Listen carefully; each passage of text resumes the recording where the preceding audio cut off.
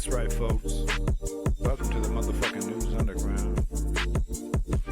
We're listening to Ratchet's rendition of Slob on My Knob, that classic 3/6 track. Welcome back. First in the chat, Zeoduke.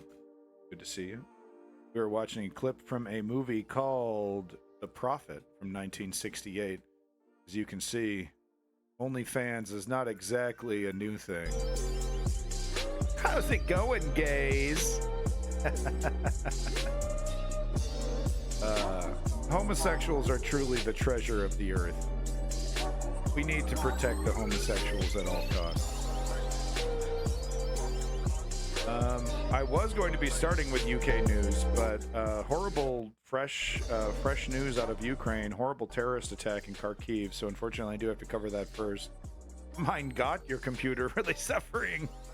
Oh, this isn't even close. I mean, you know, the groups, if I opened up all the groups, I'd probably have quadruple the amount. I swear to God, I'm going to get to these groups whenever there's a slow news day. I wanted to do some news yesterday, but I really did have to focus on myself.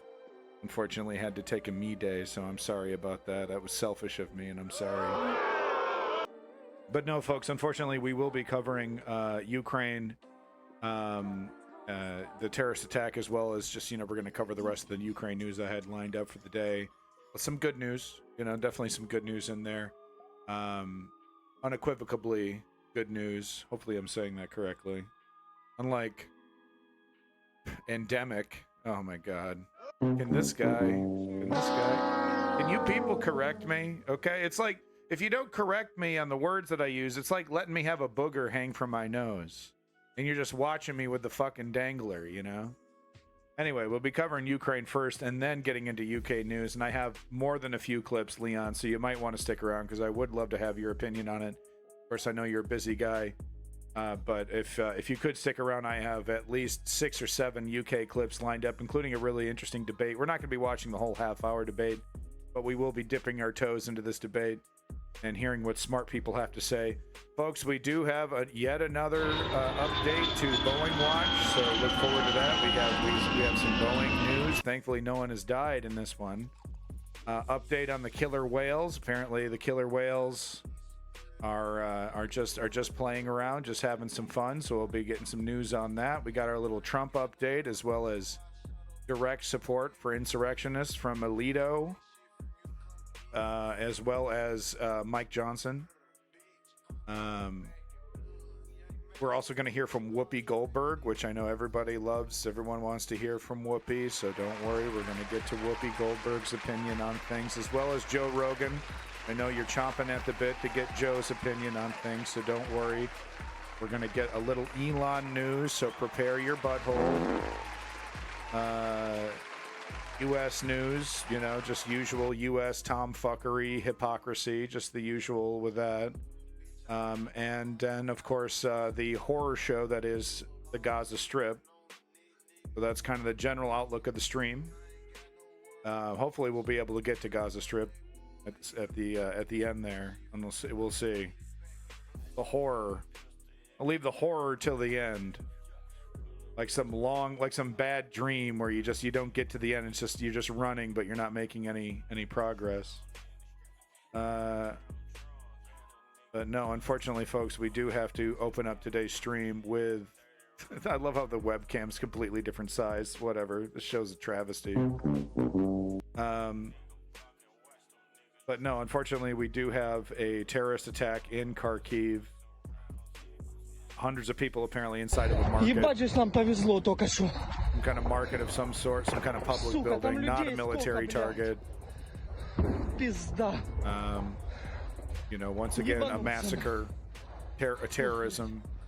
You know, it'd be one thing to attack a military target within Kharkiv, but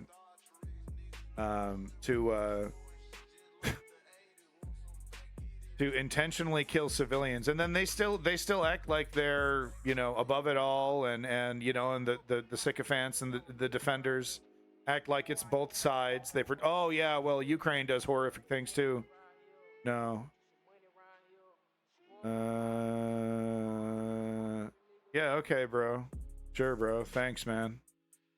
Like I would give a shit being big on Kick. Who fucking cares? Kick's where all the losers hang out. I just put my shit on Kick to shit on Kick. That's how it works. Fuck Kick. It's the home of the Nazis. Awful terrorist attack in Kharkiv. Hundreds of people inside. Here's some more footage here. Big explosion.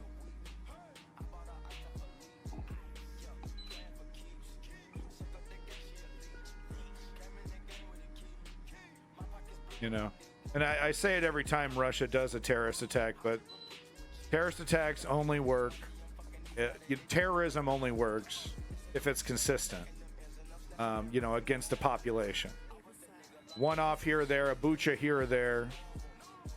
I know, Leon. Well, they just scrubbed the whole. You know, the video. There's probably like 300 streams that got this message all at the same time, right? Probably pretty easy to do. Probably pretty easy to program a API or whatever to do that. Or script. Get Chat GPT to do it for you. Not yet, but soon. Oh boy, the mischief that we'll be getting up to when regular, you know, idiots, when regular idiots who don't know how to program can get access to advanced scripting tools and be able to actually use them. Oh, that'll be fun. Yeah, so I mean, fuck Russia, of course, fuck Putin. You know, this is once again this doesn't change my opinion. You know, because I don't know, somehow, you know, for some lefties, for some people who believe in peace, they see this and they say, okay, guys, we should negotiate. It's time to stop the madness. You know, if there's anything I can do to stop this, then I'm going to do it, including giving up, including capitulating. And that is literally exactly what Putin wants with this. Generally, historically, seems pretty ineffective, perhaps more so in war. I mean, there are times where it has been effective, unfortunately. But yes, I think the grand majority of political violence does not work grand majority of the time. But there are examples of it resulting in some kind of victory, I guess you would say, for those who are perpetuating the violence. And of course, you have the famous examples of World War II and like, oh, well, is Dresden justified? It's like, well, no. Hiroshima and Nagasaki, no, not really. But we were the victors, so we don't see any analysis of our grand crimes. So we either justify them or we have to laboriously add context to a gray situation that bad actors desperately want to be black and white so that they can, you know, further their political goals. So Kharkiv here, just more footage, just, you know, people social media posting this stuff. I mean, just disgusting. You know, some grocery store, you know, we strike oil facilities, we strike, you know, airfields, you know, we strike bases and military training targets. Oh, can't show that. Better not show that. Sorry. You know, let me get my blur filter going here. But we show, you know, we attack military targets. They attack human beings in an attempt to scare people into accepting I don't know if you call it slavery, but it's like accepting assimilation. You know, you're Russian whether you like it or not. You don't have a choice. And do we honestly believe that Russia would, you know, so say Russia takes over Ukraine, okay, and then fucking, I don't know, the Taliban attacks Ukraine. Is Russia, you know, or not the Taliban, let's say China attacks Ukraine. You know, is Russia going to come to the defense of Ukraine to protect it, you know? Or would they just use Ukraine as a pawn to protect areas that they actually consider vital? Some kind of buffer. I'm just saying, like, you know, Russia doesn't take care of its vassal states. There's actually evidence of Russia, you know, kind of intentionally depressing the areas that they have control over. Blurred out, but could be better. Could be better blurred. Who put the damn shopping cart next to his body? Jesus. Bad taste. But this is what Putin wants. This is supposed to, you know, scare us into submission, scare the Ukrainians into submission. You know, if anything, I bet the recruiting offices will see a bump after this. You know, they're gonna, because, you know, if anything, this reminds people how real this is. You know, if we let this get, if we let this fester and continue to you know, to continue. Sorry, footage is so shocking. Losing my train of thought.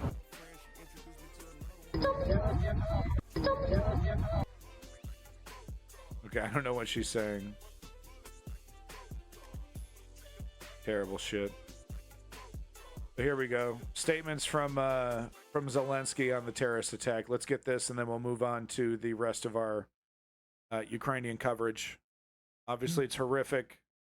Like I said, if anything, it's going to remind people why they need to get over to the recruiting office if they are of able body, of fighting age, man or woman. This is not going to make the Ukrainians bend the knee. Not from my observation, at least. These people are not ready to give up. And this only reminds them of, you know, why they're fighting so goddamn hard. These are supposed to be liberators, attacking civilians.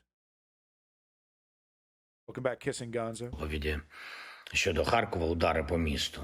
По очевидному цивільному об'єкту, по торговельному центру, будівельному гіпермаркету. Субота – день, один з найбільших центрів. Всередині були, багато було працівників та відвідувачі були. Зараз пожежа на всій території, туди прибули усі необхідні служби, ДСНС України, медичні служби, місцева влада, поліція. Всі борються за кожне життя. Цей удар по Харкову – черговий прояв російського божевілля. Ніяк інакше це назвати просто не можна. Тільки такі божевільні, як Путін, здатні вбивати і тероризувати людей так підло. Вже відомо, що є поранені, є загиблі. Мої співчуття рідним та близьким. Кожному, хто постраждав, буде надана необхідна допомога. Коли ми говоримо лідерам світу, що Україні потрібно достатньо захисту ППО, коли ми говоримо, що потрібна реальна рішучість для дозволу захищати життя наших людей, саме так, як це буде ефективно, щоб російські терористи не могли навіть наблизитись до наших кордонів. Ми говоримо про те, як буквально не допустити подібних терористичних ударів. Я дякую лідерам, які нас дійсно підтримують. Дійсно бачать, що кожне рішення на підтримку України є рішенням на захист і порятунок життів. Сьогодні у наших воїнів на Донеччині є результат, який є необхідним на всіх напрямках, в усіх тих районах, де російські удари загрожують нашим позиціям, нашим містам і громадам. Воїни нашої 110-ї окремої механізованої бригади, які збили сьогодні черговий російський Су-25. Звичайно, якби у нас було більше адекватних, сучасних систем ППО та авіації, то російський повітряний флот вже зазнав би такого ж краху. What's the difference between this and Bucha? What? Як їхній Чорноморський флот. І російський терор став би просто неможливим. Збивати російську бойову авіацію, російські ракети, їхні дрони – це реально миротворчі заходи. And it's defense. I mean, it's not. We're not even talking about weapons that will be fired into Russia. I mean, what are we waiting for? Дякую всім світі, хто допомагає нам зброєю. Дякую кожному і кожній, хто працює в нашому оборонному комплексі та виробляє для України захист. Дякую всім, хто воює заради України і наших людей. І вічна світла пам'ять усім, чиї життя забрали російські вбивці. Слава Україні! Man, I don't know how he does it, dude. You know, I don't know how he even, gets in front of a damn camera and does it without, turning into Alex Jones. He just starts eating his microphone. Absolutely terrible. Absolutely terrible. And, I'm glad we got Zelensky and not some fucking coward. I think Ukraine will be this generation that's never have owned so much to so few. I mean, the suffering of the Ukrainians is absolutely to be respected. And it's not really like it's a contest of suffering, but horrifically, there are other regions where more people are suffering even more than the Ukrainians. Yeah, Zeoduke. So thank you, Davey, for this link. Davey I don't think he's in the chat quite yet, but this was a link from Davey showing how Russia is utilizing civilian-looking vehicles to do their drone operator, to hide their drone operators. So I don't know if this is how much this is propaganda and how much this is real, because I don't care if it's disguised like a civilian bus. This is something you would have way in the back. You would not have anywhere close, because if you're anywhere close to the front lines, you're going to be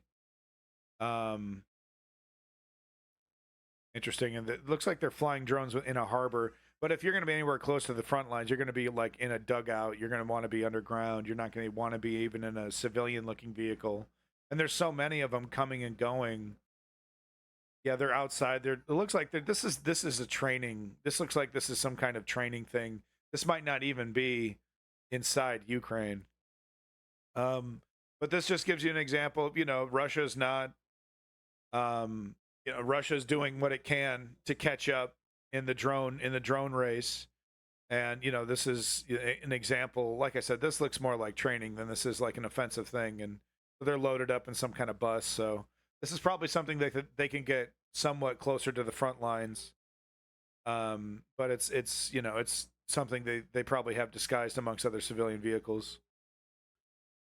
Kolov rat patch on the guy's arm. This one right there. Yeah, I mean, this guy, they're going through an obstacle course. Yeah, this guy's flying through an obstacle course. This guy's flying through a hangar. No, the other one, the patch that was over on this guy's arm over here. Yeah, so this is training. This is a training thing. But, these, who these Russians were cheering on just a couple months ago? Mike fucking Johnson and the Republican Party in the United States, who bought Russia precious time to catch up in this fight. The longer we lollygag, the longer we wait, the more countermeasures they create, the more time they have to make up for their incredible their deficiencies on the front lines. Yeah, it's a converted civilian bus. Social media is saying, "Oh, look, they're hiding in civilian buses." It's like, no, they're not. They're not driving this fucking thing anywhere close to the front lines. This guy's over here doing he's going through loop-de-loops and shit. It's a training facility, but it's mobile. So it allows them to get closer. Would you consider that? No, we're not dealing with fucking Nazis. Okay? As horrific as what just happened today in Kharkiv, what happened, what has been happening throughout the war, it doesn't pale. It pales in comparison to the horrors of the Nazi regime. Do you understand? They created and ran death factories, 50, 60, 70,000 people a day at each one of these facilities were processed. That's the kind of horror that the Nazis brought upon the world. And we shouldn't diminish that by comparing petty Putin and his little and his fucking shitty intimidation tactics to the sheer horror of the Nazi regime. I mean, they tried to say or whatever it was, Patch was Nazi. Everyone's trying to say Nazis. Talk about the patch on the guy's arm. Look, if that, if it only means Nazis if fucking Nazis wore that shit. You know what I mean? So yes, if there was a Nazi battalion that wore that shit, then yes, that's a Nazi symbol. I don't fucking know. I'm not an expert on all symbols. Kidding me? I'm not an expert at anything. The only thing I'm an expert at is running my fucking mouth. Moving on to the next clip. The wheel one, yeah, I don't know. Yeah, whatever. I don't know if it's a fascist symbol or not. It might be. It might be a fascist symbol. Dramatic footage shows Ukraine traitor, quote unquote, stealing tank and defecting to Russia. So this is, they're making a big hay out of this, as like, there's some truth. So I'm seeing, they're making a big deal. Ukraine's making a big deal. Oh, this guy's, was doing sabotage and everything. So they say he's been part of the, he's been on the front line for about 18 months. He's been in 3 different units. The Black Sun, yeah. Well, there you go, Leon. Yeah, okay. Looks like German symbol. Okay, yeah, all right. But anyway, I mean, look what this guy tries to do. I mean, this isn't the work of some mastermind saboteur. This guy, he literally did this so that he could get out of the front line. That's why. He didn't want to surrender to the Russians. He couldn't figure out another way. He didn't have the balls to blow his own feet off or whatever. So no, this isn't some master saboteur. This is a guy that snapped, couldn't take it anymore. 18 months on the front line, 3 different units, and they're like, "Oh yeah, well all 3 of the units he was part of, had heavy casualties." So they think maybe he's part of the he was sabotaged. He was telling the enemy where they were. No, probably not. He's probably incredibly traumatized, and he doesn't want to do this anymore. So he does this harebrained bullshit where he steals a tank. Yeah, right. Like, you're going to get away with that shit. And he doesn't shoot anybody in the tank. He does this shit, and then the soldiers stop him on feet. They don't stop him with another tank. They don't stop him with another machine. They stop him on foot. Okay. And he gets out. It's just a symbol they came up with, their weird pseudo religion. Well, okay, no, I mean, look, if that's a Nazi symbol, then yes, okay. You're right. It sounds like I was going from one platoon to the next. Oh yeah, is that in the movie Platoon where a guy who wants to get out of the front line, he pretends to do some shit? But I don't know. I'm seeing like their Ukrainians information to Ukrainian positions to Russia. I doubt it. I think this guy wasn't. I think the reason why he survived is that he wasn't fighting because he was scared out of his fucking mind. So that's probably why he survived all 3 times, because he's like cowering. All these other guys are fighting and getting overrun. That's probably what happened. I don't know. What do I know though? This guy, maybe he's a, master saboteur and all that. So trigger warning, you don't see any bodies here, but this building doesn't blow up, survival mode. Yeah. I mean, when you're at your wit's end and you don't want to die, human beings will do crazy things.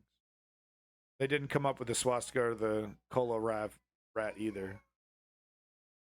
Yeah, so I mean, that's really disgusting that, that a soldier, if I saw that in, if I was a commander, if I was running any kind of military and I saw my soldiers wearing any symbol that looked or was associated with Nazi Germany in any way, I would reprimand them and probably, remove them from my unit if possible. So it's disgusting that any kind of military would allow that. And, quite frankly, I've seen more evidence of it on the Russian side than I have of Ukraine. And maybe that's my own bias. But, the Azov Battalion. Yeah, 12, 15% of the Azov Battalion are, that kind of right-leaning. Quite frankly, I've just seen more of the proud Nazi symbolism on the Russian side. But, bias. It's my own bias. So in news that I thought I was going to be more stoked about, but turned out to be kind of disappointing. So it sounds good at first. The cabinet ministers excluded cannabis from the list of particularly dangerous drugs. This is in Ukraine. Turns out, though, so the Ministry of Health explained that the resolution also allows the cultivation of hemp plants. So now they're included in a list of plants containing narcotic drugs and psychotropic substances, the circulation of which is allowed for use in educational purposes, scientific and technical activities, in the production of narcotic drugs, psychotropic substances, and medical products for further use in medical practice. So wait, maybe is this legalization of weed? So you can make in the product of narcotic drugs, so you can actually make. I thought it was just for hemp. I perused it very briefly, so maybe I read this wrong. Maybe this is good news. So cabinet ministers excluded cannabis, its resin, its extracts, and tinctures from the list of especially dangerous narcotic drugs, circulation of which is prohibited. So, tinctures, resin, the hash, and stuff. This was reported by the representative of the government in Verkhovna Rada, Taras Melchuk. In addition, the tetrahydrocannabinol, cannabinoidal? No, it's cannabinol? No, come on. Hold on. I know I should know how to say this. Yeah. Here we go. Oh my God. Tetrahydrocannabinol. Cannabinol. That's what I was getting screwed up. Okay. Tetrahydrocannabinol. I'll let my editor fix that. The main psychoactive component of cannabis was removed from the list of especially dangerous psychotropic substances, circulation of which is prohibited. Okay, so no, weed is legal, dog. Does that mean weed is legal? I think that means weed is legal. Now they're included in the list of plants containing narcotic drugs. So this allows them also to make hemp. Then they just, in the law, they define what hemp is, because hemp for it to be legally defined as hemp, there needs to be a certain, you can't have as much THC in there. Of the hundreds of unique cannabinoids, the substances found in the cannabis plant, only tetrahydrocannabinol, damn it, I just listened to it, and its isomers have a psychoactive effect, the department added. At the same time, other cannabinoids do not affect the mental state, but can have significant positive effects on the course of some diseases. Yes, you drink it, you can eat it. There's all kinds of medicinal properties to it. Kind of, not nothing miracle level, but that's it's like aloe vera. In addition, the use of non-psychoactive cannabinoids does not lead to addiction and is used in medicine. Oh my God, might be wrong on that one. I'm addicted to Mary Jane. She's my main thing. Say that 4 times fast. Go. Cannabinoids, cannabinoids, cannabinoids, cannabinoids. Oh, I got to say the other one fast. Tetrahydrocannabinol. Okay, I get to listen to it one more time. Hold on. I get to listen to it one more time, and then I'll do this. Here we go. One more time. Tetrahydrocannabinol. Damn it. Fails immediately. Tetrahydrocannabinol. Damn it. Damn you. Damn all of you. All right, one more try.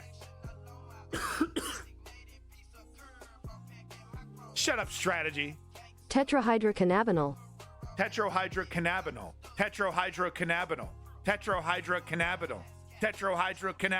He did.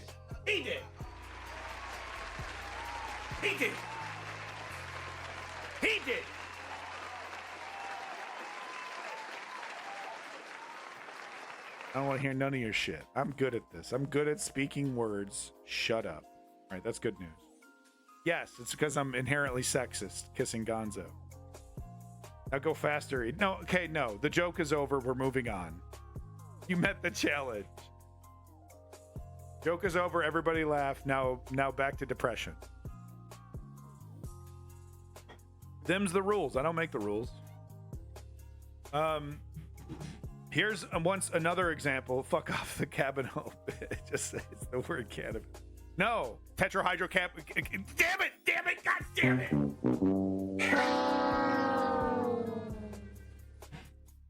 Moving on.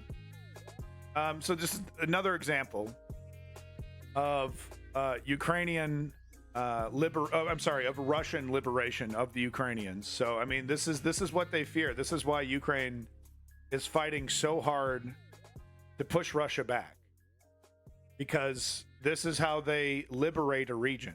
It is systemic, epidemic, saying it finally correctly, destruction. It's no joke. You know, and this is the you wipe it all out, and that makes you, because obviously urban warfare is, you can get choked in, you can get slowed down. This is the only way to do it on a mass scale, and it's relentless. We've heard the eyewitness. You know, we see the 1 minute video clip and we're like, oh, that's terrifying. Now imagine that 4 hours. All night. Boom, one after the other, after the other, after the other. Fend back Guam for Taiwan. Free Taiwan from the grip of China. Taiwan hey, look, Taiwan, the Taiwanese people had an opportunity at the most recent election to choose China. And they said, fuck that shit. They chose independence. That was the election. The Taiwanese people, it was on the ballot. The whole thing was about China. And the people chose independence. So suck it, China. Back to the video. This is Russian liberation. Yeah, imagine that being your life, not in the 5 minutes. No, I'm just saying, yeah, it's all night. All night. And this is what your homes, your schools, your institutions, your grocery stores. This is what a Russian liberation looks like.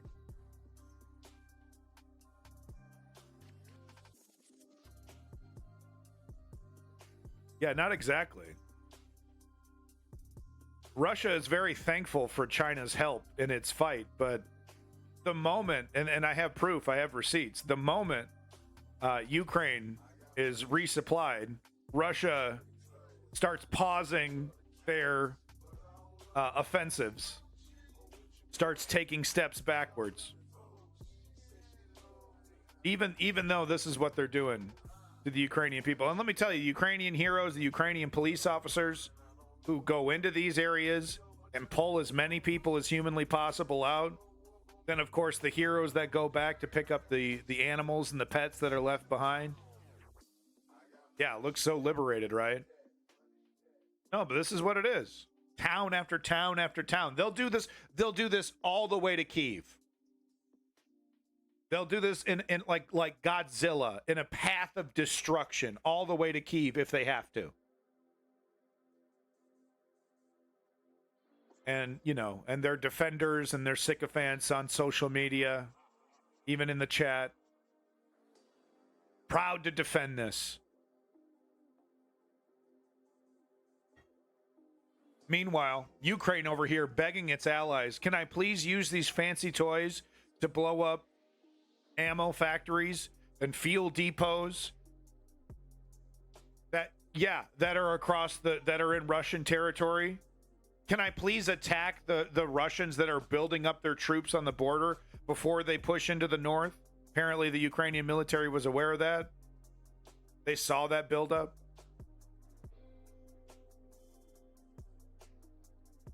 Joe Biden over here, I'm too much of a pussy. Oh, don't piss him off. Oh, I got an election to win. I don't know how to look like a leader. Oh, what if I kick Putin's ass too hard and then everyone doesn't like me anymore? Oh. Joe Biden, a real inspir-fucking-ration. How's that for enunciation? So this is just funny and embarrassing. During the Starlight Express musical, I've never seen it, but I've seen it parodied in South Park. But during the Starlight Express musical, the Russian train has the Russian flag rolled up and isn't waving it. Folks, it's official.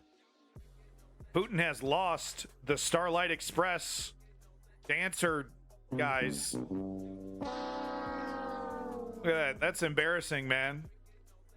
When the okay, I can't okay, it's we'll just say it's sparkly. We'll just say it's very sparkly. But I find that very interesting. Has that shit rolled up.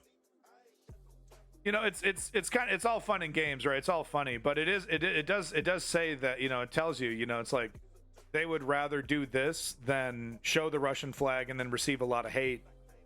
You know, so it's interesting how society kind of forces art to make political statements, you know, because I'm sure the creators of the Starlight Express musical don't necessarily want to make a political statement, but they kind of have to.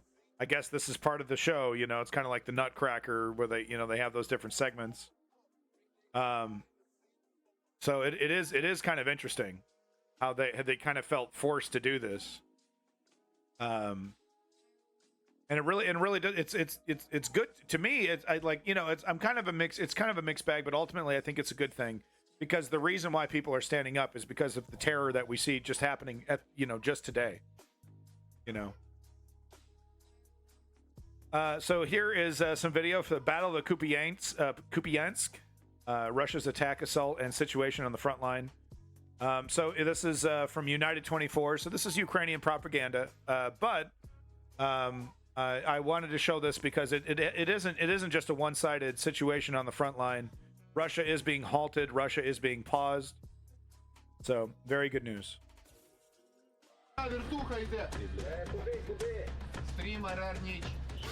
Yeah, kissing Gonzo, totally. I see your comments. Totally agree. Yeah. Oh well, Leon, it's already slowed down. So your hopes and desires have been achieved. It's already slow. It's basically halted. Their attack has not been successful. They have not taken Kharkiv or it's right on the tip of my tongue. Is it Kupiansk? Yeah, they haven't taken Kupiansk yet. They have not. And it doesn't look like they are going to be taking Kupiansk.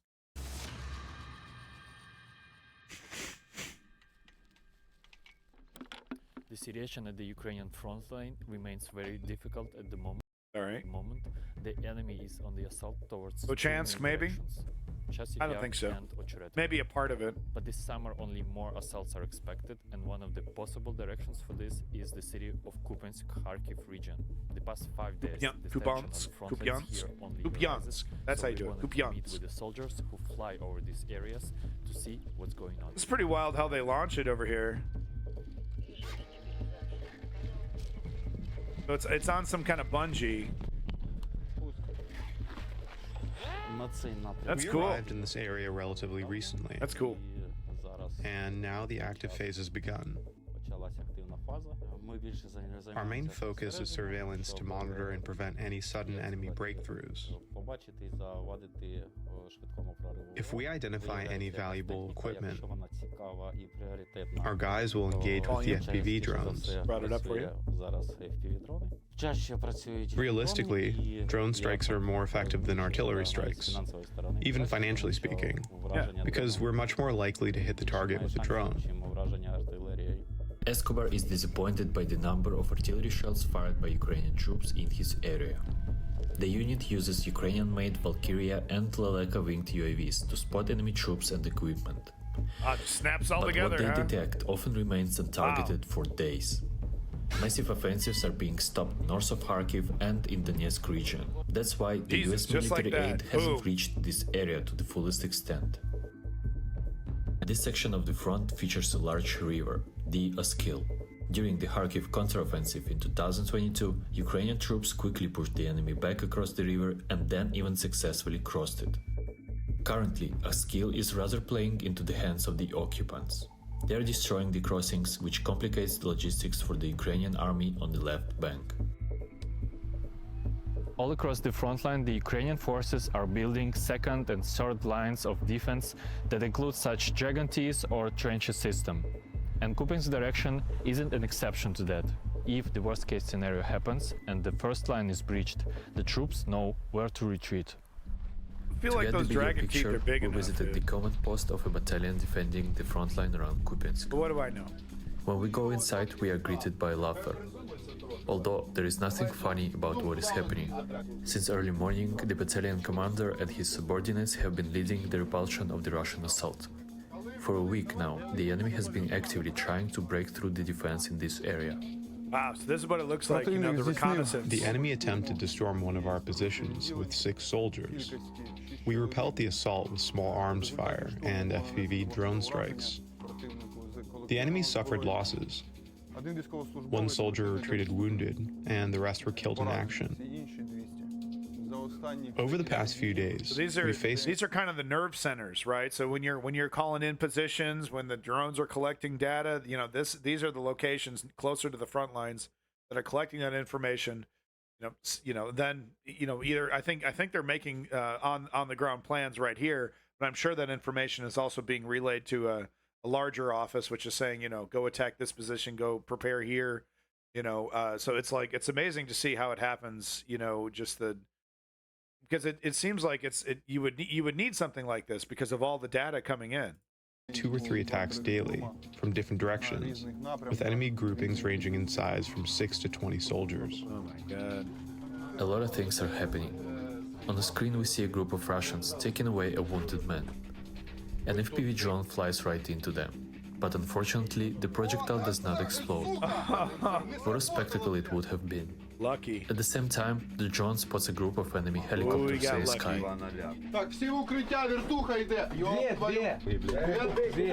So he's telling those guys in the tree line, take cover.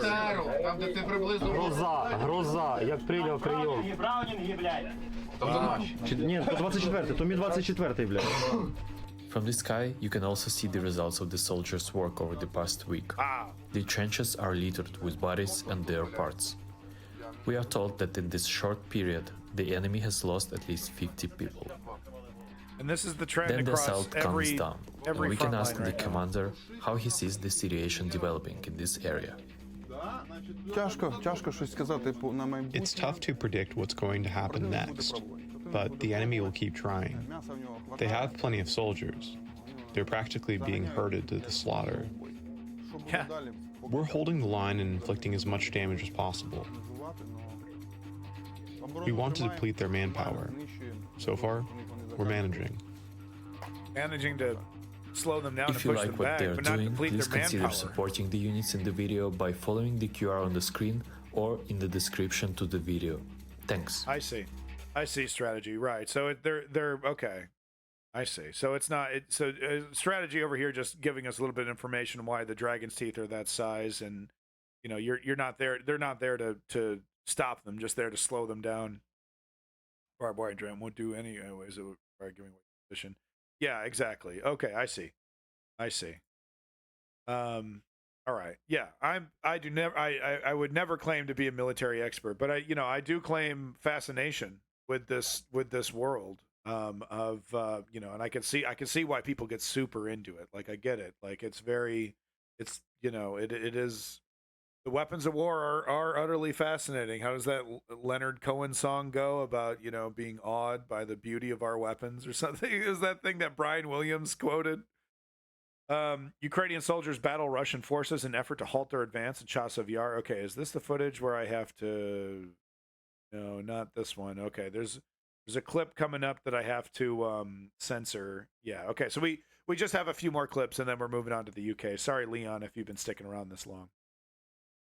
But it's important to show this stuff. Russia is being halted. They are absolutely being pushed back. Finally got some ammo for these freaking guns. Якщо ми часів яр втратимо, наступний це населений пункт Константинівка. А там уже, скажімо так, на північ вже дуже багато від Константинівки, прилягаючих, так сказати, сел, які один. And as I've shown you, it doesn't just mean the Russians are there. It means the Russians are bombarding it and destroying all those homes, and and it's like, that must really hurt the Ukrainian, these frontline guys that are like, they're fighting and dying to prevent that from happening. And then they see it, in real time. They see the houses shattering. Біля одного стоять. And they're like, God damn it, I wish there was more we could do, you know. Часів Яр – це дуже важливий, No, these guys are the police even. район, який може бути плацдармом для противника, для подальших дій. Hard to tell the difference because the police wear the army shit too. Of course they would. You know, I would. I'd be fully kitted up. Russians don't give a shit whether you got a badge or a military fatigues on, boy. They'll shoot you down. Interesting. The police were a big part of why Kharkiv still stands. I can see why they're considered such an essential part of this military effort. Якщо дивитися з тої сторони, де я стою, що вони з лівого боку на мене заходять, хочеться чогось кращого, якогось покращення. Ну, все одно ми в це віримо. Не то, що надіємося, ми віримо, що буде все добре. Де знаходжу мотивацію? В своїх дітях. Хочеться, щоб коли вони підростуть, їм прийшлося також йти воювати. Pretty damn simple, but it's everything. Краще це ми зробимо, переможемо у цих покидьків. Pretty goddamn simple. You know, and it's like it's easy to kind of be flippant about it, you know, about, you know, having a future for your kids and all that when you have it, when it's secure, but when it's being stolen from you, when it's being ripped away from you, you know, it's one of those things where it's like it feels like a piece of you is missing. And then it becomes all the more clear why people are willing to fight and die. Okay, so here's the clip. I can't show you the beginning, so you know, but I have to, you know, so we showed this footage a couple days ago. This was the Russians. I think it was Dennis showing this. You know, he showed a couple screenshots from this footage. So I can't show you the money shot, unfortunately, because you do see bodies flying. But if you want to see it yourself, it's right there. Whoops, sorry about that. That's my fault. I wanted to open up this, and I opened up the wrong thing. 1 second here, folks. Let me just get my blur ready. There we go. And let me just do this and do this. So yeah, I can't show you the part where the bodies are flying. But you can get an idea. I can show you the part right before that, and you can get an idea of the situation. Okay, thanks for the music. Really, really great. This is the sun, of course, which is, you know, got their own problem. They got this boat here carrying all these dudes, 7 of them, blasting down the river. Let's see here and get to the part. Yeah, so right there. So just a couple more seconds I could show this. Blasting down the river, and then they just get completely creamed. Just devastatingly creamed. Okay, so yeah, I could have showed all that. Sorry. Okay, so I could show. Let me just a little bit here. Let's see. So cruising along, going as fast as they can, I'm sure, blasting that motor, and direct hit. And you just see him, you know, like one guy's in like the sitting position. He still isn't even reacting to what's happening in midair. You know, it's like, and then it just shows, and then it shows these guys swimming in. But it's, holy shit, man. And I'm not sure if there's any dead bodies in this water, so I better not show it to you. But then it just shows a bunch of them swimming back to shore. I don't know if all of them made it, because then it was hit by a Ukrainian artillery. So they hit that spot that they're trying to recover from. So just complete assed up operation, and we have seen that, you know, go, you know, tits up for the Ukrainians as well. The river crossings, it is dangerous. It is so dangerous because it looks like you're hauling ass, but you're actually not going nearly as fast as you should be to be able to avoid, you know, being hit accurately. So yeah, well, that would take a lot of time. But yeah, just more footage of Russians getting their ass kicked, you know, resupplied Ukrainians coming in nice and strong. And, you know, Russians really haven't changed anything. That's not fair. I mean, they have started to implement more, you know, jamming technology. You know, their strategies have changed somewhat here and there, but it's really still about the overwhelming force. That's still the big tool in the toolbox. Just wave after wave after wave, You know, doesn't even matter if we're driving up to the front line on a golf cart. You know, we might get lucky, might catch them off guard. Now, you know, the strategy works really well when your enemy, when the Ukrainians are undersupplied, and they can't, and there's a wave will eventually slip through. But if your enemy, the Ukrainians, are well supplied, and they're able to come, you know, and respond to every one of these waves, that strategy, you know, the losses pile up, and that strategy, I would assume, doesn't work nearly as well. Which is probably why we've seen the Russians being pushed back on almost every front. Land vehicle river crossings are also the most risky military maneuvers you can pull as a leader. That's why I do feel Putin did mess up by removing his first general. Not that I support Russia, but it's a ridiculous move to remove such a capable general. Well, it seems to be a history for, you know, for Russia doing that. You know, Stalin with his oh so successful purges. Oh, it protected him so much from assassination, surrounding himself with bootlicking idiots.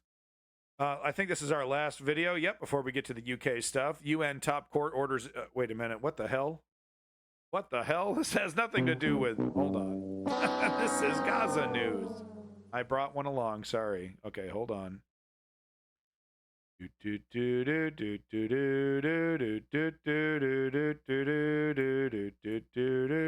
Go right. All right, that's the end of our Ukraine coverage. Once again, power to the Ukrainian democracy. Keep fighting, boys. We're gonna see an end to this. All right, let's. You know what? Hold on.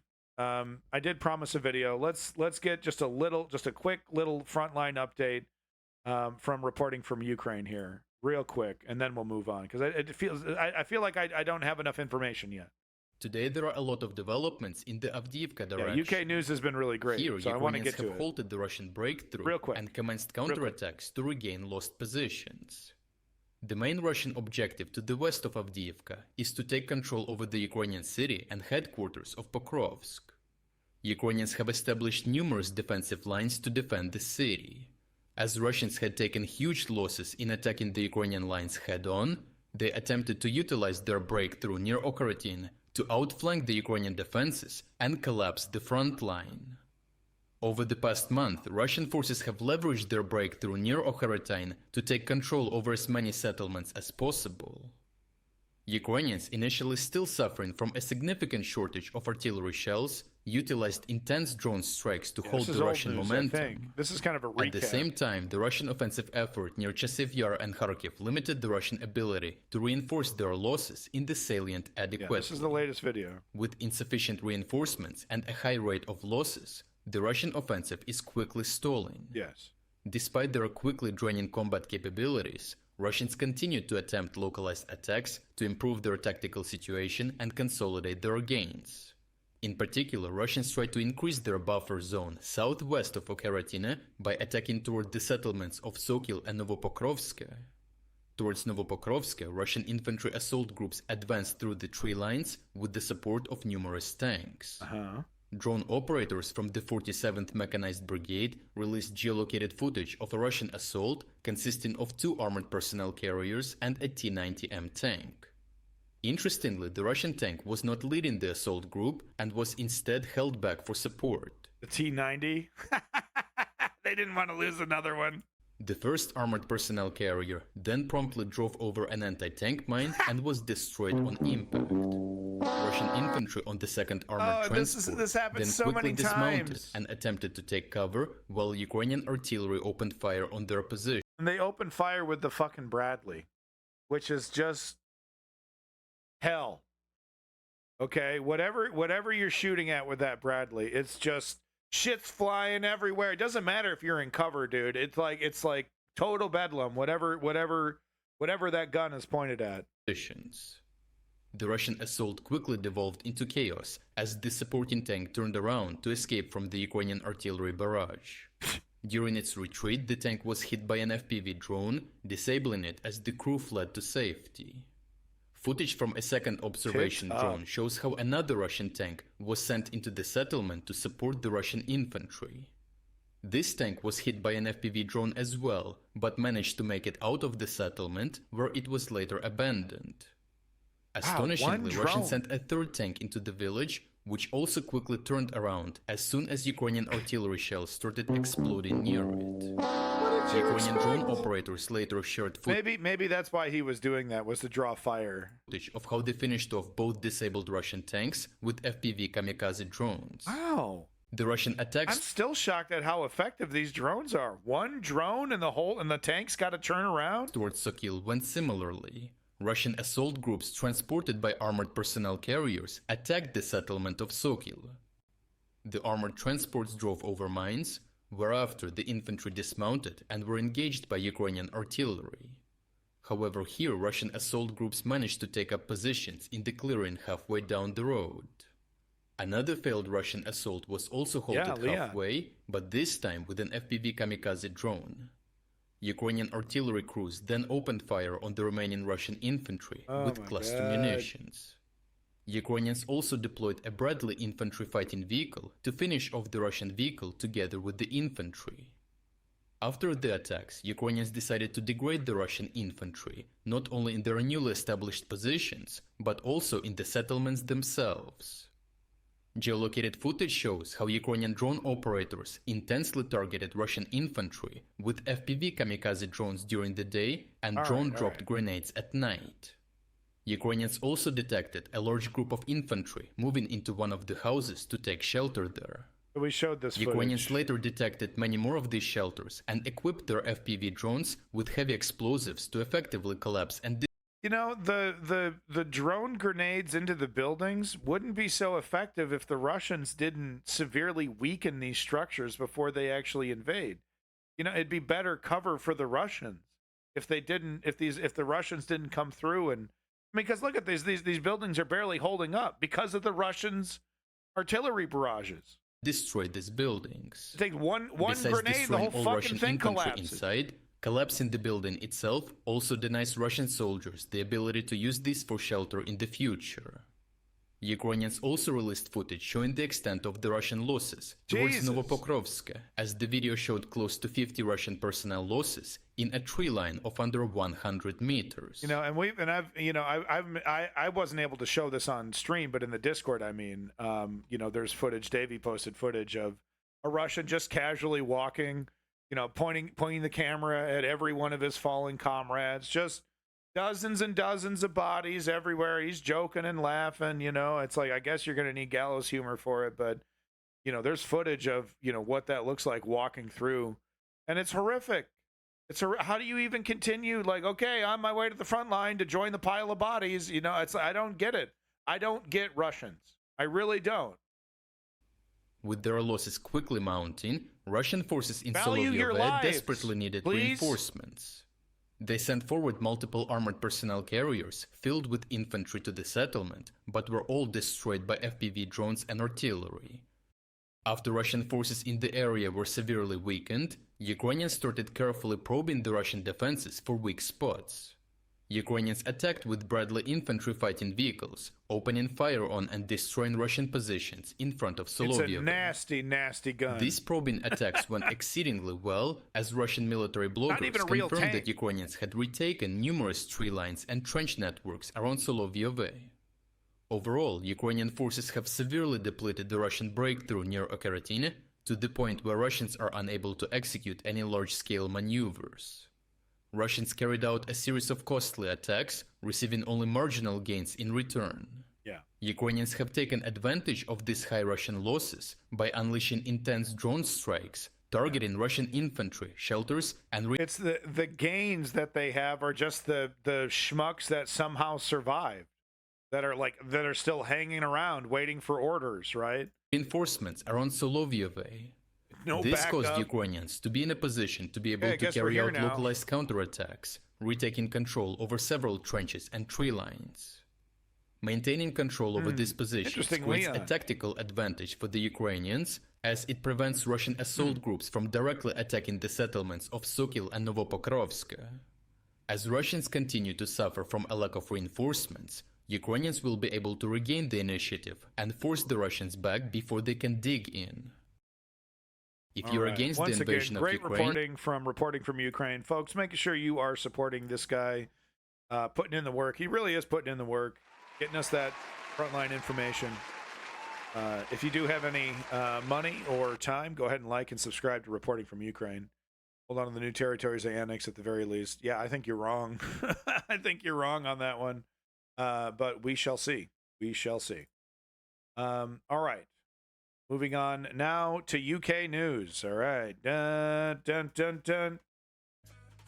Dig these choppers. These choppers can't be beat.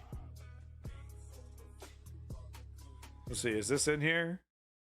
Corn on the cob is one of my favorite things to eat. No. Oh, that's a shame. I wish that clip was isolated in YouTube from C-Lab. I'll have to pull that up. The C-Lab clip. All right. Do you see Ukraine being able to restore their... I don't know about that one. Pravda. Now, I don't see that happening without Joe Biden growing a pair and you know, stop all this pussyfooting around, worrying about escalation. I don't see Crimea happening without real leadership in the West. But we'll see. All right, so let's move on here. Ukraine news. Sorry, UK news.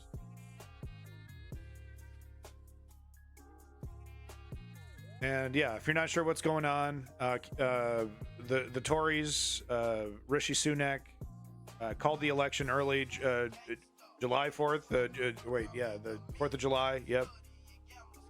Oh, Chem Goblin. International law. Come on. International law enforced. Ooh. I don't know. No, I wouldn't say that either, though, Chem Goblin. Because you know the big factor that changes the whole calculation is the bravery of the Ukrainian soldiers. Their unbelievable desire for liberating Ukraine is one of the deciding factors here. So that's why I'm hesitant to say, you know, anything for certain. I've never seen bravery, you know, since World War II, you know, from soldiers than I have in the Ukrainian fight here. So this was a link here from Leon, Labor Party, Keir Starmer. This is the prediction, I guess. Let's not get a little. Let's. Can we take it down a notch? Labor Party lovers, Keir Starmer, you're doing the Joe Biden thing. No, man. He reeks of neoliberalism. He reeks of I'm not going to actually do anything about Brexit when I get into power. And look, it's this. That doesn't mean you shouldn't, you know, vote for him. But it's this lack of mandate. Where's the mandate, man? It's really bad. You get a neoliberal in there with no mandate. You're like, oh, he's not a neoliberal. He's not a neoliberal. He's walking like a duck and talking like a duck. Wanted to talk about Jeremy Corbyn here. Let's get a little bit of UK news in here real quick, though. Not just UK news, but Keir Starmer related news. Yeah, okay, let's start with this one then we'll get into the rest of the UK stuff. So this is a really interesting debate. We're not going to do the whole 30 minutes. Rip poll, yeah. Yeah, Chem Goblin, wasn't that great? That video was great. That Ahoy video about cannon fodder doesn't mention the song the whole review, but plays like a remixed, you know, down tempo version of it throughout the whole review. Ahoy is a legend, man. Ahoy is such a good video game content creator. Holy shit. If you don't know what I'm talking about, type Ahoy Poppy into Google and it'll come right up. But he just did a review for cannon fodder. And wow, what a review. But anyway, back to the UK here. Not a fan of Corbyn personally. Bad on foreign policy and unrealistic. Good anti-poverty campaigner, though. He was a good activist, bad leader. So there's, to me, when it comes to, and we're going to get back to Jeremy Corbyn here, but I wanted to stay focused on Rishi, Rishi Sunak, Keir Starmer, early elections, want to get that discussion taken care of, and then we'll dive into this a little bit. But the reason why I'm showing this is because Owen Jones kind of goes over because here's the fact about Jeremy Corbyn. He was basically right about Israel. And his career was partially destroyed because of his calls for humanity for the Palestinian people. And I think especially now he's people are seeing that he was retroactively correct, because he was smeared as an anti-Semite. Even today, Keir Starmer saying, I purged the party of anti-Semites. I purged the party of anti-Semites. Pretty ridiculous, because Jeremy Corbyn was basically seen retroactively correct. He's not an anti-Semitic by criticizing the Israeli government. So Owen Jones does a good job breaking down the lies, how he has been retroactively correct. And then, of course, he's throwing his support into him. And this is the way you get a mandate. This is the way you get a mandate, though, especially in a parliamentary system where it's not exactly first past the post. It's, all or nothing.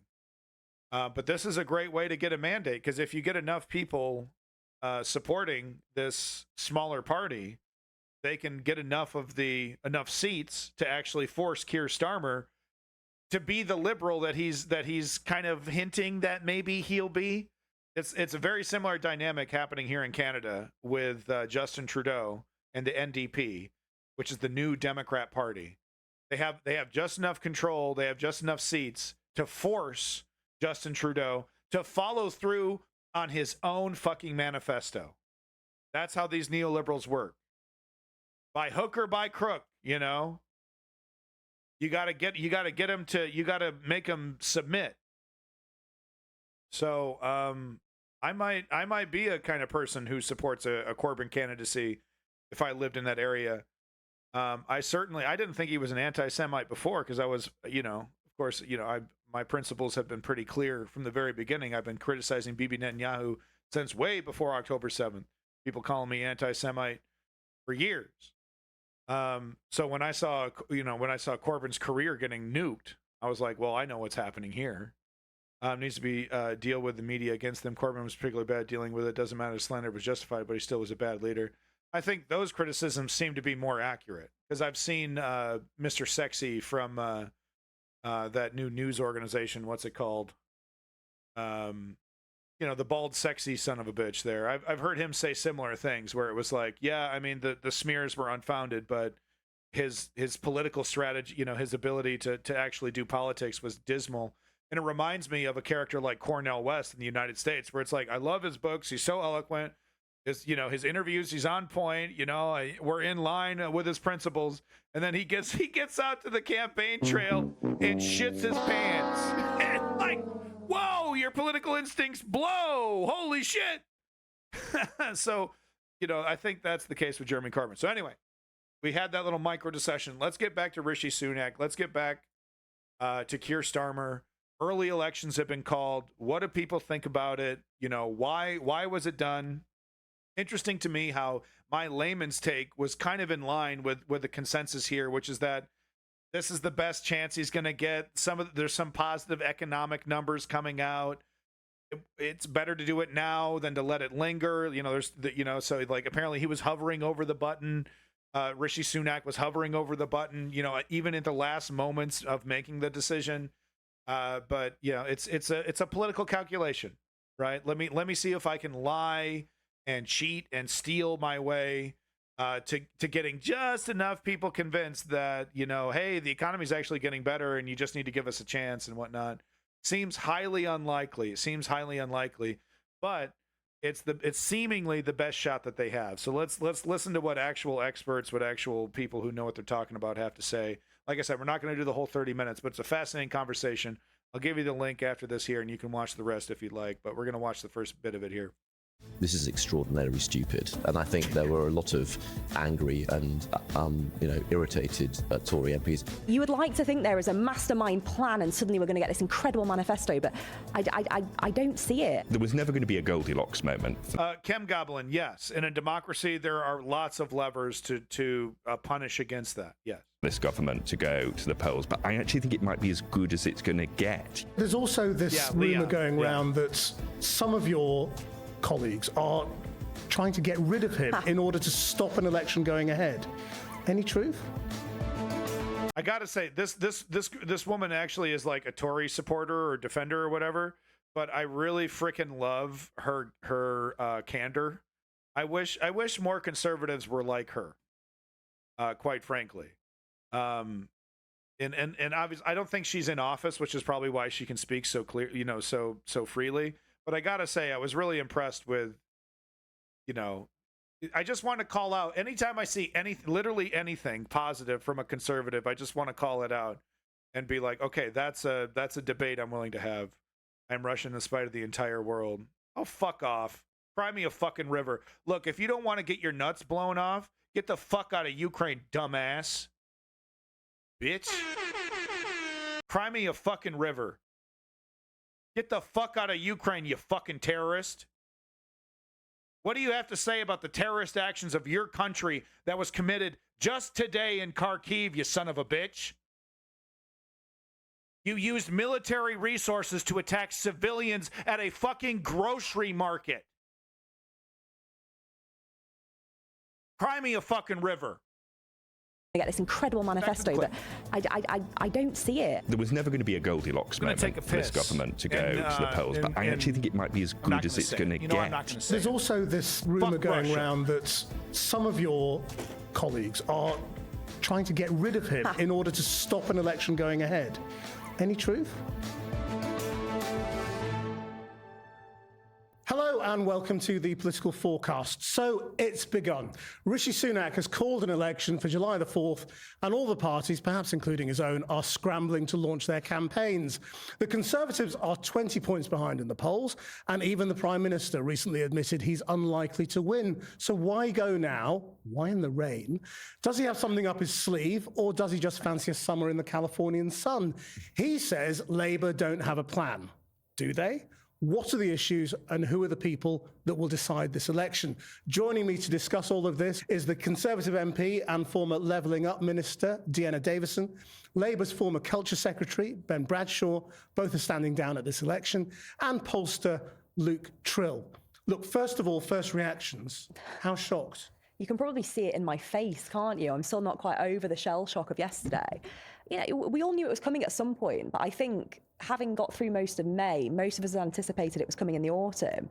And I wouldn't say foot was off the pedal, but the emotional foot was off the pedal, thinking we're going to say all our goodbyes in the autumn wind up, say goodbye to our staff and all of that. So I think that's the shock for me more than anything, is actually the kind of emotional side of it. And the politics is over there, but that was a shock as well.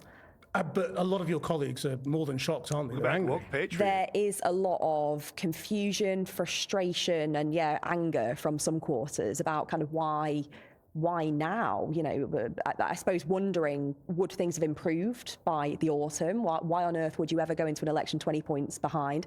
I guess maybe there was a calculation that things might only get worse in the autumn, so press the button now and get on with it. But a lot of colleagues are not too pleased today. Ben, I mean, nobody believed it. I was bumping into Labour shadow cabinet ministers yesterday who were saying, "Oh, he's not going to call an election. Don't be so silly. Why are you here?" They were saying, right. Yes, although I was so Leon, our colleague from the UK, and also a person who is currently successfully following my 3-step program to create political change. Step 1, inform yourself. Step 2, put your name down, and step 3, put in the work. So congratulations, Leon, on achieving my 3-step program. His comment here, reasons why Rishi called the election. Number 1, reform caught off guard, not flank from the right. Number 2, economy may be shit now, but won't get any better. Better call it now instead of winter, I see. 3, if they can cause labor infighting, I see. Which is what, so Jeremy Corbyn kind of, I mean, that's always the charge against, parties that are challenging corporate left, from the left, is that, oh, well, you're helping the right. You're helping the right. But that is not the case in a parliamentary system. So that's good. But I guess they would bad actors would classify what Jeremy Corbyn is doing as infighting. Would that be fair, Leon? That there are labor partisans that are not very happy with Jeremy Corbyn. Do you follow the fourth step? I forgot what that is. What is a Coogan suit? Yeah, okay. Fucking Kim Goblin. We're trying to make Coogan suit happen. keep trying to make Coogan suit a thing. In Prime Minister's questions in the chamber yesterday, and I was looking very carefully at Sunak's body language, and it struck me as completely different from normal. He was almost Zen-like in his posture and his behaviour. And that was just after the rumours started, bubbling up. And I posted on the Labour MP's WhatsApp group. I think this is going to happen. And it was strange. It's as if a huge weight had lifted from his shoulders. Yeah, he doesn't want this. Are you kidding me? This rich, pampered bitch. You know, he would like to be king, right? He'd like to be in passing edicts and people being his yes man. But that's not a democracy. You know, like the rich fuckers hate democracies. They're so used, just sitting in their little throne in their fucking mansion somewhere, every little whim, attended to. But in a democracy, when they actually get into power, oh, now they have to listen to people and pretend to care, and it's a lot of energy and burden for for a rich person to deal with, and his heart has never been in it, Made a decision, or at least like that Vivek Ramaswamy guy. And what sort of reactions were you hearing from colleagues on the other side? I overheard a senior Conservative cabinet minister say to a Conservative colleague in the corridor, "This is extraordinarily stupid." And I think there were a lot of that insight, angry Leon. and irritated. So Leon, answering my question, Labour is mostly rallied around Starmer, as most of us just want to win. Corbyn and a ton of his allies have fled to party and joined the Greens. A lot of people are still sympathetic to him, though. Corbyn himself is not a part of the Greens, just some of his aides like Owen Jones. Interesting. Pravda, what are you doing? Is this a joke? Is this some fucking comedy that you're doing, man? Truth and honor?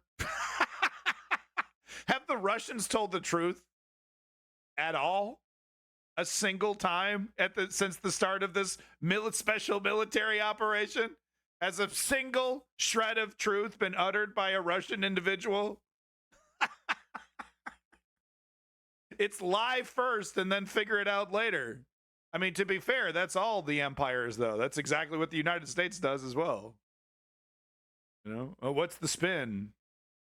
Got to conceal the reality. Tory MPs. Personally, right. I'm elated. I'm getting 5 months of my future back, which I didn't think I would have. So I've been going around with a big smile on my face. Not just because I think Labour's got the best chance of getting back into government since 2005, but for me personally too. Yeah, I mean, Deanna, how do you feel about leaving even earlier than you thought? Even earlier. It's a strange one. I mean, mentally I've been ready to leave since I kind of announced it, which was 18 months ago. I think I said I wasn't standing. So that part isn't new, but I suppose it sounds really silly, but we'd sort of expected that we would have the summer and early autumn to kind of wrap up some of the constituency work we're doing, wrap up some of the campaigns we're working on in Parliament. I just secured a load of concessions from the government around my One Punch awareness stuff, which I was literally this week about to get into with them. So I'm hoping that Labour will carry that work over, and I'm sure that they will. So in that sense, it's just very odd. I mean, what is the necklace? What the hell is this? It's like, look, I don't want to say it's some Nazi shit, but is that some Nazi shit? What the fuck is that necklace? What the fuck is that, dude? I don't know. It's not, it ain't no Christian cross. It's a fucking lightning bolt or some shit. What is that? Fuck is that? All right, I'm not saying it's some Nazi shit. I'm just saying, what the fuck is that? Never mind. It's a lightning sign. There ain't no cross. I know a Christian cross when I see one. She just likes Harry Potter. Okay, all right. Okay, Gorps. Welcome back, Gorps, by the way. It's good to see you. Thank you so much. Hopefully your streams are successful as well. So thank you so much. I'm honored to have such a popular young Zoomer in my chat. You can just on a whim, you can just send your little horde of demons into my chat and completely ruin my day. I think it's really adorable how you can do that. You're like, some evil villain with his horde of you know, everyone's wearing the same uniform. Henchman. Welcome back, ROB. Okay, so she's just a Harry Potter fan. Let's get back to it. Last time I paused. Let's get back to it. I mean, you know, ready to leave, ready to get out, ready to not have the colossal pressure that Ben will recognise you do have as an MP kind of on my shoulders anymore.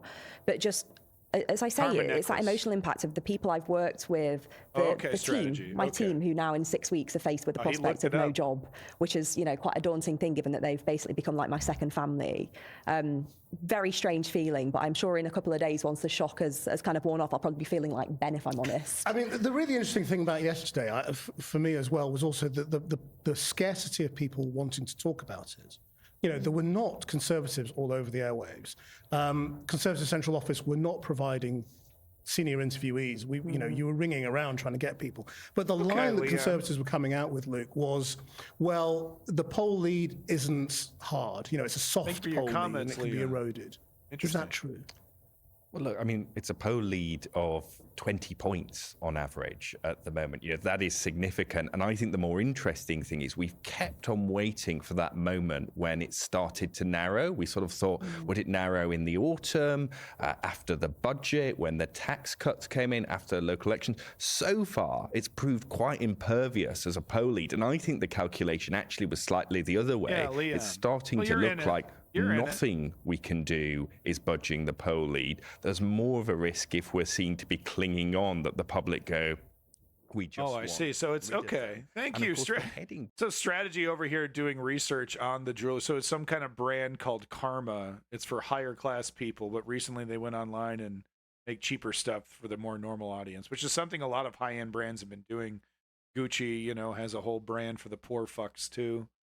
Anyway, Leon's comment here. My honest thoughts on labor. Starmer's traditional labor right, which has accepted high tax, high spend, isn't a winning strategy. He is a good public speaker and especially good one-on-one, but lacks experience for the camera. He has some radical past, but is mostly moderated. Has some degree limited the left wins influence after they attack him. All right, yeah, okay. I mean, I don't know if I necessarily. I mean, you're more plugged in. You have a better observation of this than I do, Leon. But I gotta say, yeah, he really does not. I don't know, man. I want to see before I make ultimate judgments about this guy. It's like we got no choice. He's the guy that's going to be put in there, unless something crazy happens. Unless these labor politicians completely drop the ball. So let's see how he actually governs, because he's really safe. He's really, really, really safe, and I understand maybe that's just how you win. That's the only way to get left politics done. I just don't think that's the case, though. For me, it feels like he doesn't want to make promises that he knows he's not going to keep, which is exactly what neoliberals do. He isn't a Blairite. He talks about class. He likes the state and the economy. He's very moderate and cautious, but firmly in the social democratic roots rather than liberal ones. Just very moderated. I mean, that's what I need proof on. Because I've heard some of that. I've heard some of that talk. The very, very inspiring class, identifying class inequities, that kind of language from Keir. So I've definitely heard that. But that's what I'm worried about, is that, because like neoliberals, they use the language of progressives, and it sounds so good. It's like honey on your toast, right? It sounds so good. And then they get in there and they're like, oh, we tried so hard. Oh, we just couldn't do it. Had to give tax cuts to the rich. Sorry, baby. Oh. So I want to be wrong, but man, this guy's giving me weird, Justin Trudeau vibes, dog. Pravda, this is pathetic. I'm well past the Ukrainian section. Can you go fuck off? I mean, I'm so embarrassed by you. I don't even want to ban you. You're just pathetic. Please move on, honey. This is sad. Towards quite a perilous summer. If they got a flight off to Rwanda and it didn't stop the boats over the summer, I think that would turbocharge reform in the autumn. And so, there was never going to be a Goldilocks moment for this government to go to the polls, but I actually think it might be as good as it's going to get. Inflation is lower.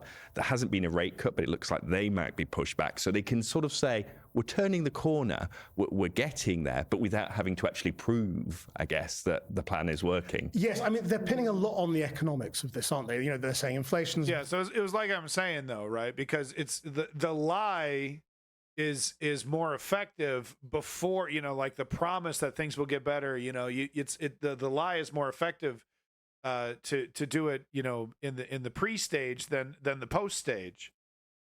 When everyone's like, well, no, you're just like with Brexit, right? Like they, you know, like we know your Brexit promises don't work. Here we are in the time that you predicted, and things have not gotten better. In fact, they've gotten worse. So that's, you know, that's okay. So there you go. That's just a little bit from that debate. Really lovely stuff. And it doesn't look like the conservative is wearing some kind of like lightning bolt thing, SS kind of thing. It's bro, please, I'm tired of videos. Can we talk on Discord? What?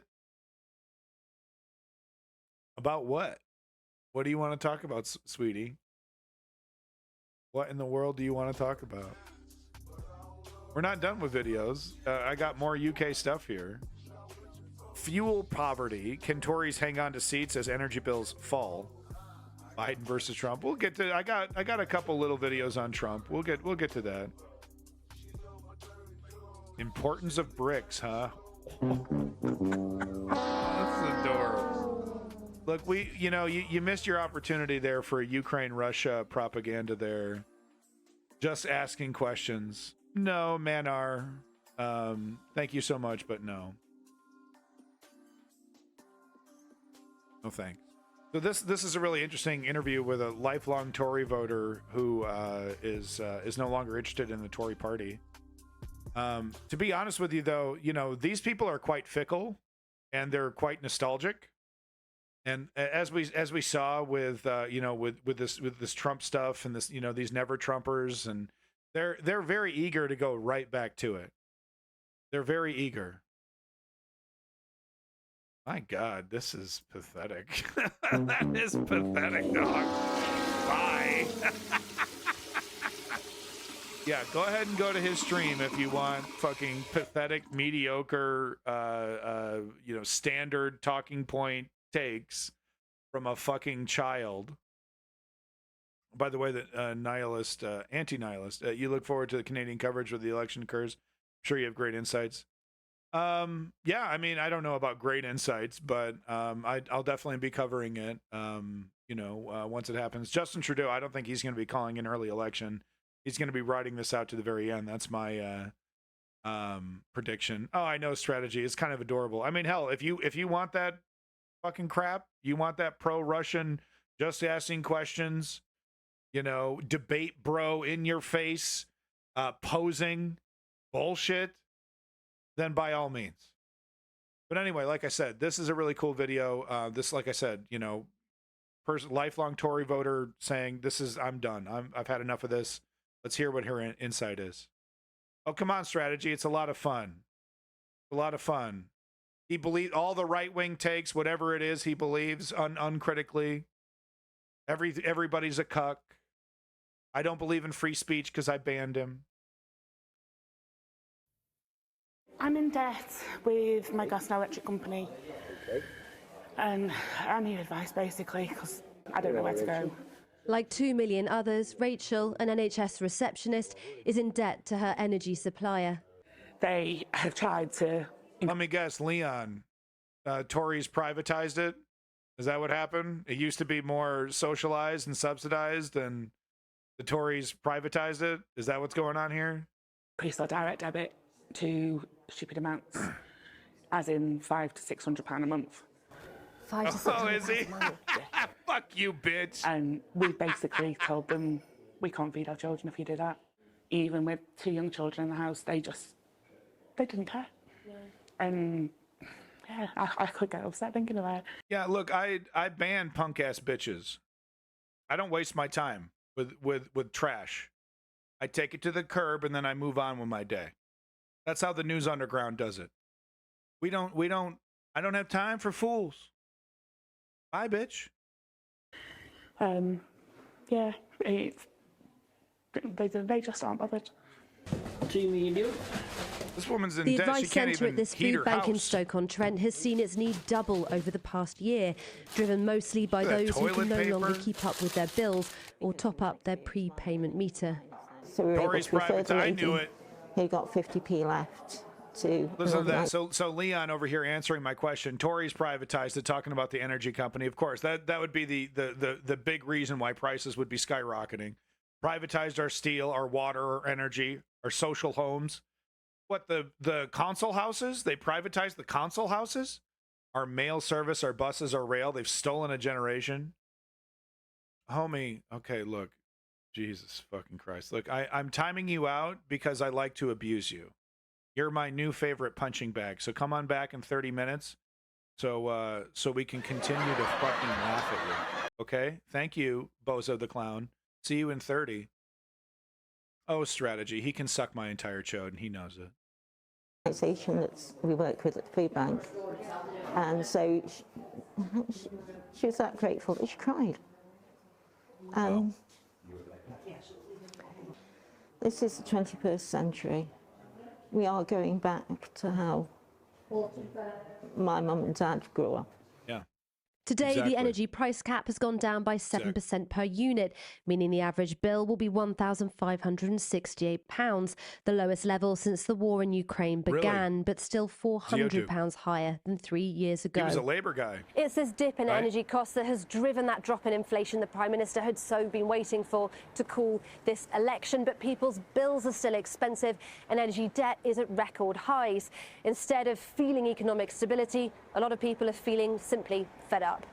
Stoke-on-Trent North is one of the Labour heartlands snatched by the Conservatives in 2019. So Zia Duke answering my question about console houses, not only did they allow people to buy their console house, but they banned consoles from replacing them. What? So you made a law to intentionally make sure the problem gets worse? Boy, that does sound like conservative policy. Holy shit. That's Did they get a red hot poker in the ass on their way out of the eviction as well? Mandated. Its voters, like others in the Red Wall, thanked by Boris Johnson for lending their support. Consoles. Sorry. The dissatisfaction I'm a around Yankee. here. Most people won't even vote. My experience with console houses is the young ones. Okay, that's how like these rat box fucking unmaintained shit houses. That's my understanding of what a console house is. Council house. All right. Thanked by Boris Johnson for lending their support.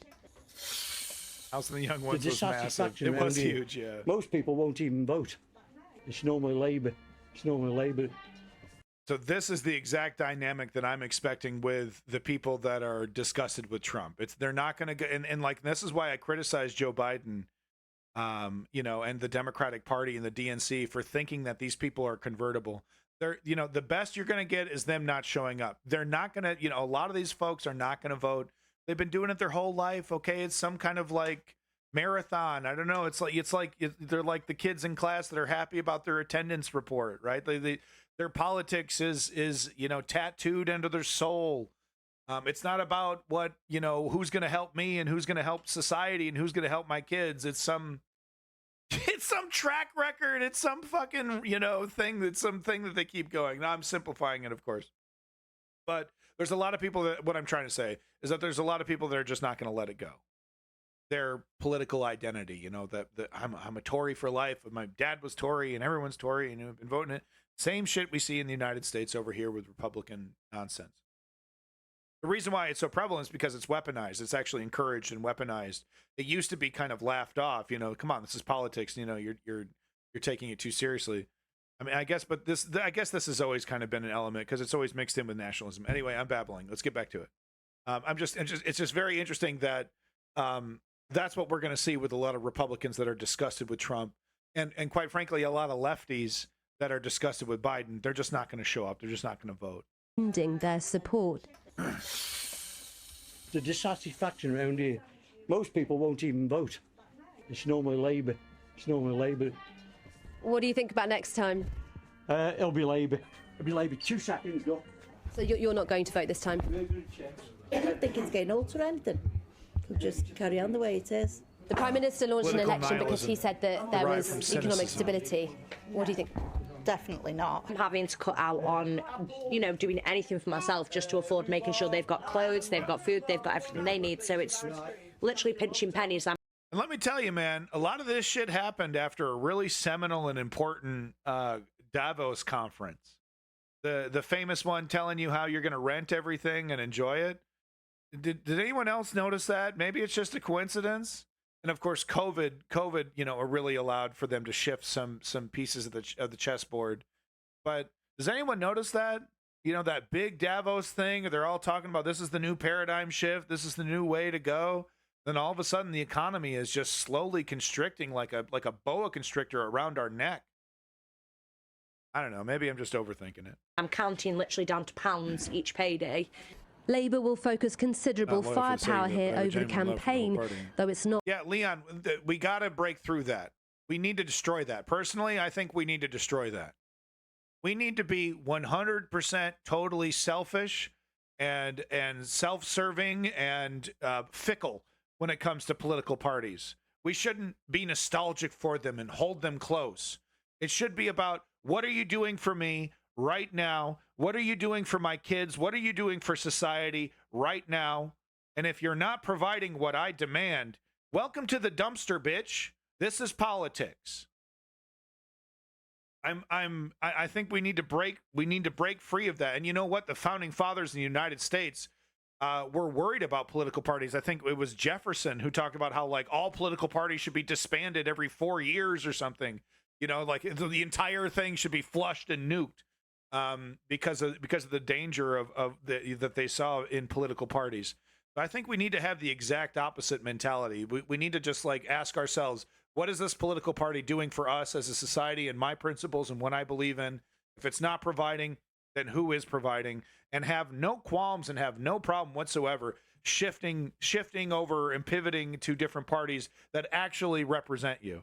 I think that's how democracy is most effective, especially in a system that is not first past the post, that is ranked choice voting, and is, I believe, in some way, some configuration of a parliamentary style system, so that multiple parties can gain power and control, and forcing coalitions and things like that. I think that's really you actually see democracy turbocharged.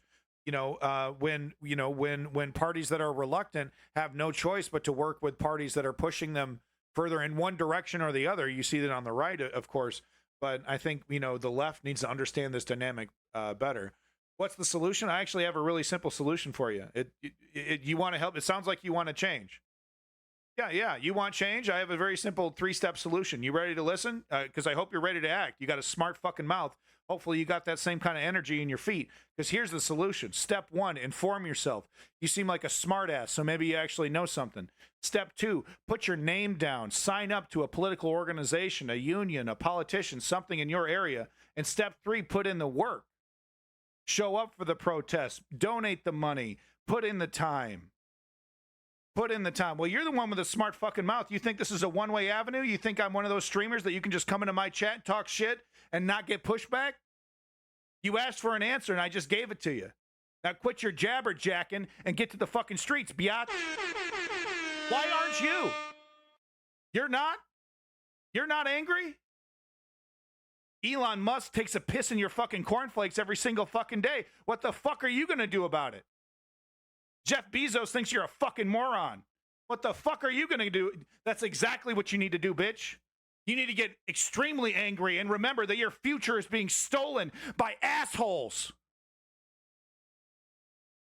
Get out of my fucking chat, you fucking defeatist. Getting upset won't solve anything. What an absolute ridiculous defeatist attitude. Getting upset is what created America. Getting fed up, demanding change is what got women the right to vote. It's what created the civil rights movement. Saying I've had enough and this is where I stand. So you goddamn right you better get angry. You better learn how to get angry. Enough of this diffusing the conversation. Oh, I don't want to talk about it. Too awkward. You need to calm down, bro. Bitch, you need to calm up. You need to freak out because your fucking future is being stolen from you right now as we speak by millionaires, billionaires, oligarchs, psychopaths, and sociopaths. Get angry. Don't chill out. Get pissed.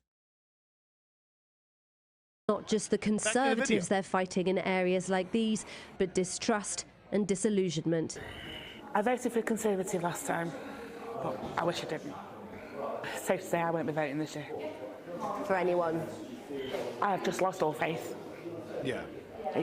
So that's quite frankly, and I don't mean to make fun of this woman. I'm not trying to make fun of her weight, but that's lazy. That's how a lot of lazy people, because it's a cop out, right? Okay, I've had it up to here with this party. I don't want to really look into why I don't want to vote against them. I don't really want to look into alternatives. Both sides are bad.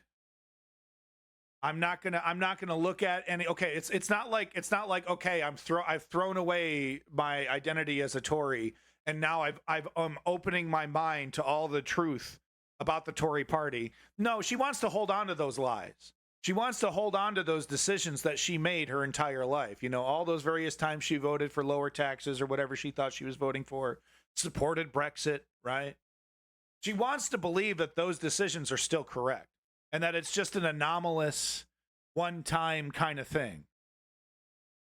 Quite frankly, this is the best you're going to get from conservative voters, is to demoralize them into not participating, right? Forcing them to acquiesce, and you'll never be able to convince them with truth and facts. Okay, and they're too nostalgic for those feelings to let them go. The best you can do is to make them throw up their hands. Oh, both sides. Oh, the liberals are just as bad as my incredibly corrupt and atrocious party that even I can't vote for. Both sides. Greetings from south of Boston. It's your boy, Lenny. AccidentsWaitingToHappen.com. You better get with it. Like and subscribe to Lenny, only if you want to have a good time. Especially you hot ladies. By the way, abandon. Although I think you're right that blind trust is bad in politics, I think a certain amount of trust is necessary, too. Trust is important for social cohesion. Politics, it denies apathy. I think labor deserves such trust. I think you're wrong about deserves that trust. And I think, Leon, and look, you have an open mind. You're an honest person. Time will tell. I hope I'm dead wrong. Keir Starmer smells like poopy. Smells like dookie doo. Something's up. He's doing that Hillary Clinton shit. Maybe you don't see it like I see it because all the liars, and maybe I'm not seeing it the way that you're seeing it because I'm cynical because of all the liars. But something stinks in Denmark, son. Something ain't right about this Keir Starmer fellow. Hillary Clinton, the Clinton clan. Hiles plays chess. Welcome back. I hope I'm wrong about it, but look, what I was getting at is that you're an honest person. You will admit if you're wrong. I will admit if I'm wrong because I'm wrong all the time. It's pretty easy when you do it all the time, right? You get used to it after a little while. About an expert on that. Seth Rogen looking ass motherfucker. I am not Seth Rogen, sir. Promises I am related keep to getting Seth made Rogen. and they never get met, and I've got no faith in them at all. Yeah, both Faith sides. in Both promises sides. of levelling up, of lower bills, Yeah, I'm Seth of Rogen's change cousin. is in short supply. One each party will be battling over on July the 4th. What's my name? It's Steve Rogan. Look, guys, we've been over this before, okay? I'm related to Seth Rogen. He's my buddy. He's my friend. People are hitting me up with messages. That's never good. I don't know what's going on. People sending me Twitter messages. Look, I got proof, okay? Look, I had to post it on Twitter recently, but look, we got proof right here, okay? Thank you. Thank you very much. I'm absolutely related to Hollywood mega superstar Seth Rogen. He's my cousin. Takes me to all of his... He's calling me up. I want to hang out. You're such a cool dude. Bro, I don't have any fucking time, okay? I got a family. I don't have time to hang out and smoke weed at your Hollywood parties, have fun with Hollywood super celebrities and stuff. You know, I'm sick of it. It happens to me all the time. So, end of story there. I want to talk to Steve Rogan. Thank you. And yes, if this Labor government fails, I won't deny it, although I will certainly be in despair. Wait do you see the depths of despair the neoliberal party will take you into. But I hope I'm wrong, man. I want him to be the secret radical. Come on in, gets in. He's like, oh, by the way, did you know I have a mandate to reverse Brexit? And he's just fucking up. Tory policies, fucking. That's what I want to see. Yeah, politics is weird, just like my Hollywood famous cousin Seth Rogen. Rogan? Yeah, my buddy Seth. Okay, so Jeremy Corbyn. This is the end. Is a great movie though. Fun movie. It's a lot of celebrities in there. I was hanging out on set talking to like Emma Roberts and Scarlett Johansson. And I was like, whatever. Whatever. Like Rihanna was on the set, like whatever, Anyway, so Jeremy Corbyn launched his campaign after Starmer purge. So I wanted to show this because I don't think I don't think Jeremy Corbyn has been able to truly say, oh, by the way, I don't think the media, no one's ever going to admit, oh, by the way, Jeremy Corbyn was 100% correct on Israel when his career was being destroyed. And I think I would like to this is my opportunity to do that right now. Owen Jones kind of goes through the lies, kind of points out, some of the big lies and some of the big, smears that was used. I do think the one thing that Owen Jones is, of course, he's connected with Jeremy Corbyn politically. They worked on the same campaign. I think they worked in the same party. Yada yada. So the one thing that he's not going to bring up is what Leon was pointing out, is that Jeremy Corbyn does seem to have, doesn't seem to have very good political instincts, which is different from having, good lefty principles. And the example that I used, of course, was Cornel West here in the United States, where it's like, yeah, you're great, amazing. I love your books. I love your interviews. Your political decisions were harebrained and stupid and short-sighted and a complete, failure. It was an embarrassing failure. I think Cornel West hasn't dropped out of the race, but let's be real. Like the whole fiasco was embarrassing. I won't get into it, but it was a fiasco, Cornel West. And it's like, what the fuck, man? You're supposed to be the chosen one. You got these instincts. So I think that's the case with Jeremy Corbyn as well. His heart's in the right place, whatnot, but doesn't really know how to play the game, maybe. And I don't think Owen Jones gets into that too much. But let's get into it. I'm not going to do the whole thing, whole 10 minutes here. We'll probably do 5 minutes of this. But this is a really good breakdown of Jeremy Corbyn, who has been retroactively proven correct about Israel. And just same as me, I've been talking about, like, this is really bad news. Bibi Netanyahu and Ben Gvir, that's a match made in hell. Like, we don't want that. And sure enough. Corbyn has just launched his bid to remain the Member of Parliament for Islington North, the North London constituency he's represented since before I was born, back in 1983, so over 4 decades ago. Now let's have a little look at his campaign launch video. I was first elected to Parliament for Islington North in 1983. And in all those years, we, the community, have had many, many campaigns. We've defended and supported the Whittington Hospital. We've prevented the widening of Holloway Road and construction of a motorway through North London. We've achieved great things like Gillespie Park. We've had a lot of council housing built. Oh, okay. Thank you for your input. Looks like new to the chat. Thank you for your input here. Corbyn has good political instincts as an MP responding to his community, but not as a national party political leader. Interesting. So that would explain maybe why he's able to be voted back in. He can find a constituency that he can inspire and he can deliver for. But yeah, maybe that's not the case though. But it sounds like Keir Starmer doesn't want to touch him with a 10-foot pole, and that doesn't seem like it's going to change. One thing you'll notice about neoliberals, Leon, is that they're horrid cowards who refuse to lead. They refuse to take a stance and say this is where we're going, and make any kind of real move.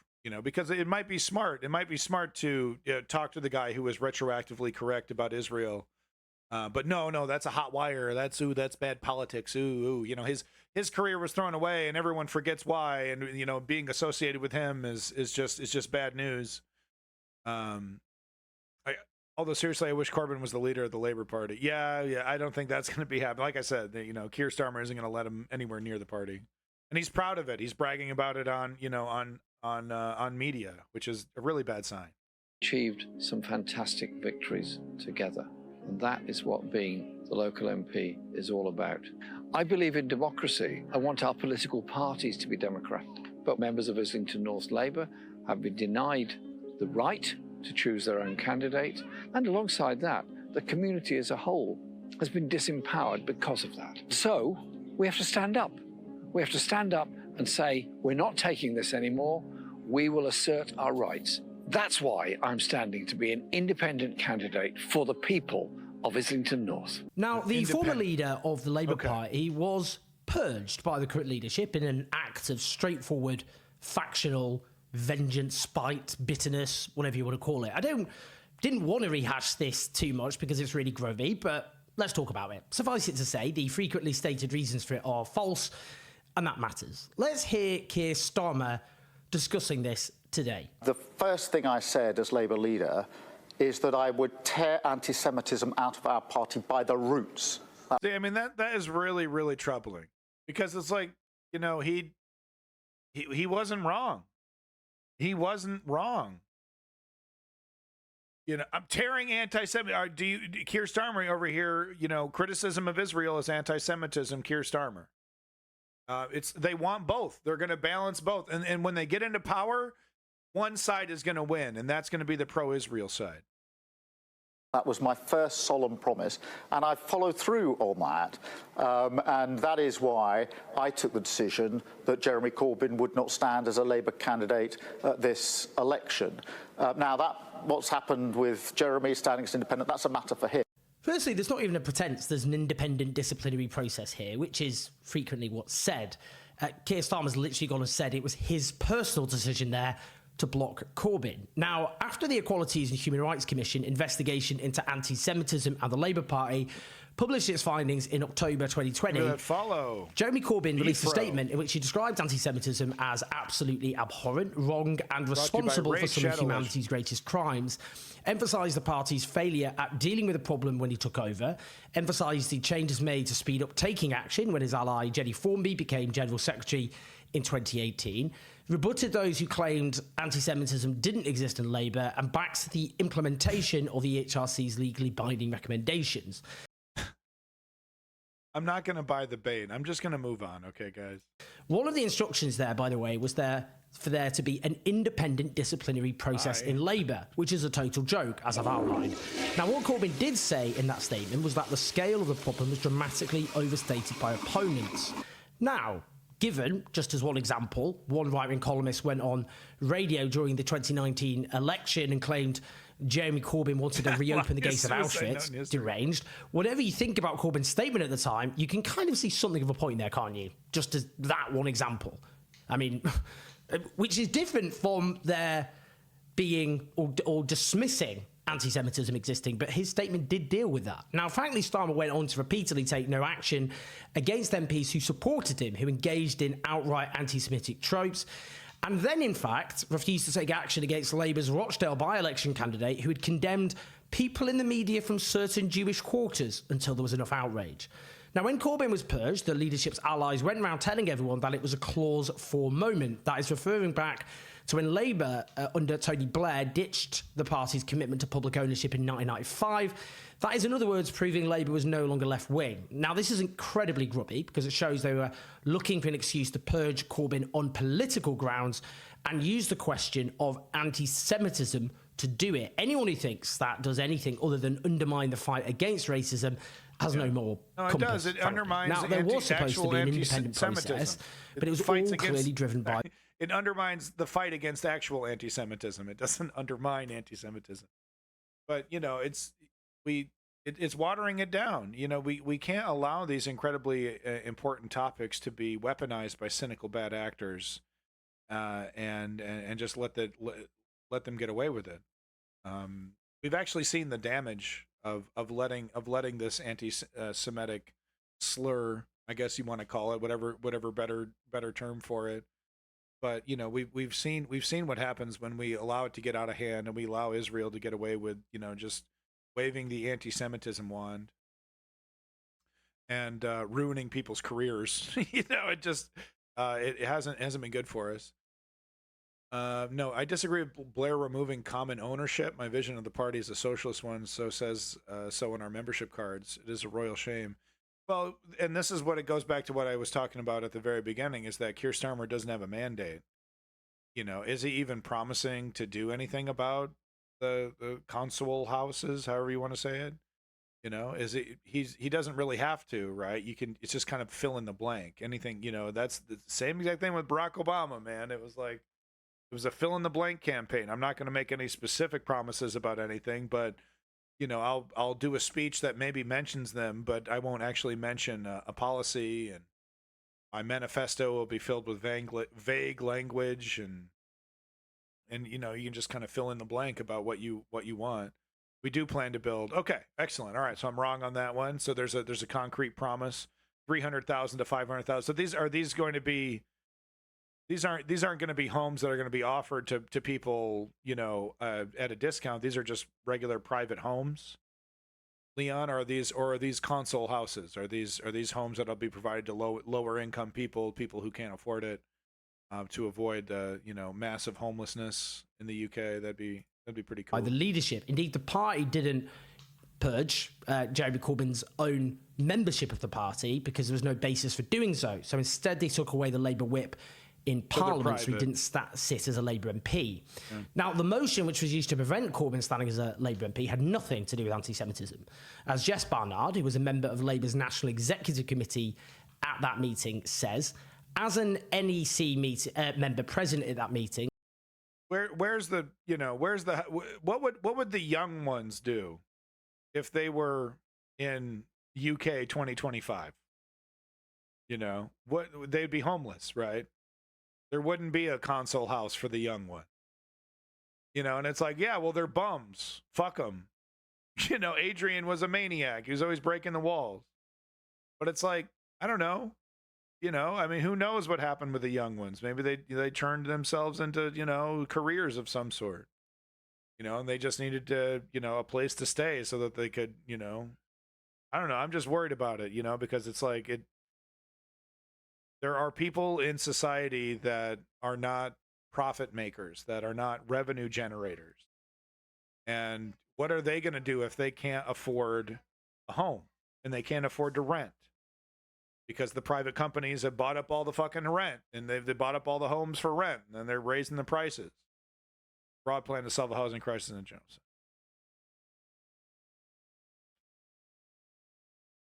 I don't know. The free consul houses seemed like a pretty good idea. Last report in mid-level housing is 900K. It's just insane. Starmer also wants devaluation, which will give more power to local consuls to manage and build. Really? So are you saying devolution or devaluation? Because devolution, what, like shooting like a de-evolution ray at a building, and it turns into like a early 19th century Oliver Twist looking building. Do you think Corbyn votes on July 4th will damage Starmer's election? I don't think so. No, I don't think so. I think what it might do, it might actually benefit the people who want Starmer to actually achieve his manifesto, because it could potentially, apply a little bit more pressure to Starmer to be like, look, if I don't want to continue to lose my constituents and my momentum to this anti-Semite, maybe I should start, fulfilling the promises I'm making in my manifesto. Are we not men? Yes, local autonomy. Okay. I find it very, very doubtful that devaluation of because look, who votes? It's all, homeowners vote. That's the time immemorial. Housing prices going down, the value of my house going down. Oh, I don't know about that one. He also wants to remove the House of Lords, but due to practical concerns, it will be the second parliament due to Tories stacking in the Lords. Another example of his caution of ideology. Well, I do like the sound of that. You like the sound of that? That's the Jacob Rees-Mogg monocle wearing motherfuckers, right, Leon? Yeah, they're not my cup of tea. Oh, get him! Oh, damn, Soundboy. Damn it. To confirm, as I did at the time to members, Keir Starmer's motion to prevent Jeremy Corbyn returning as a Labour MP made zero mention of anti-Semitism. This kind of dishonesty undermines trust in our party and the fight against racism. Now, this whole saga is extremely revealing about who Keir Starmer is as a person, but more importantly as a politician. He had stood for the leadership of the party, rightly saying that it wasn't policies like taxing the rich, public investment, public ownership, scrapping tuition fees, reversing NHS privatisation, and so on, that had lost Labour the election. He promised to keep those policies, to build on them. He called them pledges. He then dishonestly went back on virtually all of them, not because circumstances in the country had changed, but because he no longer needed the support of Labour members to secure the leadership of the party, and therefore decided he didn't have to stick by policies he didn't believe in. Now, we know that because, for example, when he's standing to be leader of the Labour Party, he promised Andrew Neil that there would be nationalisation of utilities in the manifesto, the interview with Andrew Neil. Then after he became leader, told the BBC's Lord Kunnersberg that he had never committed to national... Leon, oh my God. Leon, buddy. Okay. So, Leon, do you really believe Starmer is going to challenge these multi-billion-dollar profit-making entities? Do you really feel like he's going to remove their ability to extract the unbelievable amounts of wealth that they've been extracting so far? Is he really going to stop that? Since the July 4th announcements, I always feel bad about putting a cross and a bell out for someone who supports genocide, but now with Corbyn, on the other hand, it makes the decision a lot easier. Yeah, borderline. And look, it's a parliamentary system. I think that's great. Look, if Keir Starmer is worried about the support that Corbyn is getting, he's going to have to do a coalition. He's going to, if he wants those voters, he's going to have to actually be the lefty that he's promising to be. Yes, mostly because he has to. It's impossible for a Labour government to avoid it. Oh no! Oh no! Oh no! Oh, Leon. We're just gonna, fucking man. I'm not gonna piss in your cornflakes, dude. I'm gonna leave those cornflakes nice and delicious looking. That's all I'm gonna say. Last little bit from Owen. Just an example of a straightforward lie. Now, he repeatedly also said Corbyn was his friend, announced the media smear campaign against him when Starmer stood for leader, then later said Corbyn had never been his friend. You can see here in Starmer the Boris Johnson pattern of lying both over the big picture and the petty. Now, Jeremy Corbyn has been... All right, so there you go. If you want to see the rest of this, Owen Jones, it's really good. Just a 10-minute rant there in some his bedroom or apartment or something. But if you want to see the rest of it, it's right there. I like Owen Jones, but, look, man, he's got a side and he defends it, and I think he defends it well, and he does a really great job. All right, so okay, yeah, I don't have time to cover the post office scandal. Let's do the post office scandal real quick update on the post office scandal. This is so, Leon, UK politics is getting silly with this shit, man. I can't believe she thought she was going to get away with this. Public inquiry, but as ever, no response to inquiries in public. Did you mislead Parliament? Warned about self-incrimination by the chairman. Paula Venables, like all of them, apologised mostly for what happened, not for what she did. Leon, it just doesn't work like that, man. Whose name I noted, who said that... Look at the so-called Democratic Party in Canada, the Justin Trudeau Liberals. They had a manifesto, that filled with all kinds of things, and they just, we deny the can't do this. It required a whole separate party to the left of them, the NDP, to get enough votes, to get enough power to, to force the Democrats to work with them, because they wouldn't be able to achieve anything without the NDP, and it's because of the NDP that we have eye care, something that Justin Trudeau promised, that we have dental care, something that Justin Trudeau promised. I mean, a bunch of different things in that manifesto. The NDP had to say, look, we're out of the coalition. We're out of this partnership. If you don't make this announcement about, you know, the promises that you made. It's a common dynamic with neoliberals. It's with neoliberals, man. That's the thing. Is like you know, it's like you know. I hope I'm wrong about this about Keir Starmer. Look at the Blair Party. Regardless of how I dislike him, we did near all of his manifestos. Same with the Wilson-Attlee government in considering Starmer. So I mean, it was just pointed out a couple minutes ago that Blair helped privatize helped with the sale of console houses. Surely that wasn't part of the manifesto, right, Leon? He would like somebody to go and stand outside his old post office with him so he could tell them exactly Terrible what he'd bars. been through. Embarrassing. I would do that. I am very, very sorry. Jason Beer, KC, for the inquiry began with a long litany of key problems, from computer bugs to the contract with Both Starmer and Corbyn are Arsenal asking fans. Paula Venables They should again and debate again. Arsenal transfer You knew strategy. nothing? Correct. I don't know football. Correct. And yet, minutes later, this. I was sometimes criticised for being too curious and stepping too much in. Okay, Leon. All right. Look, I really like you and I respect you, but I gotta say you're working pretty hard to defend what is pretty obvious. But I mean, I don't know. You're telling me he campaigned on I'm going to privatize console houses and sell them. He campaigned on that, huh? Into people's territory. But she later agreed she didn't know the notorious Post Office investigations team, 100 Leon. strong, Okay. portrayed here in the ITV drama, even existed. You know why we're here, Alan. Jason Beer then accused her of clearly remembering Okay, when Leon. others Okay, were to that's blame, all right. forgetting when she was. She denied this. Paula Venables, Select Committee, 2015, where MPs accuse her of lying. Recently, the Royal Mail boss Moya Green. I say let's do an interview you know, July 4th or July 3rd or July 4th when we're covering the election. We can do a Discord interview. That'll be great. Texted her saying, what I have learned from the inquiry stroke parliamentary committee questions is very damaging.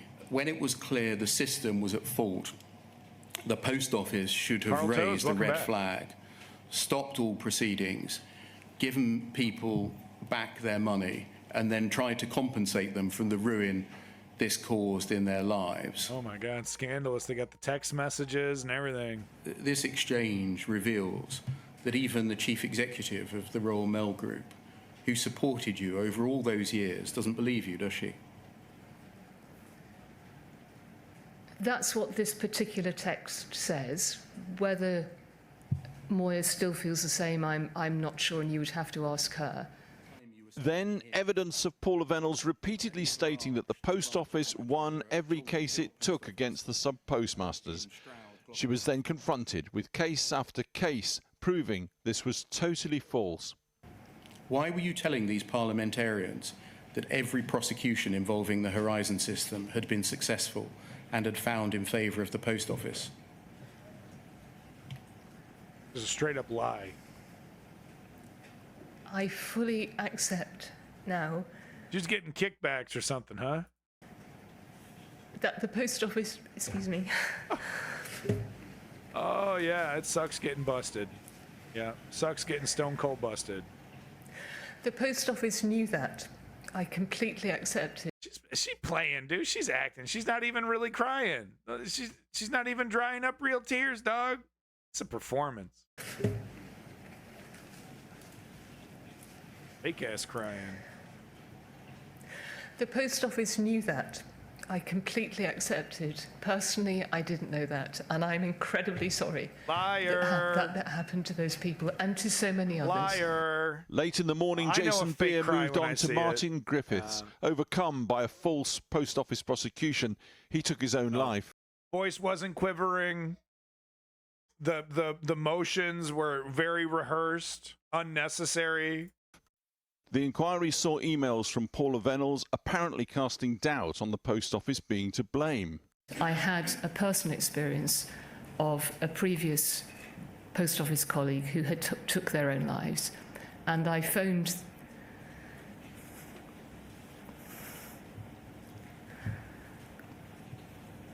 Ms. Reynolds, just rather than trying to talk through your... I beg your pardon. Just pause. Yes. She denied it, but one of her subsequent emails appears to show her instructing her team to probe Mr. Griffith's family life and his mental health. Let's smear him, smear him. Can you let me know what background we have on guy Martin that committed suicide, and why this might have happened? And then you say this, I had heard, but have yet to see a formal report that there were previous mental health issues and potential family issues. Were you asking your team here to dig into Mr. Griffiths' records? So first of all, I'm so sorry, because... Does this look like a woman that was brought to tears just moments ago? Come on with this. It doesn't matter. I simply should not have said it. I shouldn't have used these words. Truth inside the inquiry, perhaps. News of justice, perhaps, outside from one Alan Bates.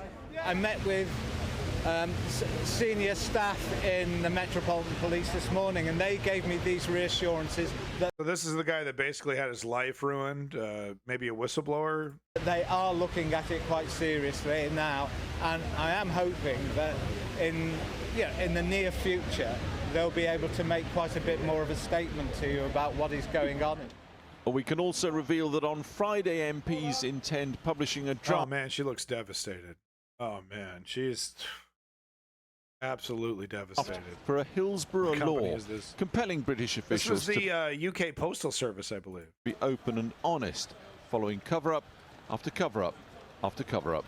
Yeah, so there's some ITV, kind of show that goes over this whole scandal and everything. So very interesting scandal here. I thought I'd cover just a little bit of it, obviously not even touching the full thing. And yeah, I guess ITV is doing the dramatization in real time. Is that what's happening? This is amazing stuff. So unfortunately, we don't have the time to listen to the entire 5 minutes of this amazing Maximilian Robespierre clip, but we'll show you a little bit of it because the footage is really quite shocking. A Sky News reporter who, I guess Maximilian Robespierre says is left wing or is on the left. I don't know if that's true. Sky is centrist, right leaning, according to my understanding, but they're getting kicked out of a vote conservative. Hi guys, I don't know which was... This is from, 10, 20 years ago? For real? Sunak announces general election on 4th of July? Worse for Rishi Sunak. The fact that he stood... No, this happened. This is 2 days ago. This isn't old news, Zio Duke. Sky News is center. In Australia, it's right. Oh, I see. Okay, thank you for that clarification. By our friend Steve Bray. It said you don't get a second chance to make a first impression. Post office story. But for some reason, Rishi Sunak and his team thought it's that old, really. So it's taken them that long to do like real investigations and dig up the dirt, huh? Oh, that's very interesting, Zio Duke. Later, okay, thank you for that clarification. But only pro-Tory media outlets were invited. Sky News obviously isn't pro-Tory. Have a look at what happened to one of their senior reporters.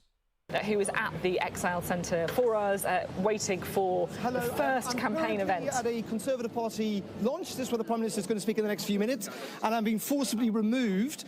We just simply wanted to have access tonight at Sky News, but unfortunately, we're told that because there are pool arrangements in place, we're not allowed to be here. This is, by the way, what we're trying to film is a 10-20 campaign event where the Prime Minister is due to speak in the next couple of minutes. It's in front of Conservative activists. It's eventually trying to get across the message that we had in Downing Street today from the... What? Borderline feline saying Rishi Sunak announces he wants national service for 18-year-olds?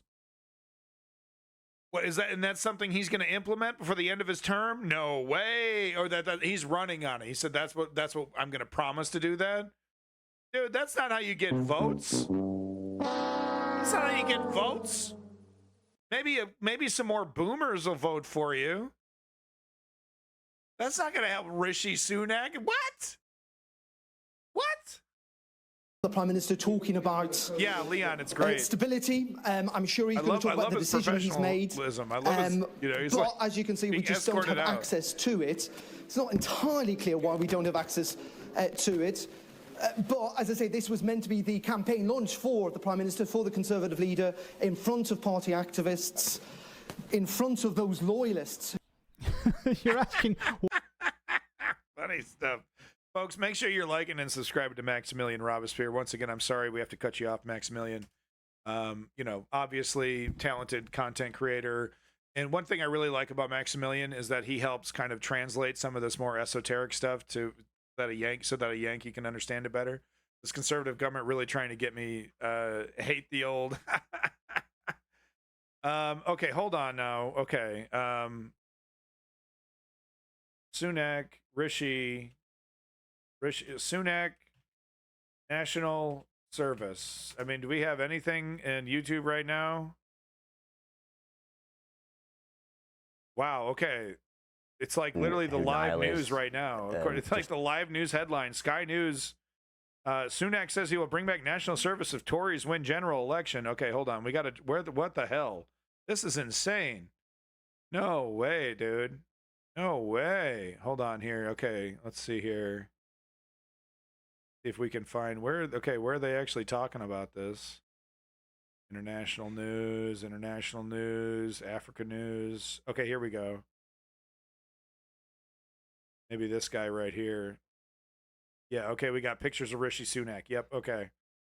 Here we go. Yep, talking about Keir Starmer. Okay, let's start right here. After the sports news. Good evening. Young people have been put at the heart of the third day of general election campaigning. No fucking way. No fucking way Rishi Sunak is doing this. This is dumb. This is dumb, dog. What is he talking about? This is dumb. The Conservatives have unveiled plans to introduce a year's compulsory national service for 18-year-olds, claiming it will foster a renewed sense of pride in the country. Meanwhile, Labour say they want to allow 16 and 17-year-olds to vote, arguing that people old enough to work and pay taxes should be given more of a say. Our political correspondent Rob Powell reports. Saturday morning at the local Wetherspoons, Rishi Sunak in his Yorkshire constituency meeting veterans. It's a conspiracy. The Tory campaign now also adopting a wartime flavour, with plans for a new form of national service where 18-year-olds would be forced to volunteer or take a full-time military placement. But the topic of conversation here, the drenching the Prime Minister got on the steps of Downing Street, with one person asking if he caught pneumonia. Look. This will get some of the boomers to be like, okay, sure, I'll come. I wasn't going to do it before, but I'll do it for this. This is not going to get young people to vote for you, bruh. What the fuck? It was what? Compulsory service. We can't pay our rent. After accusations of a less than busy campaign schedule today, Rishi Sunak later popped up in South London with flight logs showing a Tory donor's helicopter travelling from ground next to his Yorkshire home to the capital. Some rich Sources fuck insist flying him these around were a bunch of pre-planned poor visits. neighborhoods. Meanwhile, at a football ground in the Midlands, the Labour leader was pointing to the economy. Amid warning signs about the dire state of public finances, the party denied. And compulsory service, it's not going to inspire the patriot in them, and if they're allowed to vote. And this is asinine. Who's in charge of this party? What is going on over here? Is this just like a harebrained thing that he came up with, and then there's just no one is like, yeah, whatever, dude, you say whatever the fuck you want. Like, it's already over. Like, is this just like total cynical defeatism? Like, I don't know, whatever. Who cares? Sure, throw it against the wall, man. Compulsory military service, bro. Go for it. Oh, that'll get them riled up. That'll get them coming to the Pokemon polls. Hell no, dude. Hell no. Planning any major tax rises. This will inspire young people to vote for Keir. The mission is to focus on the economy, to grow the economy, and the first step towards that is to stabilise the economy. Held by Labour under Blair, it's no surprise Sir Keir Starmer is targeting Stafford. It's seats like this that could put him into power. I don't trust any of them. I think they're all out for themselves. So yeah, I don't trust anybody apart from the Tories. And I believe Labour have got a plan as well in place. Rachel Reeves and Keir Starmer seem to have a plan in place. Keir Starmer has been pushing that really hard in his messaging that, no, we have a plan. It's in the manifesto. This problem we're fixing, this problem we're fixing. He's been doing that really well. I think politicians are out of touch with what real life is. Conservatives hoping voters are swayed by their recent tax cuts. How about also a kick in the nuts? That'll really get them riled up to get to the Pokemon polls? What the fuck, dude? Now is the time, as we've proved in the last fiscal events, the budget and the autumn statement, cutting taxes on working people, taking a third off national insurance is about £900 to your average worker. That may not seem a lot to some people, but you know what? To most of my isn't this the guy that took a big shit in an interview recently? He completely embarrassed himself in an interview recently. Constituents, that's real money. With the campaign cycle barely 3 days old, some themes have already emerged. Optics, or what the voter can see, really matters in an election campaign, and in that respect it's been an unfortunate start for Rishi Sunak. But it'll be the economy that forms the substance of this race, and as both sides trade well-worn blows, economists warn that neither party is really being honest about the scale of the challenge ahead when it comes to tax and spend. Totally true. The Shadow Chancellor, Rachel Reeves, also out shopping for votes. Shadow Chancellor, remember, is the person that would be in charge if the Labour government was in charge. Thank you, Leon, for telling me. I was like, Shadow, who are these shadow people? We got ninjas in the UK Parliament. No, I really like this concept, by the way, too. I think this is a really cool thing to do, to be like, no, this is the person that would be in charge. So they kind of speak, as if they're from that position. So I think that's really kind of a brilliant way to do it. But Labour's plan for workers has been criticised by the country's largest trade union. The party maintains their now renamed package of reforms will protect employees, but Unite says it's in danger of becoming a bad boss's charter. There's a kind of very conservative, small c conservative. No, we don't need to go full commie, okay? I don't need the government to tell me when I can and can't live in a house or whatever the fuck. What we need is a healthy mix of socialism and capitalism, hopefully with socialism taking the reins over capitalism. Conservative-minded wing of Keir Starmer's sort of shadow cabinet at the moment. People like Rachel Reeves and Pat McFadden, have the right to vote, though, who are very concerned that business approves of this, that they don't lose any consent from businesses. No, that's, Zio, that's exactly what I would like to see. Yeah, 16, 17-year-olds should be able to vote, and yeah, that should be like a mandatory kind of high school civics thing, like sex ed, one of those things where it's just like, yeah, this is a thing that you need to do as a citizen. But there's a big reason why there's certain things that are not taught in schools, because it's beneficial to those that run the fucking world. It's beneficial when people are ignorant about certain things, when they're ignorant about taxes, or when they're ignorant about voting and their ability to participate civically. It kind of, if they don't know they have this ability, and they don't know how easy it is or the process to do it, they won't participate, which makes it easier to push them around and have them just, pay their taxes and not have any official opinion about anything. There'll be many more handshakes for both party leaders before polling day is upon us, but photo ops only take you so far as voters focus in on who is fit for power. I think communists have you talk about how you're more populist, but I think communists have, they don't have their ear to the ground when it comes to what normies actually want. Normies like capitalism.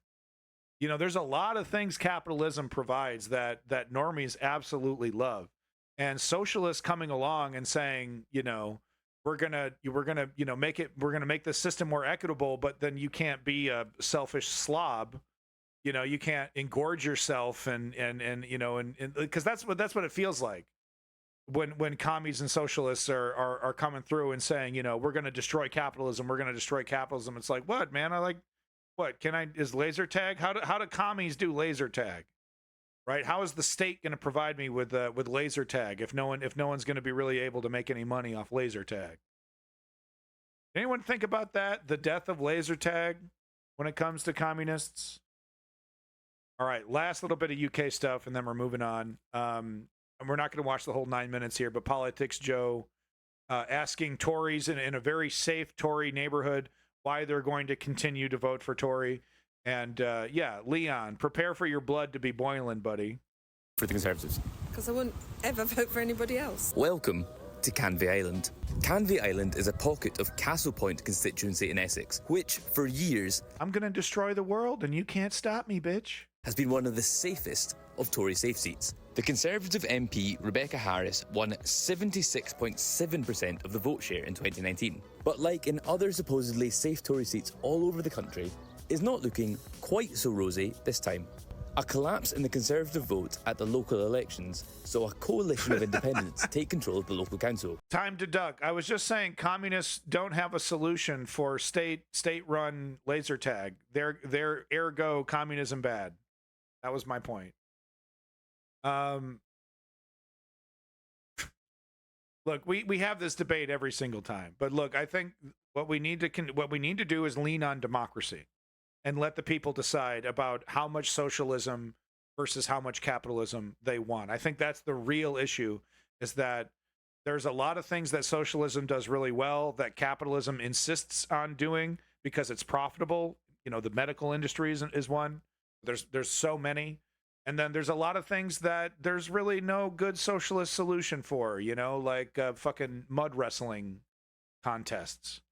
You know, that's a capitalist kind of thing. I don't want to, you know, and I think we can live in a world that has mud wrestling contests and also, you know, socialized medicine and socialized, you know, housing and et cetera, school and et cetera, et cetera. I think we can have both. It's really, we just got to have the voters informed. We have to have an informed democratic process, transparent checks and balances, democratic process. And that is being subverted and being destroyed, and the people really don't have the real democratic ability to vote for mud wrestling versus socialized healthcare, or to vote for both, right? Because there's a, you know, anyway, we'll get into it. Mud wrestling, look it up, it's good stuff. Fun fact, I actually won in my youth. I won a mud wrestling contest. It's true. I was born and raised in a trailer park. We went to it was like a lumberjack competition, and they had mud wrestling for the kids, and I won, dog. I won, making it one of just 2 councils in England to be made up entirely of independents. Socialism. And although the Conservatives are predicted to retain this seat, it is likely to be with a much smaller majority. Change is clearly in the air. So I've come to Canvey to see if that will extend to the general election. All right, just a couple of these. I'm a Tory. I'm proud of it. Here's a really safe Tory area. Yeah. Why do you think that is? A demographic, really. Sold money, kind of just entrenched system. It's habit more than anything. Yeah. No opportunity for youth or growth, or, you know, just a lack of imagination and inspiration, I think. Yeah. What is it? I bet that guy's a real treat in the coffee shops. Why is it the Castle Point has such a strong Conservative base, do you think? Because we're all sensible. What issues matter to you? You destroyed the fucking country. Brexit's a total fucking disaster. So sensible. Because we're all sensible. What issues matter to you? Immigration. Really? Yeah, immigration. Well, I'm sure the tiny boats floating right into her backyard, right, Leon? Immigration. Well, I think it's just too many people coming into the country. Our serving army people, and that the immigrants get preferential treatment over. So once again, VFRO over here perfectly exemplifying exactly what I'm talking about. VFRO, it's not about what you want. You say, I don't care about mud wrestling. I don't care about laser tag. The voters that you're trying to convince do. Okay, and those were merely examples of, you know, capitalist excess, of luxuries and things that capitalism has given us that people are afraid of being taken away. It was just an example, right? You could replace that with Netflix and trampolines.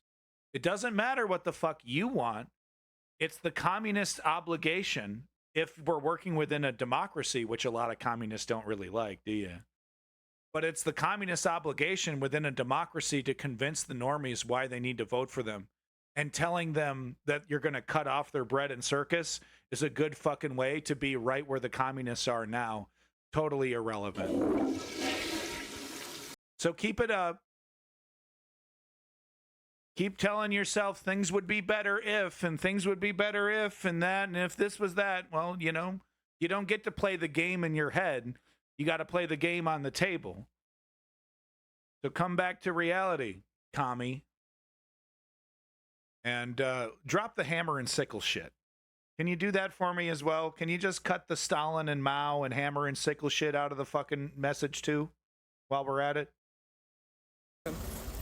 And people on the housing list, Leon, there you go. They come into this country, they get free housing, free everything else, and people that have paid in all their life don't get anything. It's quite damning. It's quite a damning statement. It's a very damning society in Britain. I mean, I think if you, as a youngster, I think if I would have a good look around and exit. Yeah. If Rishi Sunak or Keir Starmer or another leader was listening to you right now, what would you say? I'd say just try and get it together as much as you can and actually be honest with people. Don't make us believe something that's not going to happen. The same with Brexit. They weren't honest with that. What weren't they honest about, do you think? All sorts of things that they promised that didn't happen. They didn't tell us certain things. If we came out of Brexit, what would happen? Like with the produce going up, everything's gone up. People that, like expats that live abroad, it's difficult for them. All sorts of things that we didn't realise. Hedonism. Listen to you. You think you're gonna get votes shaming people? You're a heathen. You're bourgeoisie. But you're not a commie, huh? Holy shit, dude. Back to the chalkboard with you, man. Fucking toddler. Look, in a democracy, it's about getting the normies on your side. And being a fucking, shaming people as heathens and all that ain't gonna work. Okay? Holy shit. People like the bread and circuses. They like the fucking mud wrestling. If the socialists can't come up with a solution that allows you, it's a better way forward and people don't have to lose things that they love, then they're going to win. If commies continue to tell people, suck it up, things are going to get worse, but everything will be better somehow, you're never going to fucking win. You're never going to win that argument. Were you in favour of Brexit? I was. And how do you feel about it now? Wished I wasn't. I will say they should never have got rid of Boris. Really? Oh, God, no. Oh, yeah.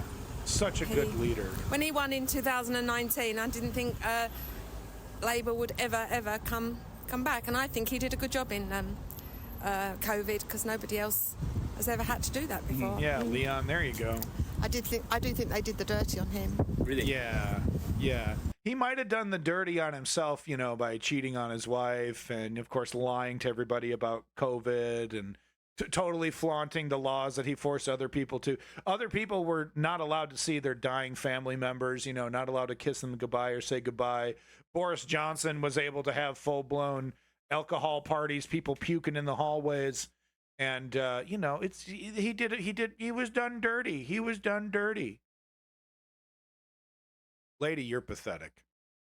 I mean, straight up. These are the folks that enable the tyrants that ruin our lives.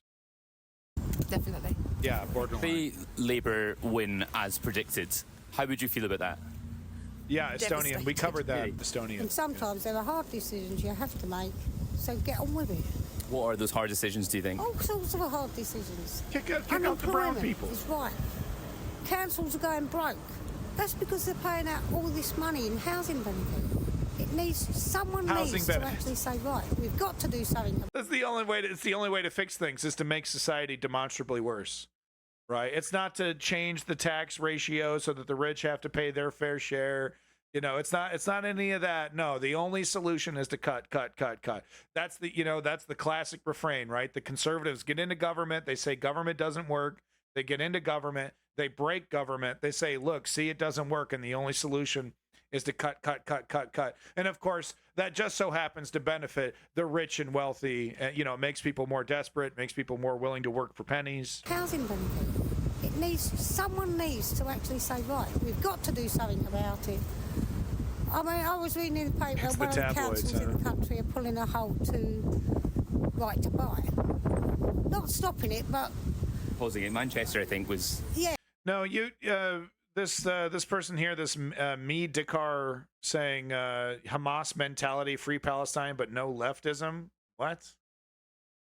No, this whole isn't it funny? All the people that were defending Russia in their invasion of Ukraine now coming to the defense of the Palestinian people. I think it's actually rather hilarious seeing Max Blumenthal being interviewed by Polish right-wing media, you know, talking about the plight of the Palestinian people mere months ago, making excuses for Russian atrocities. Welcome back, Ribbons. So anyway, there you go. Right wing. A lot of right wingers will never learn. Cheap viewers, hey, hook it up, man. Give me a free sample. Wolfie, give me a free sample, man. Show me what your service is capable of. No, come on. No, he's helping me out. Wolfie, he's my buddy. He's just trying to tell me about this great new deal about how to buy free viewers. Come on. Wolfie's just trying to help me out, dog. Thank you, Wolfie. Why don't you give me a free sample? Show me what your service can do, man.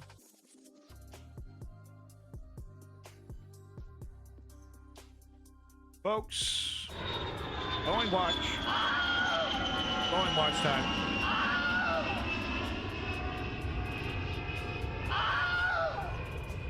Boeing Watch. Boeing Starliner crew test flight delayed indefinitely, which is like, you know, I've been worrying, like, okay, yeah, they can't even get an airplane to you know, panel to stay onto a damn, you know, aircraft frame. Do we really want to risk our lives flying in their spacecraft? Turns out, no. Boeing Starliner manned crew flight test has been indefinitely delayed after a string of issues, NASA officials said. The launch has been scheduled for no earlier than Saturday, and no new date has been announced. Yeah, because they probably started looking into it, and they're like, oh, yeah, this thing's actually a piece of crap.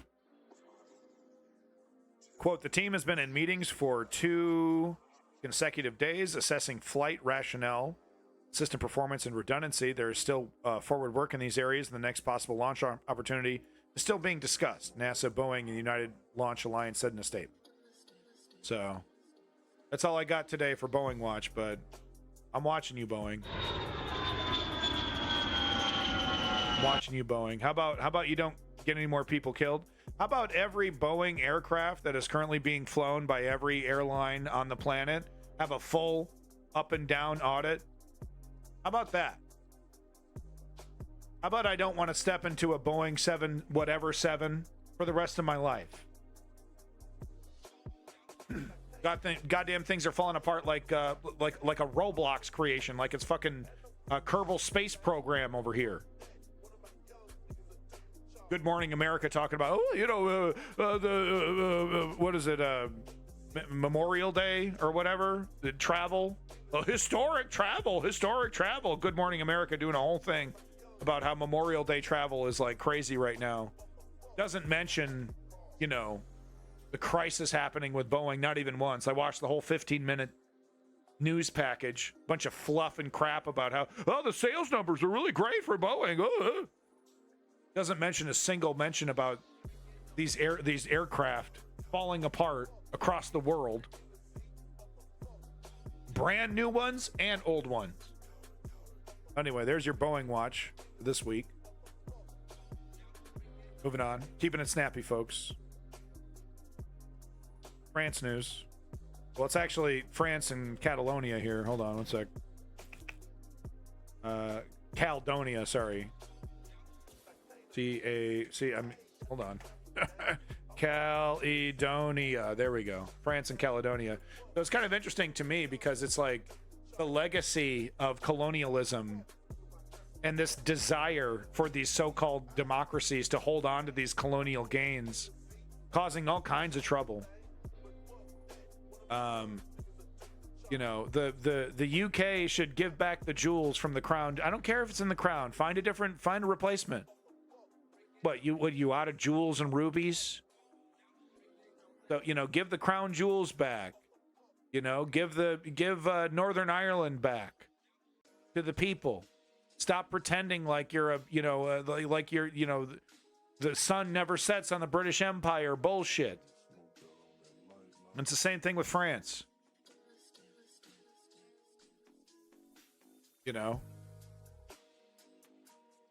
These colonial decisions made hundreds of years ago, and they're still like guarding them and protecting them. Ooh, my precious. Let's get into it here. France sends police and military reinforcements to riot-hit New Caledonia. These French forces have been given a mission, clearing out roadblocks set up by New Caledonia's pro-independence rioters. If they want it. This neighborhood, located north of Nouméa, the capital, has been inaccessible for days. The easiest way to take down the burning barricade, running over it with an armored vehicle. Dozens of roadblocks have been removed, but pro-independence activists say this will not resolve the crisis. For now, though, they've called on protesters to ease their blockade of some of the roads. Oh my God, pathetic. We got a fucking USSR sucking tanky in my fucking chat. Get this crap out of here. Might and Magic is a great game. Russian people don't deserve it. We will travel to each neighborhood, every area, to meet with our people and ask to loosen the grip on the main roads. This way, fuel can be brought to our people in all areas, and medicine too, so that people can be treated, get their medication and their dialysis. Authorities have ordered pro-independence leaders to remain in their homes. But those leaders who have met with President Emmanuel Macron have asked for that order to be lifted so they can at least tell residents what they've heard from the French president. The crisis was triggered when the French government decided to move forward with voting reforms. It was also fueled by economic disparity. I timed him out. You want me to untime him out? You want me to untime him out? Let me see. It sounds like you were having fun arguing with him. He's still here. Here you go. All yours. All yours, Chem Goblin. You have fun. Take a dump on your favorite pro-Soviet defending the Soviet Union. Oh yeah, Soviet Union defeated the Nazis. Last time I checked, Russia required an incredible amount of aid and assistance from the United States to complete its campaigns against the Germans in World War II. Am I wrong about that? This whole idea that Russia did it alone? Not at all. Weapon shipments up the wazoo from America. Between the indigenous Kanak population and residents of Europe. Look, I'm not saying the Russians didn't fight a heroic fight, in Stalingrad and all that, but this whole idea that it was the power of the Soviet Union that defeated the Nazis. If anything, one could say that Stalin was, in his ridiculous paranoia and his purges and his Bolshevism was counterproductive. Was detrimental to the Soviet effort against the Nazis. This whole idea that it was the principles of the USSR that did it. Hell, it could have been the fucking Bolshevism, the Stalinism holding back the Russian military. European descent. President Macron said he does not want to push the reform. Good thing the United States was sending you a lot of weapons there. How come you're not thankful for all the support Uncle Sam sent you in fighting the Nazis? Not going to mention that part of history, are you? By force, and now favors dialogue. All right, so there we go. That was the France news, butchered a bit.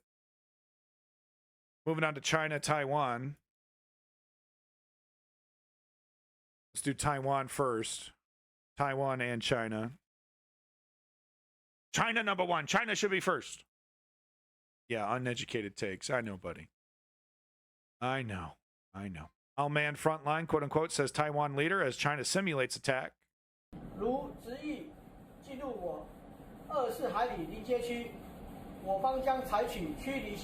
China just decides to encircle Taiwan and do a whole big-ass fucking military drill. Yeah, that's a great point, Chem Goblin. USSR was all happy and smiles working with the fascists until Hitler decided to, because his big dream from the very beginning was getting Russia. He as much as he was shitting on Britain and Winston Churchill, he actually hated Russia and wanted to conquer Russia more. Fascinating bit of history there. But yeah, let's not forget which side Stalin was, concentration camps, elimination of the Jews, that's fine. As long as Russia can get a big chunk of the world once Germany is done destroying it. Oh, you're attacking me? Oh, I'm going to run to my bunker and cry for 3 or 4 days. How many days was he silently crying in his little chateau when he received the news that Hitler was blitzkrieging him? The 2 or 3 days he had to have a little private cry session when he learned the news that Hitler was storming through his lines. Please, strength of the USSR. So yeah, Taiwan. So Taiwan, they had a choice, between independence and a China-friendly party. The Taiwanese people chose independence. Yeah, clutch cargo. Stalin's a terrible strategist. Sucked.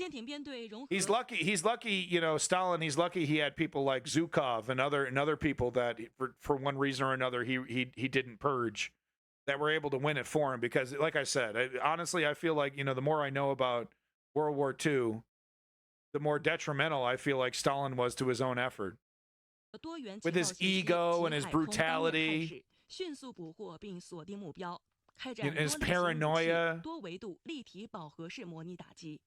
今天，东部战区空军出动数十架次战机，成体系实施环台岛战巡、绕外岛巡航。抵达任务空域后，各型战机依托联合起。Yeah, no, I'm not a Superman like Stalin was, who died in a puddle of piss because he couldn't have he refused to have a competent doctor more than 75 miles away, and listen to his doctors. If he had a legitimate doctor, he probably could have told him how to avoid that embarrassing little heart attack that he had, all alone in his big cavernous office in a puddle of piss, dying and twitching on the floor like a real fucking strong man would, huh? Pathetic.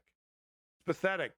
He probably would have lived another 20 years if he 20, 30 years if he just had medical advice and listened to it. No, I don't need you. I'm better. I'm smarter than doctors. I'm smarter than you. I'm smarter than everything. I'm the ultimate man. That's why I died early in a puddle of piss in my office. My guards too afraid to even open the door to check on me. 报支撑，灵活采取各类战术动作，抵近台岛周边战巡。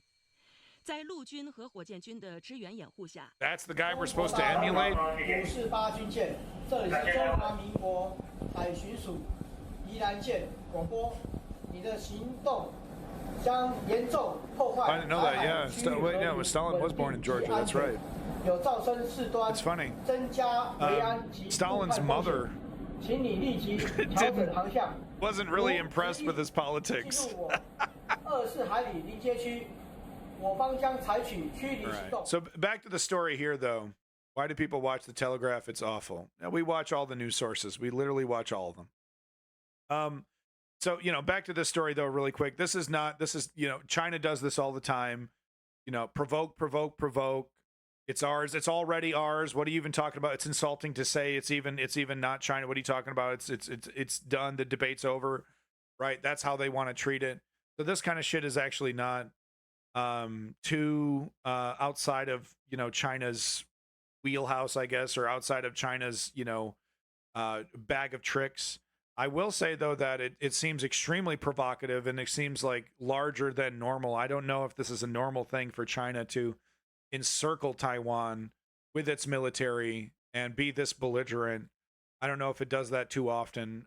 We'll have to dig into the history of it to know more, but definitely scary stuff. But ultimately, it's a lot of huffing and puffing, because as long as the United States, it doesn't get a Donald Trump or some other weak conservative leader that China thinks that they can push around, as long as the leader from the United States makes it clear that we have Taiwan's back and we're going to keep sending them those weapons and we're going to keep training them. China isn't going to make a move. But if China senses weakness, they will go for it. I do believe, this is not just bluster. There will be kind of like what we probably saw with Russia and Crimea or Russia and Georgia, some kind of rapid military action. But I think it's already well past the point of no return here. China, it's not going to be a quick 1 week operation. If China does want Taiwan, they're going to have to go in extremely hard, extremely fast, and the pushback is going to be immense from every angle. So if they do go after Taiwan, it would have to be, just massive, overwhelming force.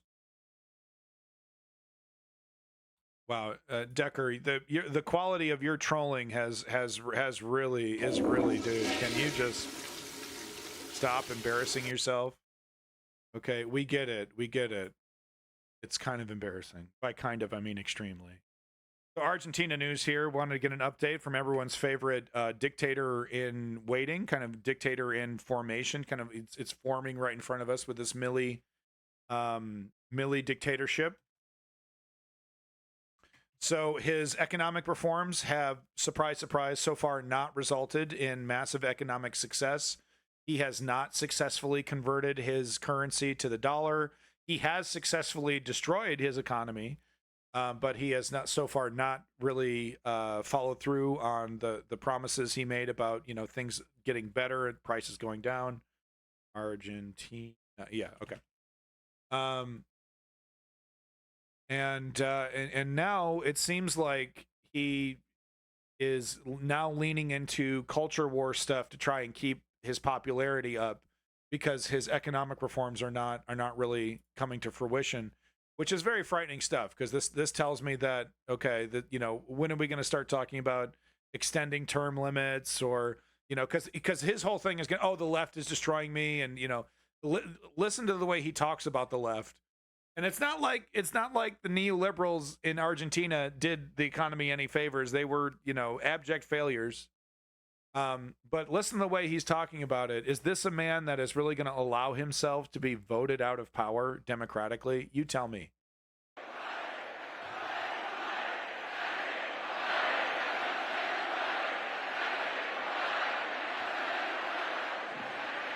La batalla cultural hay que darla, tanto en las aulas como en la política y en todos lados. No la pueden dejar de dar en ningún lado, porque si no, los zurdos nos van a llevar puesto. Entonces, la única forma de defender las ideas de la libertad. If we let the lefties congregate and talk and debate and have a discussion, and allow them into the international conversation, they might defeat us. Which, that should say a lot about your ideology, where if you're like, if other ideas are allowed to be discussed or talked about, then they would clearly see the deficiencies in mine. Los zurdos nos van a llevar puesto. Entonces, la única forma de defender las ideas de la libertad. The only way to defend the ideas of freedom is fighting for it every day, as in silencing the left, as in police state. Peleando por ella día a día. ¡Viva la libertad, carajo! ¡Viva la libertad, carajo! ¡Viva la libertad, carajo! He can't get into specifics. I've seen him push back on interviews. Representaba toda la bronca que teníamos. Like I said, the history of neoliberalism in Argentina is not a pretty one, right? There's a lot of examples. If you want to call neoliberalism leftism, right? But there's a lot of examples of the Argentinian government totally failing the people. Los argentinos con respecto al kirchnerismo, al comunismo, a todas las posibilidades que nos quitaron. Patriotically and peacefully. Oh man, yeah. So this is not healthy. This is what we call not healthy stuff, folks. These are called red flags. Okay. Yeah. So it's getting more and more desperate. Like I said, the economic reforms are not coming through. He's receiving his economic reforms are receiving resistance from internally from his own mechanisms. He's not allowed to just wave his hand and change the currency of the country. So neoliberalism is right wing. It kind of in a way, in its own way. Yeah, definitely. Certainly not fair to say it's it's left wing, because it certainly doesn't I mean, there's one thing neoliberalism has in terms of actual left wing bona fides is culture. Neoliberalism, totally happy to let you be gay, to let you be yourself, and to let you love who you want to love. That's okay, as long as you are contributing to the capitalist backbone, right? So that's the big difference between a neoliberal and a conservative, really. But when it comes to policies about money and corporatism, things shit like that, no. So this one is from Strategy Member. And this is actually very interesting, and I guess it's official. We'll let it be known. Strategy Member, the official researcher of the News Underground. Congratulations. He didn't apply for this, and he didn't know he was getting this, but wow, he just got the job. Congratulations, Strategy Member. You are the official News Underground news researcher. Pulling this up here, Red Sea shipping is now divided down lines of risk, appetite, and national security. So this is actually very interesting because this is about the Houthis and how successful they've been at hurting shipping lines and actually digging in and hurting them. Bab el Mandeb Transits, which is, I think, a large shipping logistics company, transits have plunged nearly 40% amid a Houthi threat that has continued to hit shipping despite U.S. and U.K. airstrikes. So, we've been hitting Uncle Sam in the U.K. I didn't know the U.K. was doing this as well, but we've been hitting these pirates in their shanties, singing sea shanties. We've been hitting them with, military ordnance, being like, see, there you go. You don't mess with us. We'll get you. And they're like, fuck off, bitch. You can't make my life any worse than what it is. I literally took your craft without shoes. Okay, the AK that I was carrying didn't even fire. It was rusted shut. Now I'm holding your ship for ransom, bitch. I got nothing to live for. You think an airstrike is going to scare me? Interesting chart here. The blue here is the shipping before the tonnage. This is the amount of tons that they've been transporting. The blue is before attack. The yellow after the first Houthi ship seizure in the 19th on the 19th of November 2023. So that's these bars right here. We actually saw a slight increase. Business was booming even after that first attack in 2023. But then we got the orange here after naval protection operations started on the 18th. So just a month later. Look at that. Big drop right there. And then in the red here, after U.S.-UK attack on Yemeni mainline on January 12th of January 2024, right there. That is trillions of dollars, trillions of profit. That is huge. And what's happening is there's a point of no return where it doesn't make sense for them to be sending ships out, right? It's like they can. It's this threshold where if they can't ship enough, the entire business falls apart. So they're about to hit that threshold right here, and it's because people, I guess it's because they're holding ships, or because the Houthis have been successfully going after them. The orders have been reduced terribly low, but 12% is also good in Africa. Sometimes the canal waiting time could be even less feasible to travel around Africa. No, the ships will still go. Houthis, look at me, I'm the captain now. Exactly. By the way, big props to all you viewers and lurkers who have been sticking around. We've been streaming for 3 hours now. Thank you for watching the News Underground. Hope you're enjoying it. So let's read the article a little bit before I spread any more misinformation. Lloyd's List intelligence vessel tracking data reveals that a tipping point, that's what I was talking about, has been reached in the Red Sea this week as ship owners and charterers started a second wave of diversions around the Cape of Good Hope on the assumption natives, I think, alone cannot curtail the danger. Or navies? Oh, navies. I'm sorry. I thought that was a misspelling. Cape of Good Hope on the assumption navies alone cannot curtail the danger. Thank you, Lenny. I know this is very hard to read on your end. Sorry about that. It's a very small text here.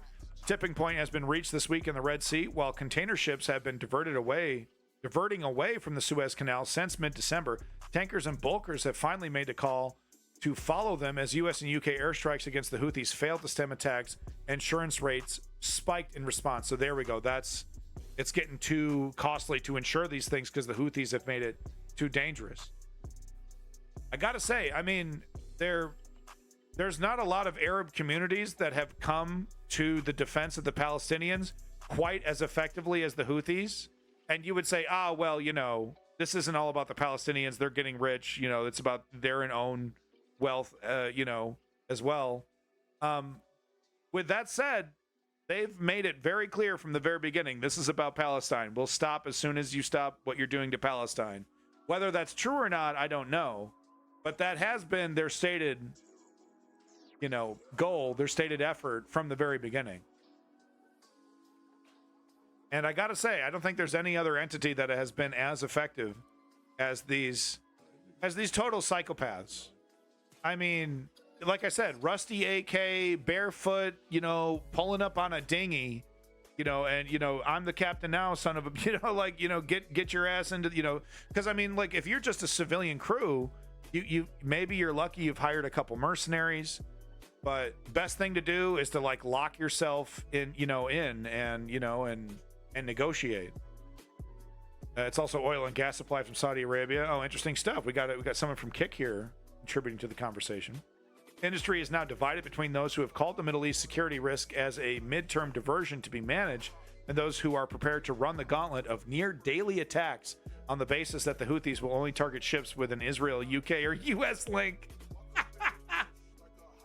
Maritime traffic through the danger zone is down significantly. Lloyd's List intelligence vessel tracking data recorded a 38% slump in cargo carrying traffic through the Bab el Mandeb Strait compared to early December. That's pretty effective. Look, I'm not going to sit here and applaud the Houthi rebels, the Houthi pirates. I'm not going to sit there and say this is a good thing. But I'm not exactly shedding a tear for multi-trillion-dollar multinational companies that a lot of them do support Israel, or they kind of acquiesce to the United States and the West's, abuse of power in so many different scenarios. You know, I do understand that these are products, and it might even be, you know, things that people really need, like medicines or something like that. I'm not even sure what's in these cargo ships. Probably everything under the sun. So I'm not denying that, you know, people are, you know, definitely going to be inconvenienced, or in some cases suffer because they won't get these various things that are being shipped. But at the same time, I can't help but think about the Palestinians and how the whole world doesn't give, you know, there's a big chunk of the Western world that does not give a crap. Yeah, happy birthday. But you know what I mean? There's a whole chunk of the world that doesn't give a crap about the Palestinians. And here we see pushback, successful pushback from an Arab entity that is explicitly saying we're doing this to defend the Palestinians. So on that level, it's like, yeah, we're fighting back. And hey, we're doing it without murdering, you know, a bunch of people. I don't know how many people are actually getting killed during these hijackings. Hopefully not too many. It's more valuable to keep them alive, I would assume. But yeah, it's not, you know, it's not massacre after massacre after massacre that is causing this consternation, that is causing this pain. So I'm kind of, you know, kind of conflicted here. It's not like I don't want to pull a Hassan and be like, rah rah, go Houthi pirates. But at the same time, I also want to acknowledge the powerlessness of the Palestinians and how, you know, this is, if this is a form of resistance, I would prefer this over October 7th. Kidnapping and murdering and doing God knows what to God knows who. Pirates use small boats with outboard engines to hijack giant cargo ships. Yeah. Even though these cargo ships are like hiring mercenaries and, you know, protection, and the Houthis are getting missile strike from the UK and the US, they've been effective at basically almost halting. This could lead to halting of shipping lanes in that area, which is going to change a lot of, you know, that changes logistics pretty big. The ship owners of the ships capsized and are struck detained were 100% rate Israel owned. Go away, Kick. We don't want you around here. No, that's not true, Sovereign. Anyone that's past Somalia, so most Suez transits, got some arms aboard, usually security people. Yeah. You can't track international trade, not a fan of Houthis. Yeah, I mean, it's But at the same time, who else is coming to the Palestinians' defense? Outside of like food, The whole reason why the West doesn't want to see a famine is because it's bad for politics. It's not because they care about human beings. So we can thank our democracies for the aid that the Palestinians are receiving. But it's not like the West actually cares about a Palestinian state. With that said, that is changing slightly. We did see, Spain and Ireland and one other country coming out and acknowledging the existence of Palestine, which is something. All right, we got some climate news next. Scientists, so this is a kind of a follow-up to the news that I was reporting on. I was saying, killer whales are attacking sinking boats. And I was saying, I'm sure science has a logical explanation for this, but this is an opportunity for scientists to lie to everybody and say, no, it's quite obvious. It's about global warming. It's the animals. It's a Disney movie. You live in a Disney movie. These are the killer whales and the dolphins fighting back against man and attacking climate change. But no. So do they take that opportunity to lie to us and let us live in a Disney world so that we can, it's Fern Gully and it's Mother Nature fighting back against man? So that we have ourselves a real narrative here so we can really Greta Thunberg this and really, get it out to the public? No, the scientists are just saying international group of orca experts meant to determine why orcas are ramming boats. The leading theory, they're bored and playful, which is probably 100% true. Probably totally true. But here was your opportunity, scientists, to lie to us and tell us, no, this is Mother Nature. This is Gaia herself speaking through the fucking orcas, attacking humans because of their pollutioners.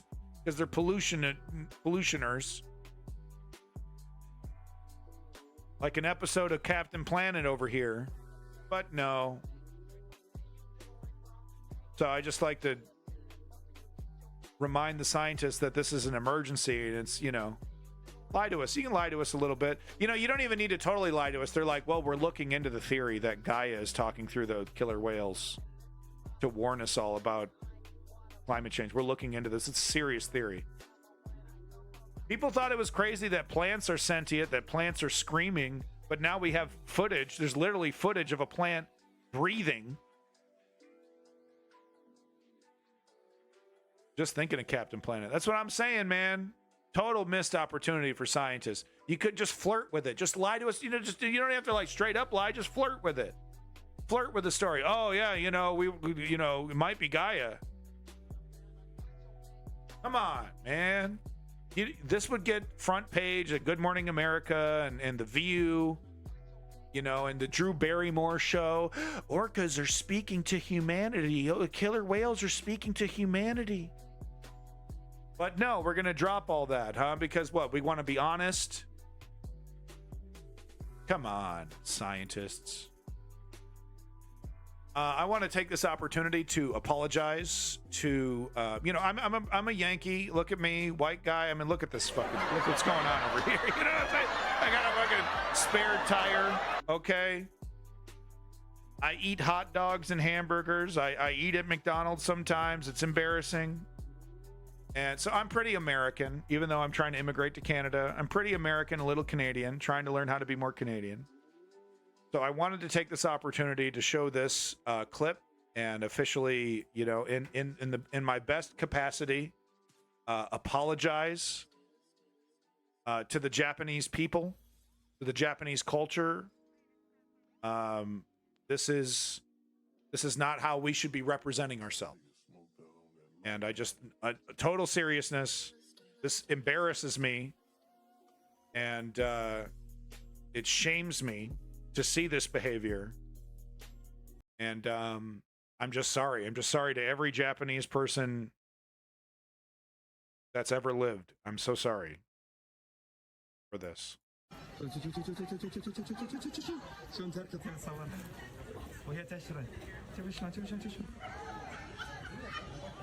عشان كذي اللي ابغى يتشكرون من السياح. You can't do that. شوفوا شوفوا شوفوا. You can't do that. Oh my goodness. That's so rude. هذه كيوتو. So Japan has been banning foreigners and tourists in certain locations because of actions like you see there. Yeah, okay, she's done up in the geisha stuff. You know, she's living her life, man. She's not a tourist attraction at all. And it's refreshing to hear other people calling this woman out, but it didn't stop her to try. And she doesn't, oh, whatever, who cares, whatever. I'm sorry to Japan. Look, I don't know what look, I'm trying my best to fix society, to fix culture. I'm trying my best to fix this, and I'm not having a lot of luck, and I apologize. I'll redouble my efforts, Japan. But please understand, you know, it's refreshing to hear that woman being shamed in the video in real time. We can be better, Japan. We can improve, and then we can fix this problem. But I am so sorry, Japan. So sorry. Okay, we have to do better. We have to do better. Okay, U.S. news, everybody. All right. So we're going to start off with this one here. Quite an image, right? Quite a striking image. Just take a look at this. What's happening here? Almost looks comical if you don't know the context, right? Like, wow, what the fuck? He's hulking out. You know? What the hell's the story here? Well, listen to this. Man mid-interrogation, he has won his case for psychological torture at the hands of police. Yeah, I'm sure there's a video of this as well. But listen to this. California City has agreed to pay $900,000, just short of $1 million, to a man who was subjected to, listen to this, a 17-hour police interrogation in which officers pressured him to falsely confess to murdering his father, who was still alive. So this is about, 17 hours. This is the middle of the 17-hour interrogation, and this is what they do. I've seen lots of footage. There's a lot of legitimate interrogations of legitimate criminals and crooks, but there's a lot of this going on as well. No, but you killed your dad. Why'd you kill your dad? Why would you do such a thing? Why would you should just sign the paper. You should just sign the paper. Look, we got this evidence. They told this guy that his dog was going to get, euthanized. You know, they told, all these different lies and all these different things to try and get him to sign a false confession that he murdered a man that wasn't even dead.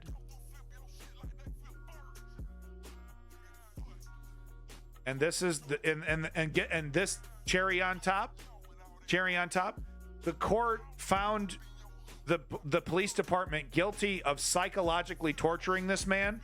None of the cops were found guilty. All the cops who committed this torture were found innocent and not punished. This is what they do to you. This is not an isolated incident. This is police departments across the nation. And now imagine if you're a 19-year-old black kid. Okay, and they've tried the Burger King, and they've tried the, we're friends, and they've tried that. And they're about 11 hours into it, and they're just now saying, you're guilty. We know you're guilty. Sign this document.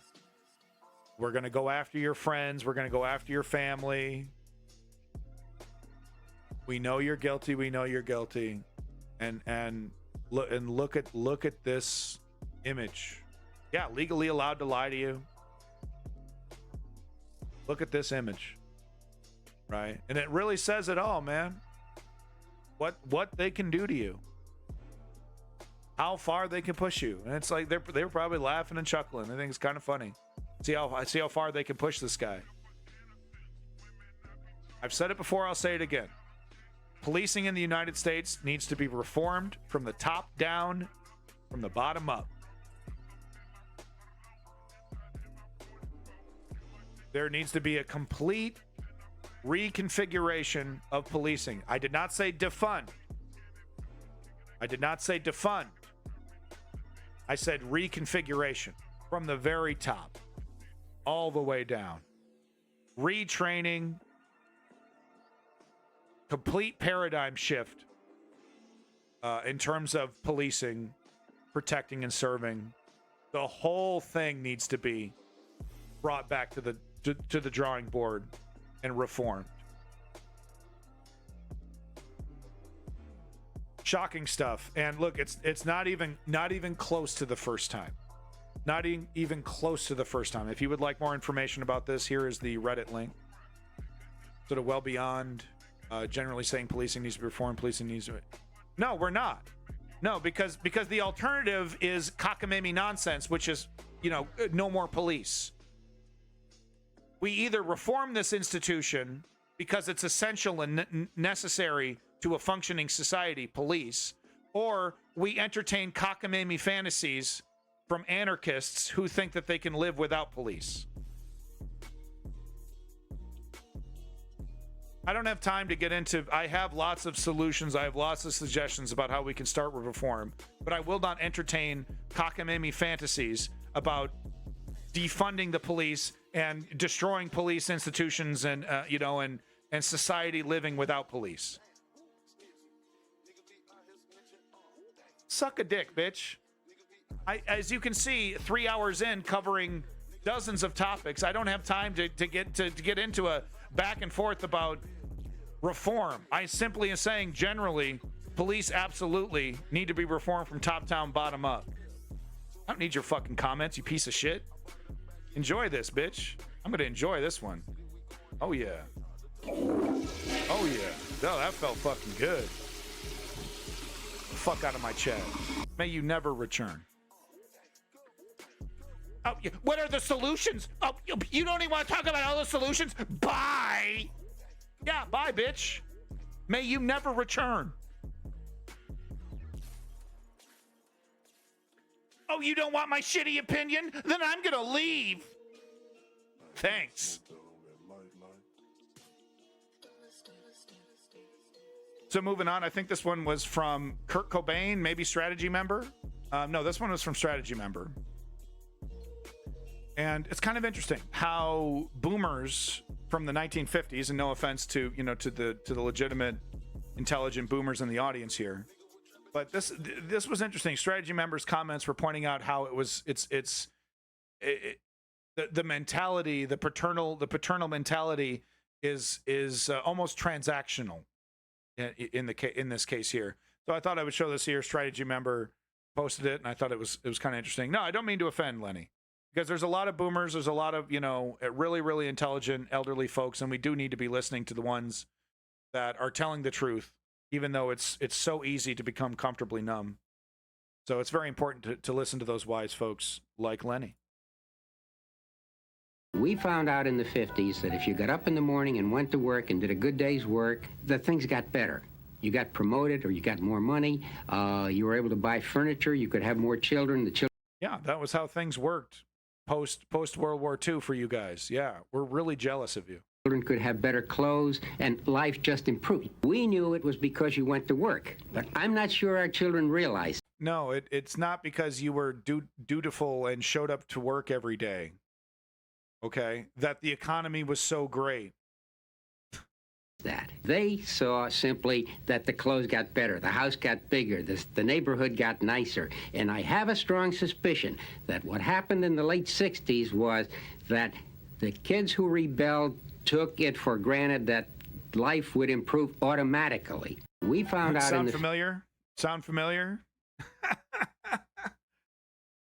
Yeah, I mean, sure. Were there some delusional hippies that are like, oh, yeah, things are just going to get better with love, man. It's going to be great. It's just going to be groovy. Yeah, of course, there's some delusional idiots that were maybe like that.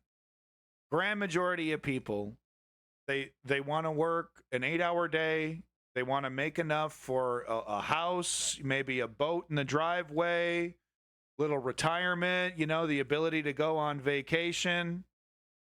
Grand majority of people want that. The problem is that the economy is no longer providing these things. It's no longer rewarding people who work hard. It's not, you can work 2 jobs, you can work 3 jobs, and you're still not going to make enough to retire on. Exactly, Evil Eric. It is not a lack of work ethic. It's, you know, people don't want to work anymore. Nonsense. It is a lack of a reward from the system that people are participating in. You know, and I see this all over Reddit right now. People posting memes of like, you know, what's the point of this? Is this the next 40, 50 years of my life? Showing up to work, barely paying my bills, you know, having to work overtime, just barely getting by, my rent through the roof, you know, food and essentials through the roof. I have no money for myself. Is this literally the future that I'm supposed to live in for the next 40, 50 years until I die, I guess? And I barely get time to retire with my crippled body. And yeah, the people that go to Davos, the oligarchs that go to Davos that tell you you're going to rent everything and you're going to love it, that's exactly what they want. Exactly what they want. So no, I'm sorry, you know, well-meaning boomer. It's not the fact that we don't want to show up to work. It's that when we show up to work, we're like, what's the point? It's literally a hamster wheel. Literally a hamster wheel. What's the point? Survival. It's like, oh, well, survival should be good enough. Survival was good enough for me. You had way more than survival, boomer. You had the wealth and the house and the retirement and the options to do what you want and go where you want and work however much you want. Did you know back in the 1950s you could work a part-time job and pay rent? Did you imagine? There were people who were like, yeah, I work like 20, 30 hours a week, you know, I don't, it's not like full-time, but, you know, pay the rent. I'm not looking to be a millionaire, just looking to live. Do you imagine that nowadays? If you're not 40 plus hours a week grinding away, you're not paying rent, you're not saving money, you got nothing, you got no prospects, and you're likely going in reverse. That's the pressure that's on our generation. Yeah, Clutch Cargo, absolutely. All right. Keeping the shit train rolling. There's been a lot of talk over these flags from Alito and Mike Johnson, so I thought I would show you the pictures here and give you a little history lesson about what's happening here. So these Appeal for Heaven flags. This is a picture of Samuel Alito's boathouse. Rich guy shit. Rich millionaire shit. Right, because he's Supreme Court Justice. Of course, he's a multimillionaire. Can afford multiple properties. So here he is, I guess in 2022, flying one of these Appeal for Heaven.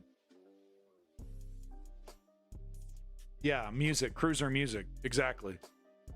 Look, social media is allowing the youth to express their frustration, and that's why we're seeing social media attacked the way it is. It's leaking out. The truth is leaking out into the zeitgeist. Oh no, people realize how miserable they are, and they're realizing it's a collective misery that's intentionally built for them. Almost like a cage, almost like a prison that they're kept inside. And they're demanding to be free. We can't have this. Democracy is leaking out. Someone stop TikTok. So no, back to this.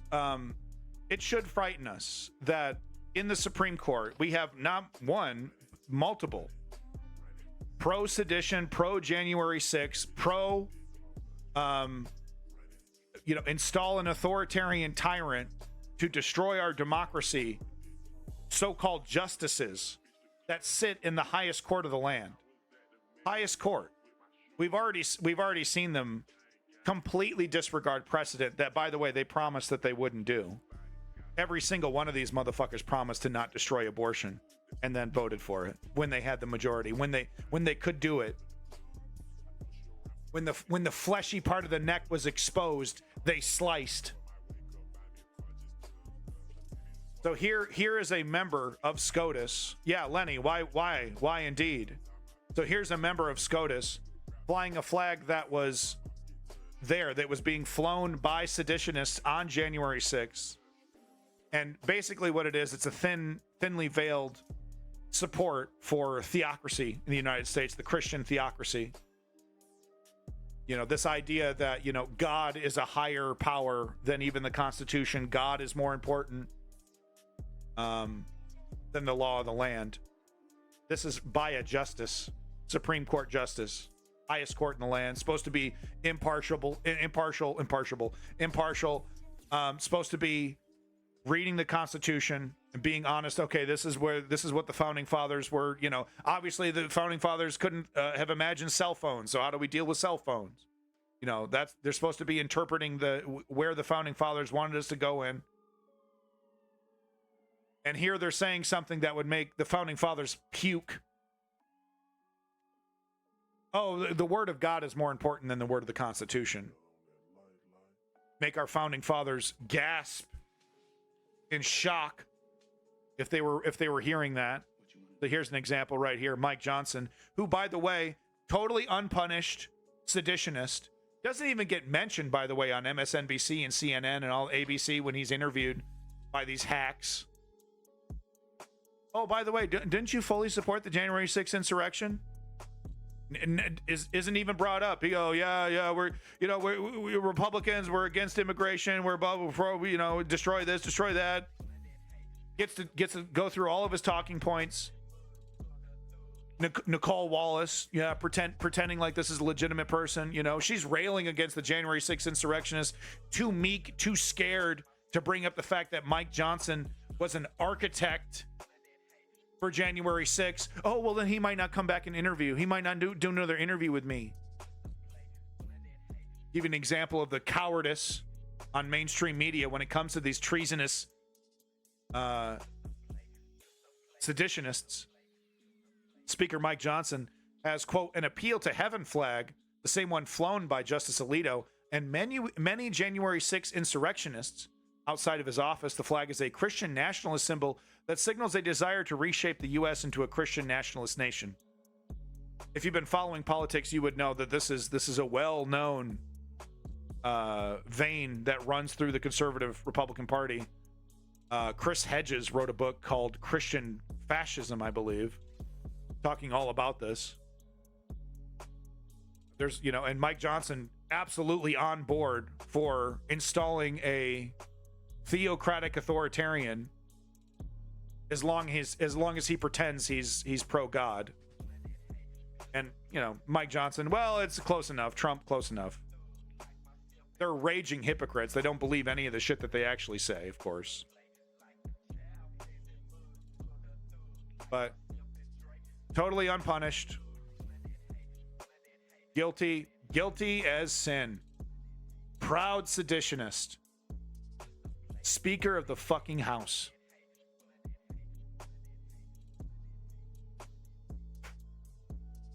The law doesn't touch him. Who's to blame? The neoliberals. Merrick Garland. Joe Biden's intentional decision to put Merrick Garland in as the Attorney General. I'm not saying go after people for nothing, because, go after your political opponents because they're, and make up some shit and go after them. That's not what I'm talking about. I'm talking about Mike Johnson being guilty as fuck for sedition, which is one of the highest crimes, treason, one of the highest crimes in the land in the United States. It's murder and then treason in the hierarchy of crimes against, the fucking state. One of the highest crimes of the land. And the neoliberals treat him like a colleague. The mainstream media treats him like just a regular politician. Yeah, well, that's to be expected standing with Israel, of course. Not even going to talk about, his tacit support of barbarism. That comes with the package. But can we talk about his treason? Sure, let's talk about the fact that he wants a theocracy. But can we talk about his seditionist activity on a January 6th? Literally he helped plan it. Squeaky clean. Who's to blame? The only entity to blame is the ones that are in charge and not investigating and not going after. Oh, because they're so you don't want to make us look like political partisans going after our enemies. I want you to go after criminals. I would like you to go after criminals who commit crimes. Oh, that's too much to ask. That would make us look partisan. That would make us look like, oh, we don't, we don't really stand for anything. Or if you know what I'm saying. Make it look like they don't stand for just, It's just frustrating. There's only one entity that's in charge of this right now. There's one entity that put an AG in charge. Oh, they did everything they could. They did it. No, they didn't. No, they didn't. So yeah, Nikki Haley supports Donald Trump. Of fucking course. I mean, it was, I said from the very beginning, it's only a matter of time. Oh no, oh no, she's gonna hold out. She's gonna be the ones for the Never Trumpers. She's gonna be the protest vote. The Never Trumpers gonna put Nikki Haley in there instead of Donald Trump and show that they want a real neocon, a real monster who hates labor.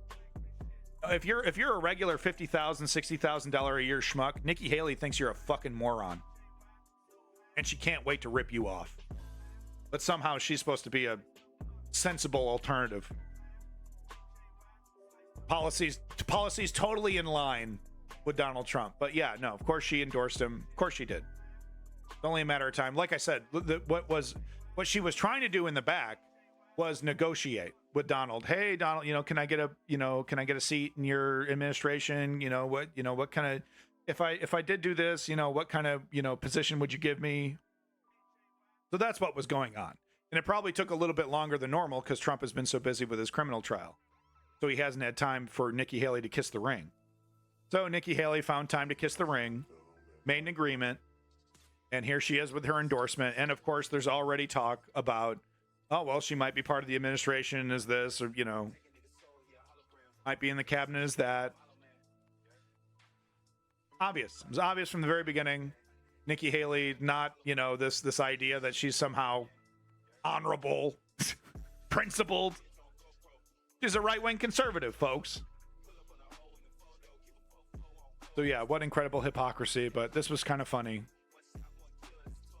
The reason why this is funny is because she's, up until this very moment, she's been like, Donald Trump is a criminal. He doesn't represent our party.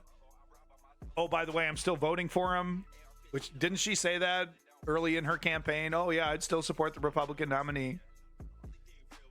Anyway, there's my Nikki Haley news. This is far more frightening, actually, than the Nikki Haley stuff. So let me see if I can get this blown up for you here. No? Okay, 1 second here. Let me just do this. Will this blow it up? Yeah, okay, here we go. So this is kind of hard to see for you, so sorry about that. Let's see if I can get it any bigger. No, that's about as big as it gets. Okay. She said he was not fit to be... Oh, yeah, she said all kinds of, stuff. Reddit moment. Yeah, VFro. She's not going to get VP, though. That's, she didn't, but she might get, she can't kiss the ring, but maybe she can kiss the feet, or maybe she can, kiss the coattails as the emperor walks by. Thank you for that follow. But yeah, I mean, it's of course she is. Of course she is. She's a right-wing conservative playing the right-wing conservative political game. I had no doubt whatsoever that she was going to put her support behind Donald Trump. Like I said, it was just about the backroom negotiating. Hey, okay, I got this constituency. I'm going to support you, and what can you give me? What can you give me? But anyway, so this is the kind of dirty politics we can see. Is that what that was? Okay. Thank you, Chem Goblin. I wasn't quite sure. That's why I didn't say the name. But this is an example of the kind of dirty politics that we can expect this election season. This is in Texas, so I think this was posted. These were mailed out or left in people's mailboxes in Texas. But This is just frightening stuff. So listen to this. Voter alert. Woot, woot, woot. We see you haven't voted yet. Your voting record is public.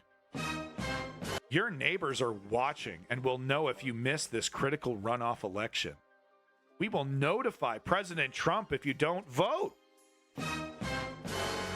You can't afford to have that on your record. You didn't vote for Trump, did you? We have it here in the list, knocking down, Trump MAGA supporters after Trump wins the election, knocking on people's doors. Well, looks here, you didn't vote for Trump. Is that true? Why didn't you vote for Trump? He's our one true leader. You don't think they don't want to do that? They fantasize about it. Charlie Kirk's audience fantasizes about going door to door in liberal neighborhoods, doing God knows what. Intimidation at first, then physical violence probably. Oh, thank you, Chem Goblin. Our Republican values are at stake in this election. Border security. All of a sudden they give a shit about border security.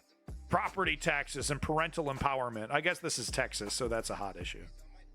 Vote early.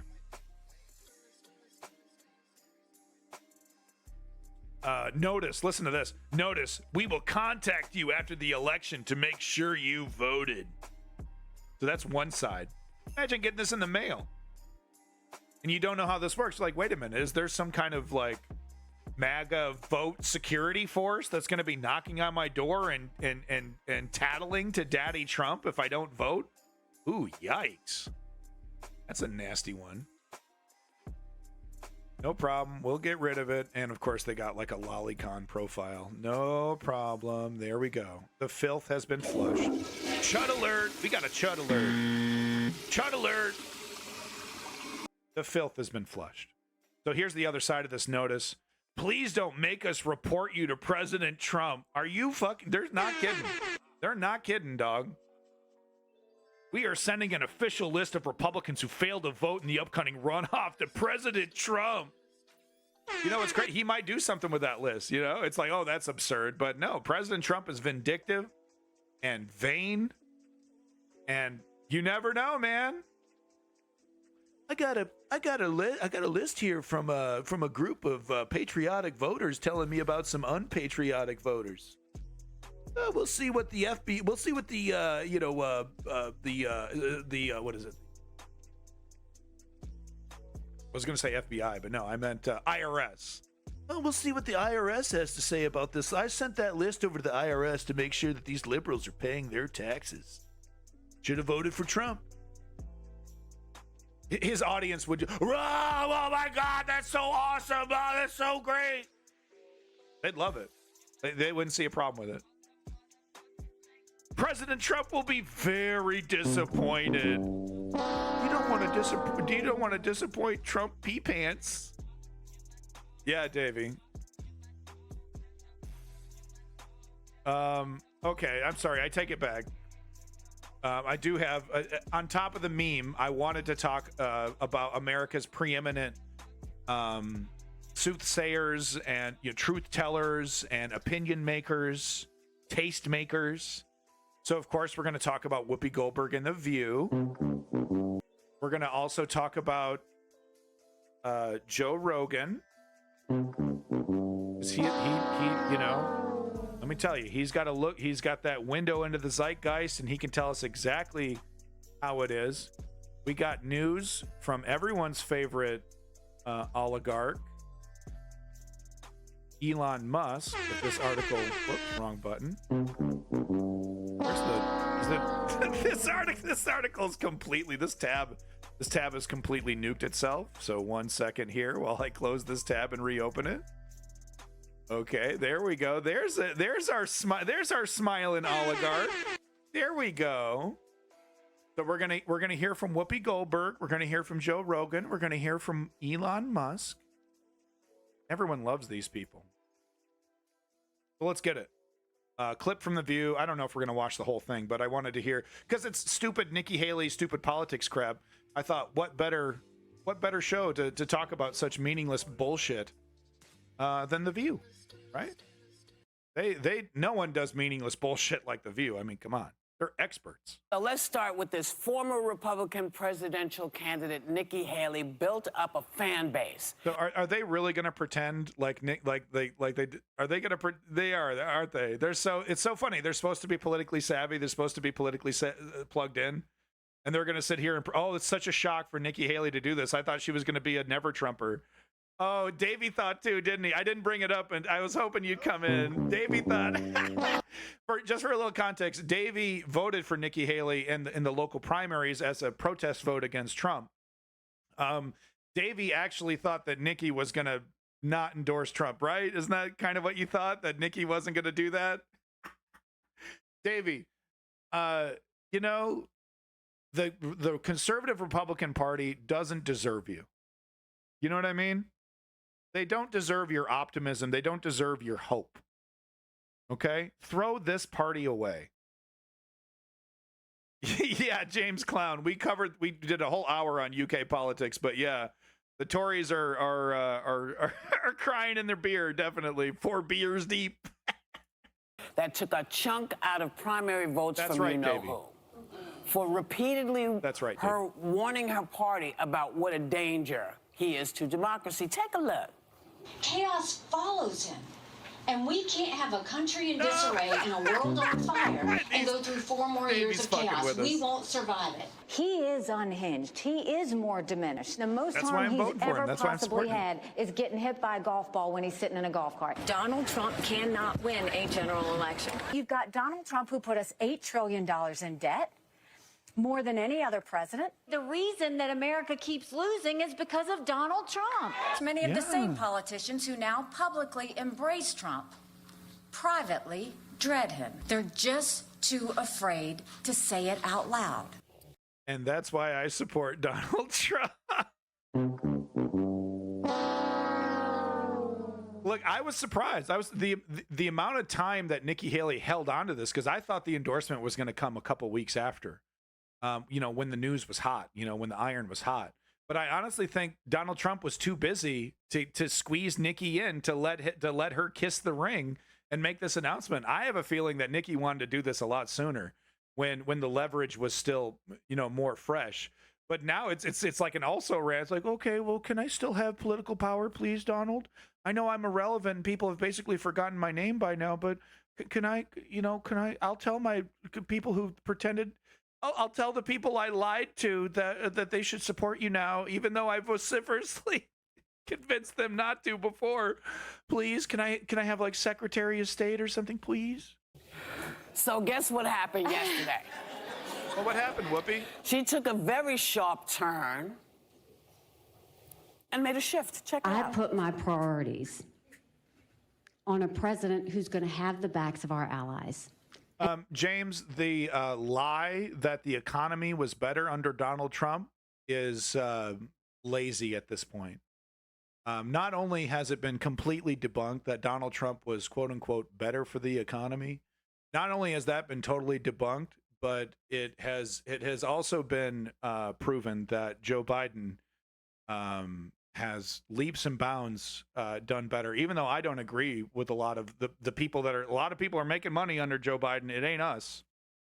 But there is an objective difference between the economy under Trump and the economy under Biden. So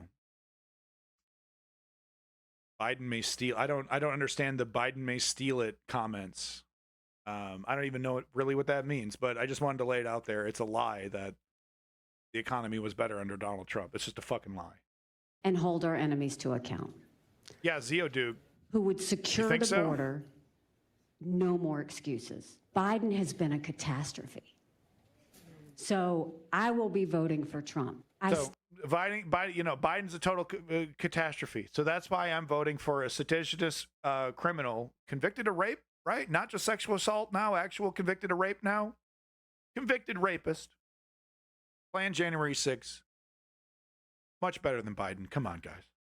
Stand by what I said in my suspension speech.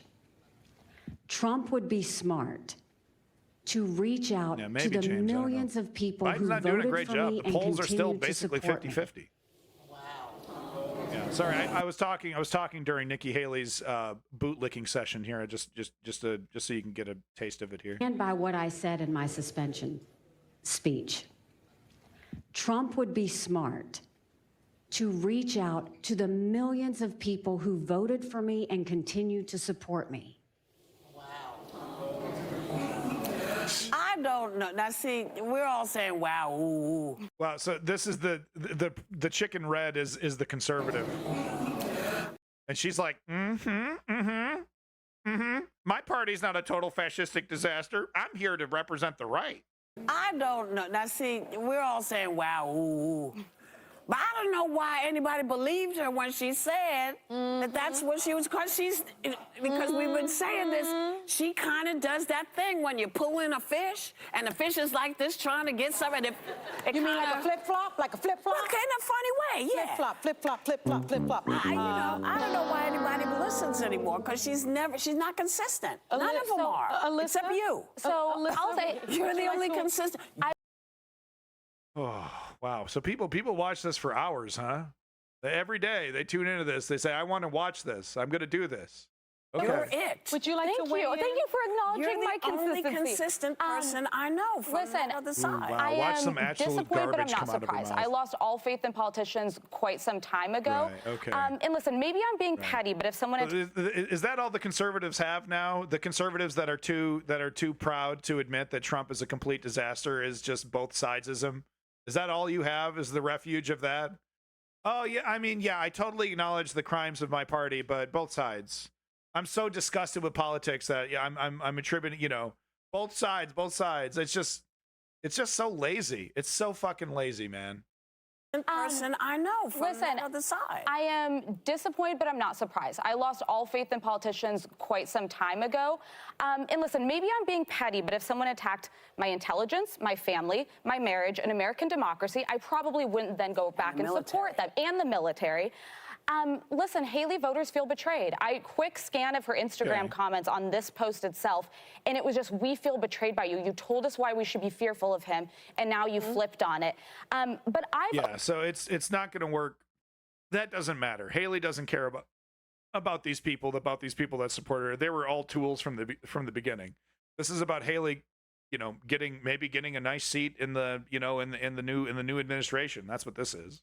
Always believed that the Haley voters actually were with her more because she was an avatar for something other than Trump. I wasn't with Haley because I thought she was perfect. I was pretty critical of her at a number of times on the show, but she gave us hope of a party that could start inching the right direction. I am not convinced these. That's the thing. The only real difference between Nikki Haley and Donald Trump is the optics, is the theatrics. Nikki Haley 100% agrees with Donald Trump's agenda. Totally 100% agrees with Project 2025. Totally agrees with Mitch McConnell in the direction of the Republican Party. The fascistic and authoritarian direction of the Republican Party. She loves it. She loves it. All that she hates is that, Trump farts and poops his pants and, talks crazy shit. Which is crazy because her Nikki Haley's constituency, the people that Nikki Haley wants to actually vote for her, love Donald Trump's theatrics. They love his farty poopy pants theatrics. They think it's great. So these quite frankly political dinosaurs, they don't know what to do anymore. They don't know what to do. They're not willing to lower themselves to the level that would get them the support that they need to stay relevant.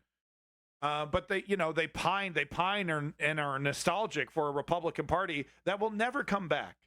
This Bush era, neocon era, it'll never come back. 150,000 people who turned out in suburban Pennsylvania to cast a protest vote for her are going to go to Trump because she's supporting him. I think they were always more never Trump than she is. And homie, if you're supporting fucking Vivek Ramaswamy, you're not really paying a lot of attention. If you honestly think Vivek Ramaswamy would be a good solution for this, my God, man, my God, you're the exact kind of sucker Vivek Ramaswamy would absolutely bankrupt. Wow, James. Okay, look, you seem like a nice clown. If I pull a candidate out of the hat who to replace Joe Biden, maybe AOC. If I'd want to win, maybe Gavin Newsom. If I wanted to like do my morality and principles, maybe AOC. But if I actually wanted to win politically, maybe Gavin Newsom. Yeah, Davey, moderate. What is this guy talking about? I think it's time for Biden to engage them. He did one ad, but he needs to be calling Adam Kinzinger, Liz Cheney. He needs to be running those ads in swing states saying, Donald Trump said he doesn't want Nikki Haley voters. I want Nikki Haley voters. Yeah. And listen, this is political expediency. It's pathetic. It's cowardly. And she did more. She did. Yeah, really. This chick's gonna even vote Joe Biden. I'd be shocked if she actually does. She's probably gonna be like, oh well, I thought about it and I prayed to my God, and I just don't think it's the right choice. Because she's supporting him. I think they were always more never Trump than she is, and I think it's time for Biden to engage them. He did one ad, but he needs to be. That was Hillary Clinton's failed strategy, and she choked on it.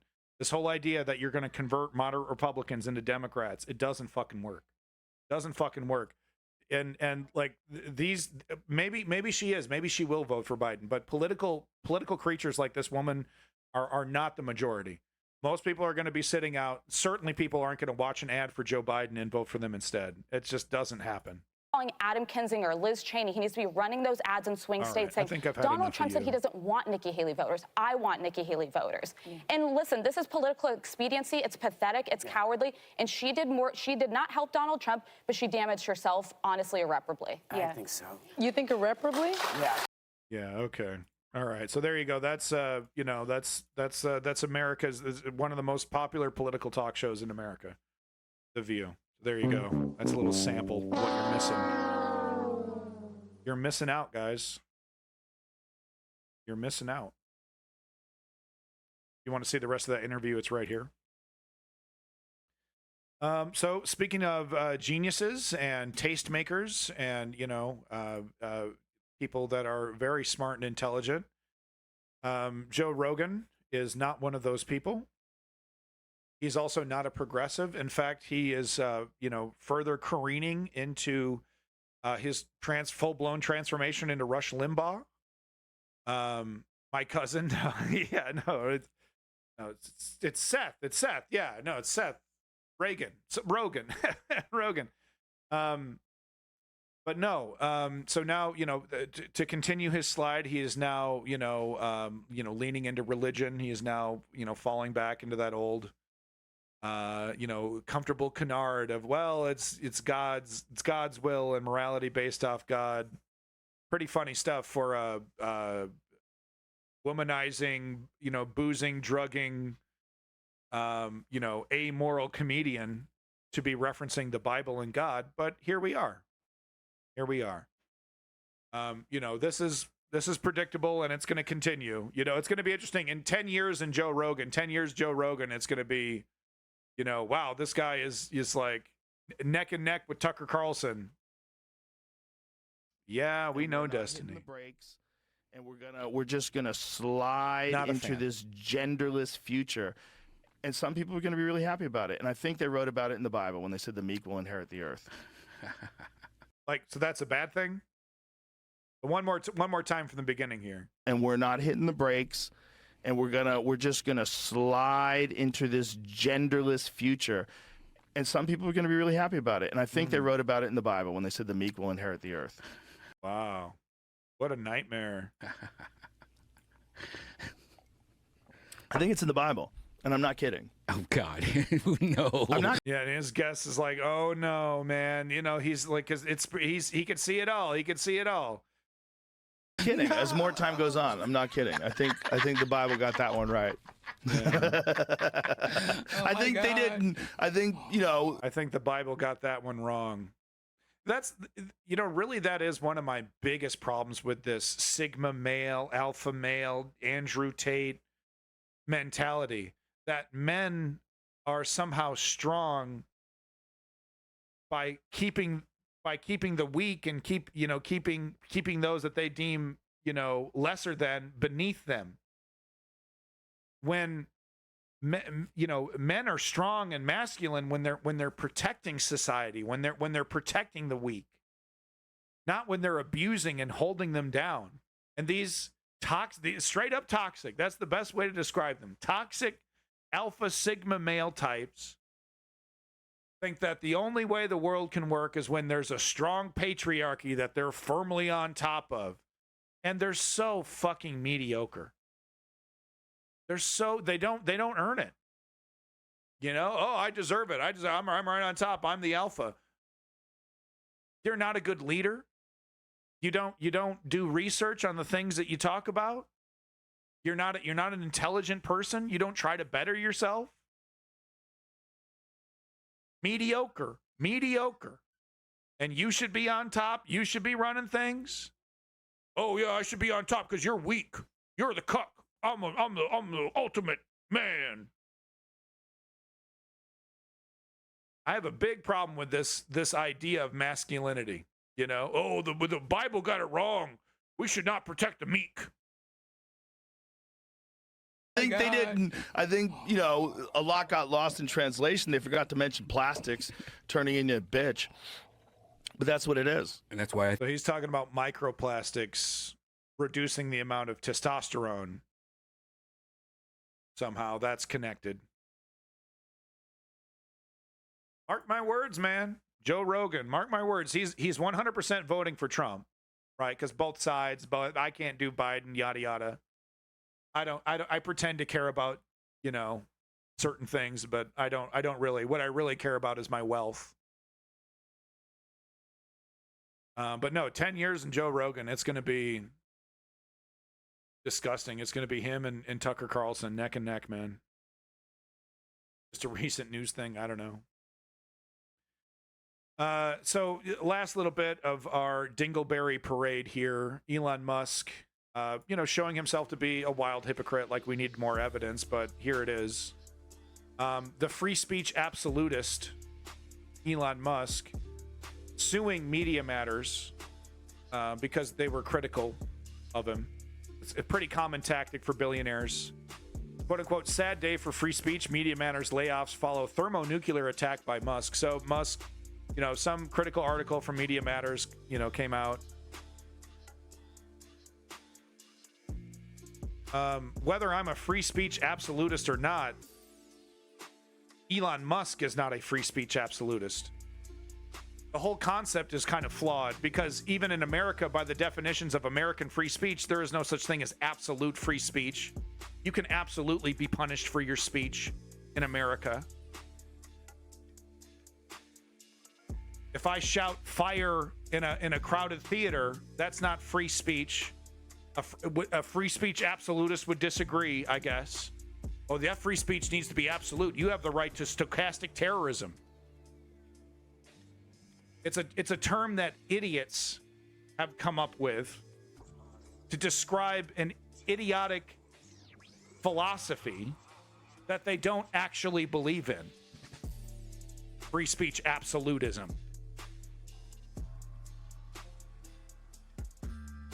Just months after mega billionaire Elon Musk launched what he termed a thermonuclear lawsuit against Media Matters for America, the nonprofit and media watchdog outfit announced a round of punishing layoffs Thursday, which in part attributed to the financial strain imposed by the legal battles it now faces.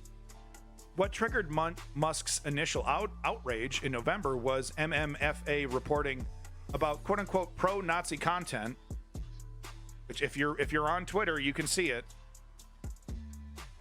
Depends on your moral code. Yeah, you are a fan. You are a fan of Destiny. You got it written all over you.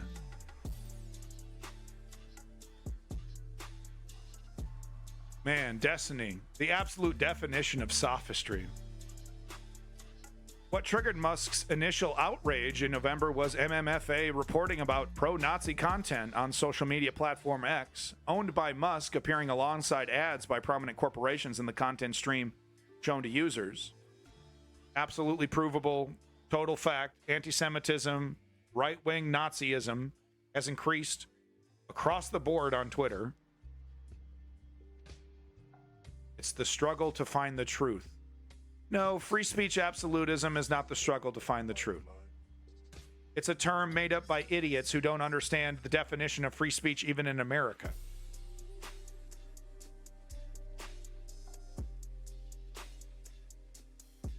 Yeah, you're on that Destiny. I could tell. You're on that bullshit. I want to test my moral code. Then go fuck your sister. Who the fuck is this, man? We're talking about news. In his post threatening the lawsuit, which was later filed in Texas, Musk vowed to target Media Matters and all those who colluded on his fraudulent attack on our company. Noting that the scope of his retribution, Musk then added, their board, their donors, their network, all dark money, all of them would be included in the suit's scope. Yeah. So this is how they work. The same thing, Peter Thiel did it to Gawker. You know, they went after him, but I mean, it's not like Gawker deserved, you know, Gawker was kind of a trash mag to begin with, so it didn't really deserve to be protected. But in this case, you know, Media Matters is a wonderful organization following right-wing extremism. Anyway, you get the point. He sued them. They're in financial trouble now because they have to now pay for all these lawsuits. Will they recoup the costs? Probably not, because the justice system sides with rich people. But hey, maybe Media Matters will be lucky and they'll be able to countersue and you know, sue for the damages. Yeah, James, it's called the News Underground. Welcome. You're not looking for news. What sounds like you're looking for a daddy. You're looking for a cult of personality that you can nod to while you're playing video games. Okay? That's not the News Underground. I don't know. Ludwig. Don't make him your daddy. Proposal advances to surgically castrate sex offenders in Louisiana. So yeah, I mean, I hear a lot of people talk about, oh, this is going to be a good thing. This is going to be a good thing. Yeah, this is going to be a good thing, right? Well, what's wrong with sexually castrating, you know, pedophiles and rapists? How could that be a bad thing for society? Really? So you want a criminal who has raped somebody, you want to make them into a eunuch who can no longer derive pleasure from their kits and biddles, and that's somehow supposed to calm them down, right? This person who committed a heinous crime, who's been permanently scarred, that's supposed to prevent them from committing more crimes in the future. James Clown, I don't have time for you, buddy. Interesting comment about this. Here's the article. Legislature advances bill to allow surgical castration of some sex offenders. James, you're okay. Look, if you want real information, you found the right place. If you want drama and bullshit, then yeah, go ahead and find somebody similar to Destiny. That's all I got to say. Thank you for being here.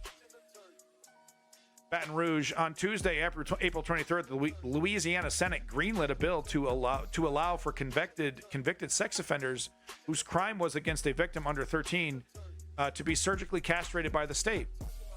Sounds pretty good, right? Well, I mean, hey, I don't like rapists. I don't like pedophiles. But according to the comment here, so this person, I was curious about the particulars of this bill, especially since sex offenders can be kind of a broad term that can encompass both violent rape of a minor and public urination.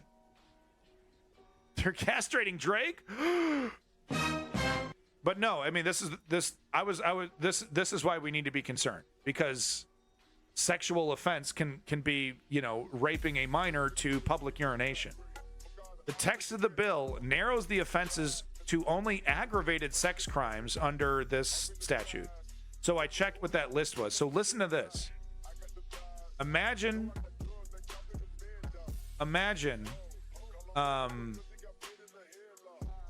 getting castrated for some of these offenses. It's a lot of stuff that you would expect: rape, sexual battery, and the like. Okay, I mean, that's, you know, I don't morally agree with it, but I'm not going to lose sleep for a rapist who can no longer rape, you know, physically incapable of raping with their penis. But listen to this. But also includes simple kidnapping of a minor, which, yeah, I mean, that's not great. But this person points out a lot of kidnapping cases can involve disputes about custody between parents and family members, right? A fight between the husband and wife, the husband or the wife puts the kid in the car and drives away. Technically kidnapping, but it's like, you know, calmer heads prevail, and then, you know, eventually things are worked out. Well, now this person has chemical castration, potentially. Is that supposed to make that person less desperate? Well, I'm in over my head now. It's too late now. I'm going to be convicted of kidnapping. I'm going to get my penis cut off. Yes, borderline feline, yes. Which is ironic, right? Because a grand majority of pedophiles and rapists tend to be right-wing conservatives. Don't mean to be truthful about it, but that's the truth. Not that left-wingers are not capable and don't commit crimes like that, but look up the list of sex crimes in the United States, in the country, and tell me if it isn't majority. I need the list to feel more confident about what I'm saying right now, but I do feel very confident that if we had the list of sexual offenders and their political orientation, it would be right-wing conservative. I'm coping so hard. Okay. All right. Well, I'll remember that comment the next week when I show you the next list of right-wing pedophiles. I showed it last week. Was it 3 right-wing religious pastors guilty of pedophilia?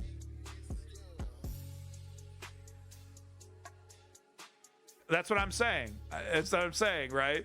That left-wing people can commit those crimes and do commit those crimes, but statistically, you're more likely to be diddled by your Trump-voting Republican uncle than you are your Barack Obama-supporting uncle. That's just a fact. I know right-wingers hate that truth, right? But why are the right-wingers hanging out with lolicon fans that believe the age of consent should be lowered and child labor laws should be laxed? Oh yeah, no, I think it's okay to marry a 14-year-old. Those policies aren't coming from left-wingers. Zero facts. Okay, here we go. Lower. Let's see here. What are we looking for? What was the article I had just a couple weeks ago? Republican 14-year-old marriage, right? Yeah, so here we go from May 11th. Why are some Republican lawmakers hell-bent on preserving child marriage? Zero facts. I'm coping so hard.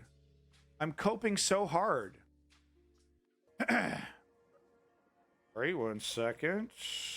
This is just big cope. This is big cope, guys.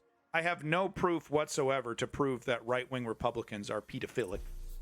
Support marrying children and working children in the mines. Yeah, it's from the Rolling Stones. If it was from Fox, would you be okay with that? No problem, honey. No problem, dear. No problem. Do this all day. So here we go. Fox News. Fox News, we got to be fair here. Missouri Republican lawmaker clarifies comments about 12-year-olds getting married. Okay, so here we go, guys. We've got to clarify these statements, these pro-marriage statements, these pro-married to children statements. So here we go. A Missouri Republican state lawmaker on Tuesday said children as young as 12 years old should be able to get married as he defended a proposed bill banning gender-affirming care for minors. Is this source good enough for you, asshole? Should I try to find the one from News Nation? A Missouri Republican state lawmaker is armed with opinions already moving on? Are we already accepting defeat to this argument, moving on to a new one? Is that what we're doing? You partisan asshole. You pathetic piece of turd. So now we're talking about German left-wing crap, right? We're just cope and seethe, right? So let's hear how he clarified these statements. Senator Mike Moon, a Republican from Ash Grove, sat before a panel on Tuesday to defend and debate a bill that would ban all gender transition procedures for anyone under the age of 18.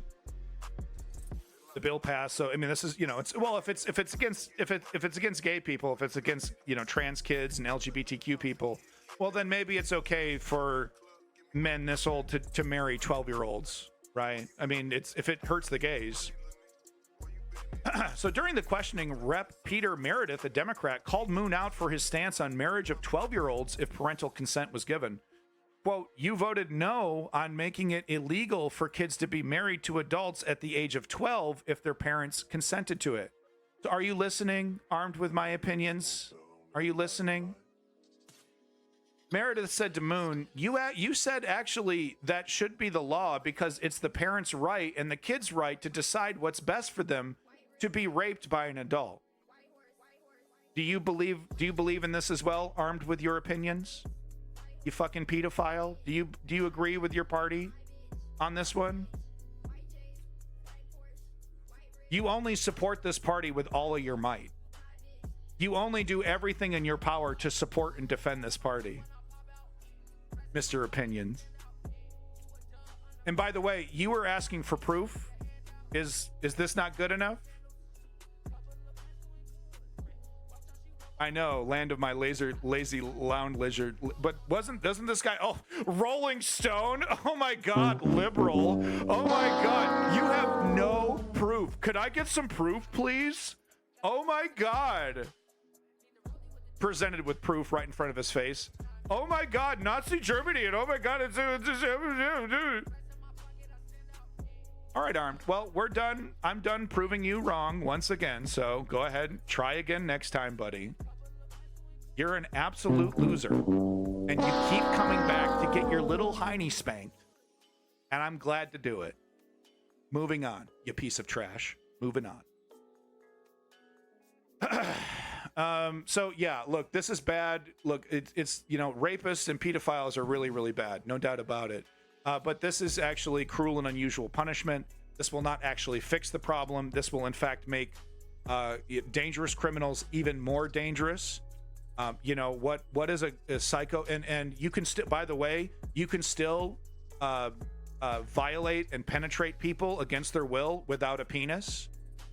And sex psychologists will talk about how rape is often not even a sexual act by the rapist as much as it's an act of power. So it's not going to actually fix the problem. It's cruel and unusual, and this is what our authoritarian, theocratic, right-wing future looks like if jackasses like armed with his shitty opinions continues to be allowed in the fucking room, man. We got insurrectionists and seditionists running this party, talking about like our policies and our ideas and principles are illegitimate. And yeah, I stand by it. I don't have the facts in front of me. I'm eager to be proven wrong. But according to political affiliation, right-wing conservatives do more kitty diddling than the left. Prove it. I prove it. Oh yeah, well, there's something else in it. Just go. Yes, Chem Goblin. This is a little bit of climate news, just a touch of climate news. This is a prediction that this year's hurricane season is going to be really, really bad. So apparently this was the record water temperature anomalies in 2005 during Katrina, as you can see all the red here. And then this is what it's looking like in 2024, which apparently is really bad. It was arrested for sodomizing with a broom handle, no penis involved. Exactly. Bifro. I remember that case. Yeah, El Nino, climate catalyst. It's happening. The El Nino and El Nina are natural occurring phenomenon in climate. Climate change catalyzes them even more, makes them even more dangerous. Oh, borderline feline. That's a good point. When a right winger is offended, where's the law to defend that right winger? Right? They're kind of alone, standing up for what they believe in, and they're being victimized. here they are, you know, being so offended by Martin Luther King and civil rights. And there's no representation for them. Sick. How much damage has it done, or has it not arrived yet? So yeah, this is just a prediction. So they're just saying, you know, so you remember how bad the hurricane season was when Katrina happened in 2005. Well, this is what the, you know, the water temperature anomalies looked like. And then look at this. It you know, twice as bad, maybe even worse. So this comment here from Michael Lowery: the Atlantic Ocean has a lot to say right now, and none of it is particularly good. My take on the deep Atlantic heat, which blows May 2005 out of the water, how it could impact hurricane season, and how it's affecting us today. So yeah, these are warning signs that we're going to have a very, very nasty and damaging hurricane season.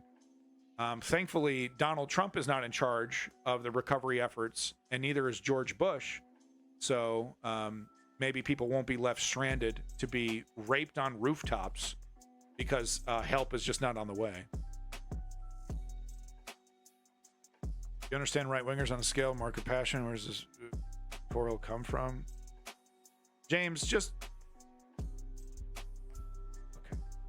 Hurricane Katrina was brutal. It absolutely was. We must accelerate. Yeah. More chaos. That'll fix it. We'll pick up the pieces of the shattered society into a true socialist utopia. Wow, really? Only 20 years? God, it feels like ages ago, Lenny. Wanted to point this out. This is an article from Woke Patriot. Thank you, Woke Patriot. So this is a follow-up to the protest. Yeah, so we're in our Gaza news now. Oh, I know. I'm sorry, folks. Last bit of the stream. Gaza news. Last bit here. Just a couple more clips, and then we're done for the day. 4-hour stream, a 5-hour stream probably once we're done. Katrina's so OP. Please nerf. GG's. GG's in the chat for Katrina, guys.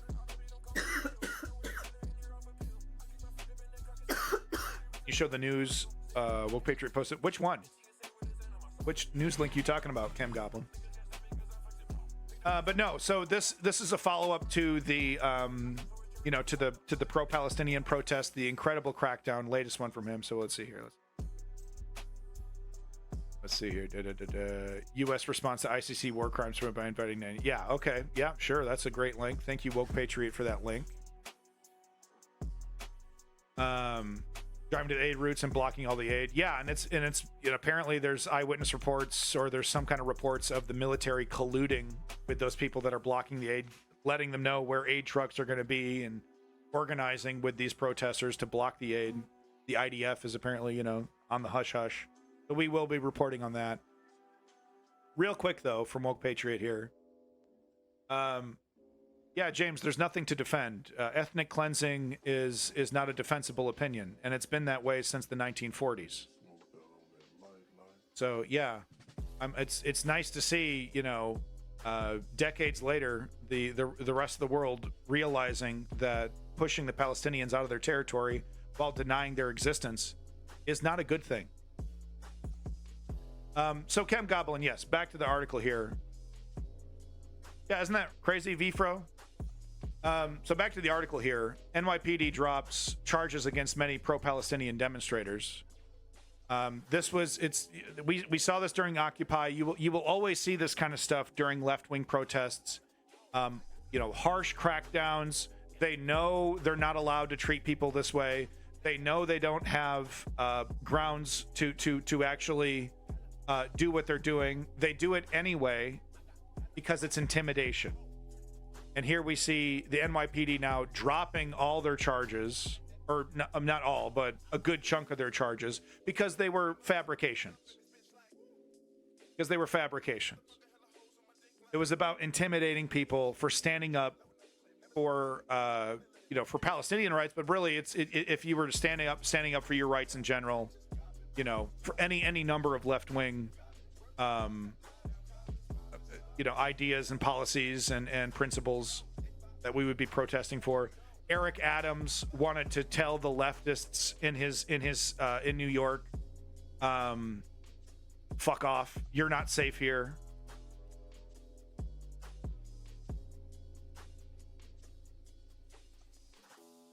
Israel is recognized as a country. I don't even know what you're talking about. Are you talking about Palestine?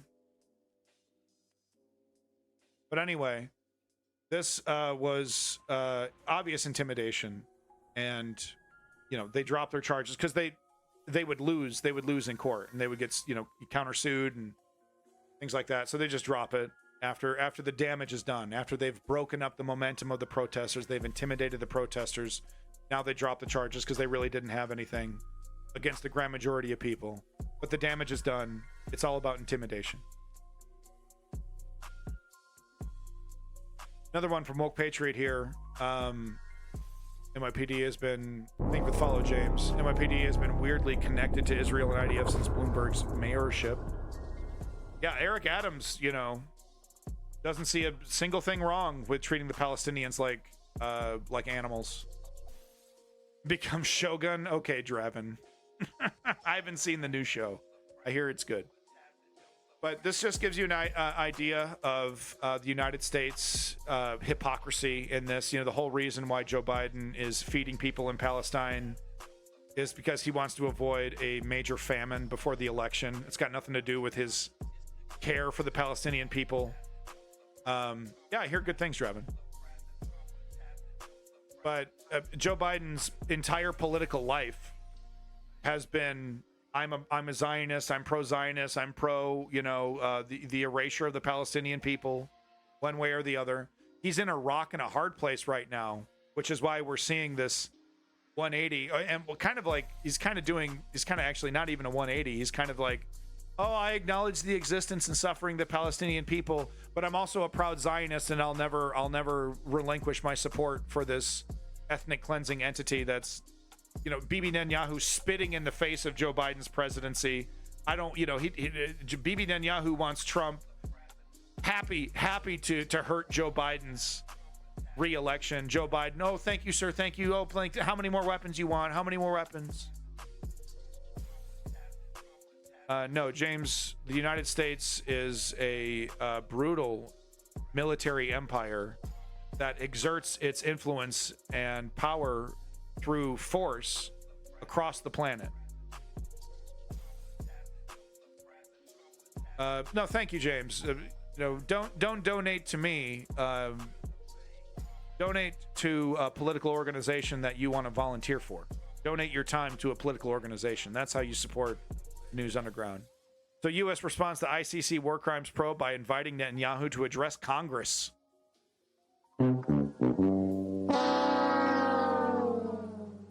So that's how war criminals and ethnic cleansers are rewarded. The man is literally doing everything he can to ruin Joe Biden's presidency and is rewarded for it. I mean, there's lack of leadership, and then there's this. Yeah, Lenny, and he was doing that intentionally. Because he didn't want Obama. He wanted Bush. He wanted Trump. And Trump, by the way, gave him everything he wanted and then some. Trump gave him Jerusalem. If Trump was in charge right now, the settlers would have probably already moved into the Gaza Strip. So this is what happens though when you spit in Joe Biden's face, when you intentionally make his re-election prospects harder. This is how you're rewarded by Joe Biden.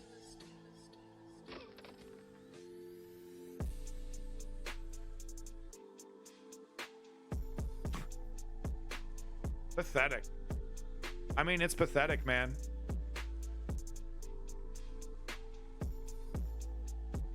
Because he's like, don't do the Rafah offensive. Don't do the Rafah offensive. Don't do it. Don't do it. No major offensive in Rafah. No major offensive in Rafah. BB, okay, we'll do 5 or 6 minor offensives. Suck it, bitch.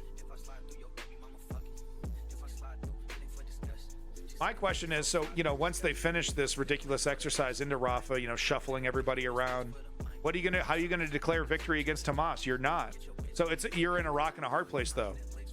Because if Bibi Netanyahu does not declare victory against Hamas after the Rafah offensive, And he's like, oh, well, we got to go back into the north because Hamas is back in the north. Well, that doesn't make him look very competent, does he? So he's in a rock and a hard place. He either pretends like he's defeated Hamas, and then the process of removing him as a president begins, or he pretends that Hamas has not been defeated so that he can keep the war going to help his politics, but it will hurt his politics because it makes him look like a weak leader. There's honestly no good choice for Bibi. That will result in him, outside of him, I don't know, doing his reforms to the judiciary so that he can, not be convicted of the crimes the corruption that he committed.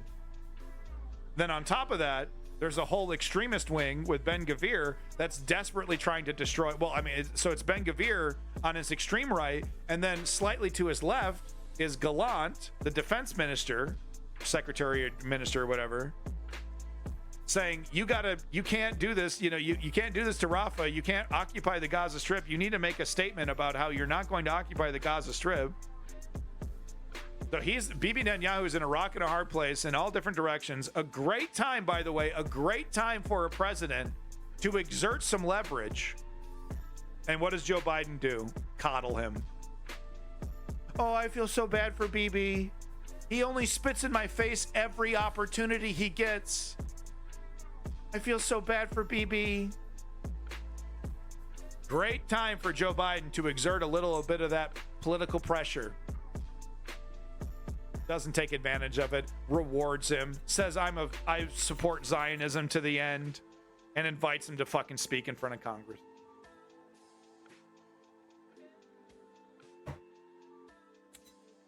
Yeah, so Mike Johnson came out and said the ICC supports Hamas or whatever, I'm sure. Feel free to post it, Borderline. Israeli soldiers and police tipping off groups that attack Gaza aid trucks. So as hinted before, I think by Borderline Feline. He's really doing the American special big time. Yeah.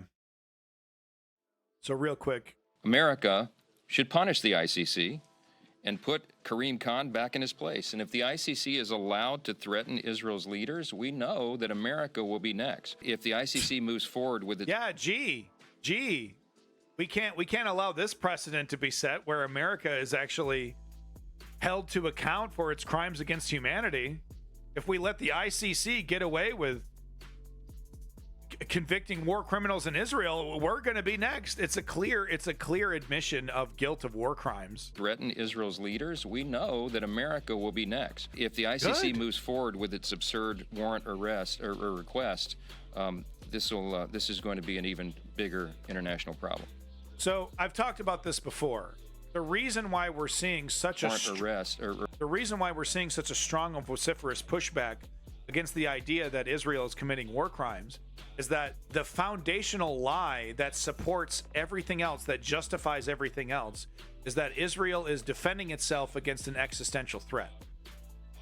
And it's hard to say that you're defending yourself against an existential threat when you're committing ethnic cleansing against a much weaker and smaller population that does not have the military capability of pushing back against you. If that foundation, that lie, that the moment we give Palestinians legitimacy, we legitimize them as a country or otherwise, that our existence will be challenged. The moment that lie is shattered, the justifications for all the brutality throughout the decades falls and shatters. James Clown, it is 100% without a doubt ethnic cleansing. The real debate is whether this is a genocide. But it is without a doubt ethnic cleansing by any definition. But certainly the modern definition of ethnic cleansing, it is 100%. What is happening in the Gaza Strip? 100% ethnic cleansing. You got to stop listening to Destiny. I know he's very pro-Israel. He's very pro-Zionist. He's very might makes right.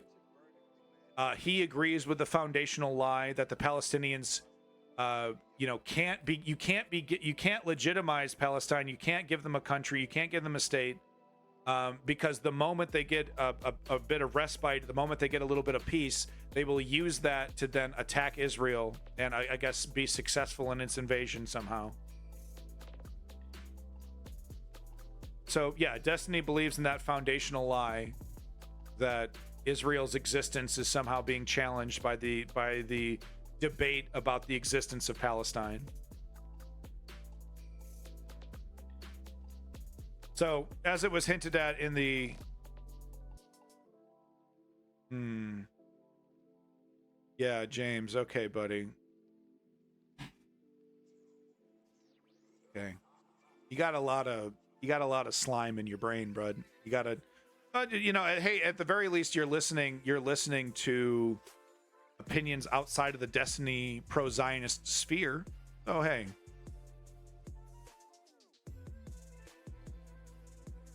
Yeah, it does kind of feel like an act. I will agree with Vfro, but I guess we'll entertain your histrionics for now, James the Clown. Very accurate username, by the way. But no, so as it was hinted on in the chat earlier by Borderline Feline. Yeah, Vfro, I'm kind of getting that vibe. He's kind of pushing it too hard. He's playing the part a little too hard. You know what I mean? Hamming it up a little too much, but we'll entertain it for a little longer. Israeli soldiers and police tipping off groups that attack Gaza aid trucks. So, once again, this is, Bibi Netanyahu and the IDF spitting in the face of Joe Biden. Well, if he's drunk, well, then that's a good excuse to be listening to Destiny, I guess. Wish I could prove I'm legit. Well, just stick around. That would be the best way to prove you're legit, is to not just, admit defeat and then head on back to the Destiny caves. Members of security forces giving settlers who intercept vital supplies information on location of convoy, group says. So, more evidence. If you want to read this, you can. I don't have time to read it, but just more evidence that this is an intentional strategy. But my question is, it does appear to be counterproductive. Like, and this is the problem with Bibi Netanyahu not making a decision about what to do with the Gaza Strip, right? It's like, well, is Israel trying to systemically starve the Palestinians to force some kind of catastrophe at the border that push people into the Sinai Peninsula? Is that what's going on? Well, we don't know. We don't know what the official policy on aid is. Are we stopping all the aid because it's helping Hamas, or are we trying to prevent a starvation incident? What are we trying to do here?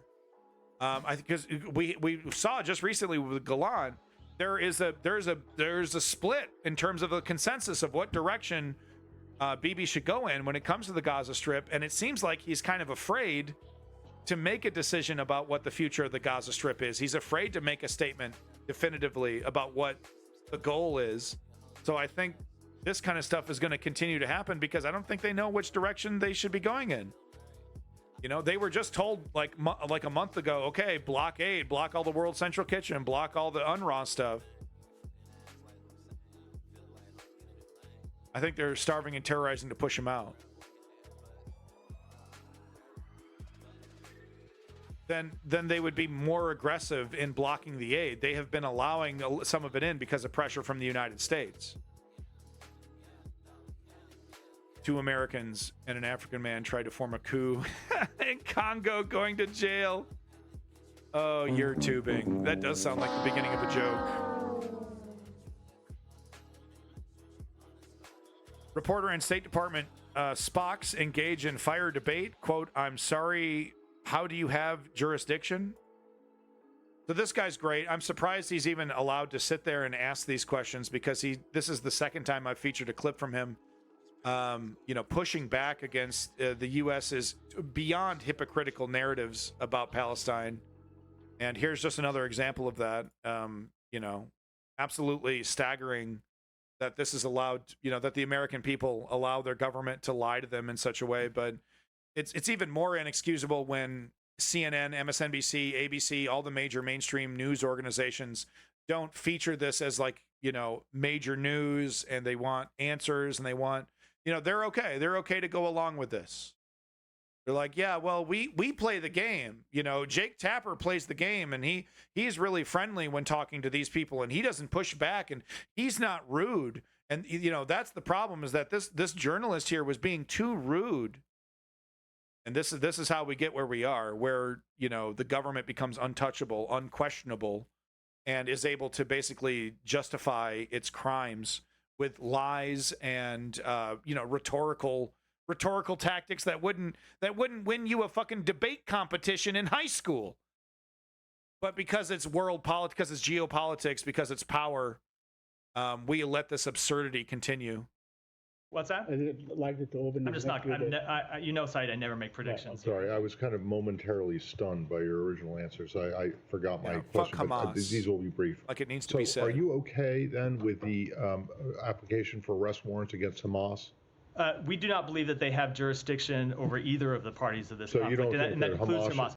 So he's like, this guy's over here. He can't pick and choose. He like he did the U.S. was totally down for the ICC when they were going after Russia for its war crimes against Ukraine. Totally legitimate. Can you believe this totally legitimate international law organization, calling out the barbarism of Russia? Shame on Russia. Shame on Russia. So now here he is saying, oh, the ICC, totally illegitimate, totally illegitimate. Oh, my God. Can you believe how illegitimate and stupid this organization is? So this journalist is calling him out. So you don't agree that Hamas should also, arrest warrants shouldn't go out for Hamas? Well, I mean, I like the Hamas stuff, but, the stuff that's against Israel, totally ridiculous. Answers. I forgot my question, but these will be brief. So are you okay then with the application for arrest warrants against Hamas?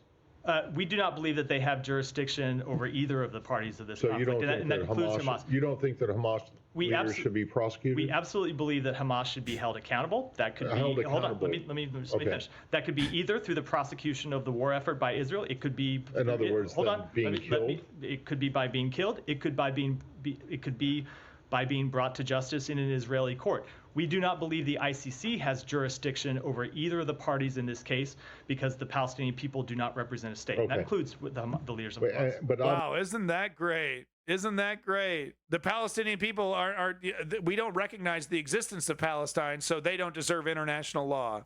Isn't that fucking great, man? A nice little technicality to remove your human rights. Wow. What a shining city on the hill. Obviously, the administration is also troubled by actions that Israel has taken post October 7th. So where is the James Clown? No offense to you and your statement, but cowards are the ones that stay out of awkward political situations. It's the cowards that allow those awkward situations to turn into nothing debates. What we need are leaders, strong leaders, who take positions on moral questions and lead us forward. I'm sick and tired of the both sides ambiguity. Oh, I don't know. This is complicated. I don't want to take a stand. This might risk my life or my political future or my job. It's the exact kind of acquiescence that allows empires to commit crimes. Accountability for that? Where do the Palestinians go? This is a question I asked Ned a long time ago, over and over and over again. Where do the Palestinians go to seek redress? So let me answer this where the Israelis tell them to go. That's how it works. First of all, in the short term, with respect to questions of war crimes, Israel does have open investigations, a number of open investigations. We made this public when we released our report on National Security Memo 20, including some investigations that have become criminal investigations into conduct by members of the IDF. That is the first instance. He asked this man, where are these Palestinians supposed to go? And this is his response. For judging whether someone has committed a war crime or a violation of IDF code of conduct.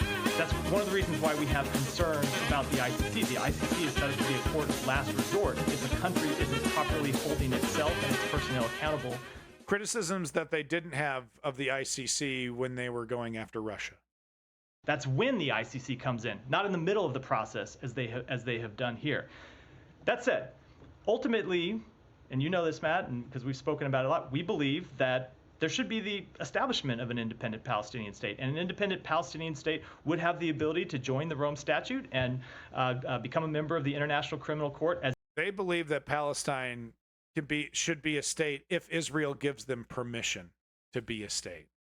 Every state in the world has the right to do, but that is not what. So where do they go in the meantime? They are not SOL. I said, first of all, Israel has its own investigations. Second, we have accountability mechanisms here. We have processes that are ongoing to look at Israel's compliance with. Oh, honey, what a fucking joke! Wow. Is accountability for the IDF and the actions of the Israeli government? Almost never. Almost never. I'm talking less than 5% of the time. International humanitarian law. So there are places to look at these questions. It's just, in our view, fundamentally not a role of the ICC. And I should say, but remember, we have a jurisdictional complaint here, in that we don't believe the. You get the point. I don't have any more time for this bullshit. You get the point. If you want the rest of this tripe, it's right here. You can watch the rest of it. Moving on to the next story here.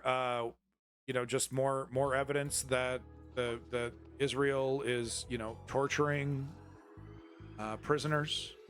It has been since well before October 7th.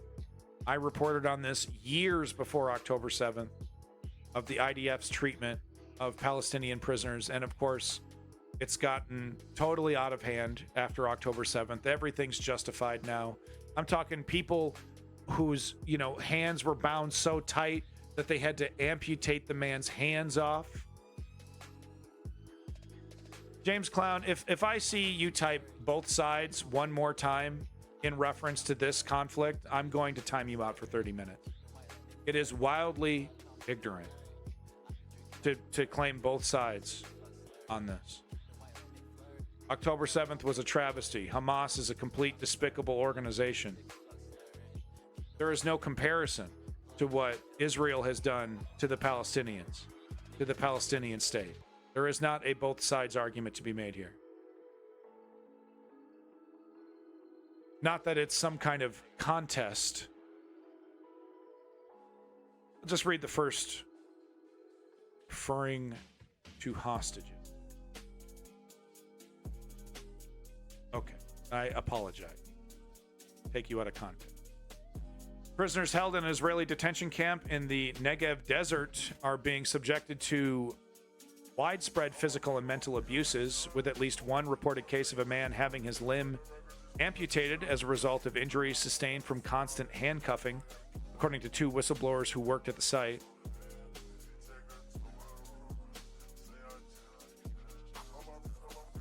You also admit that you're a Destiny viewer. So I question your research.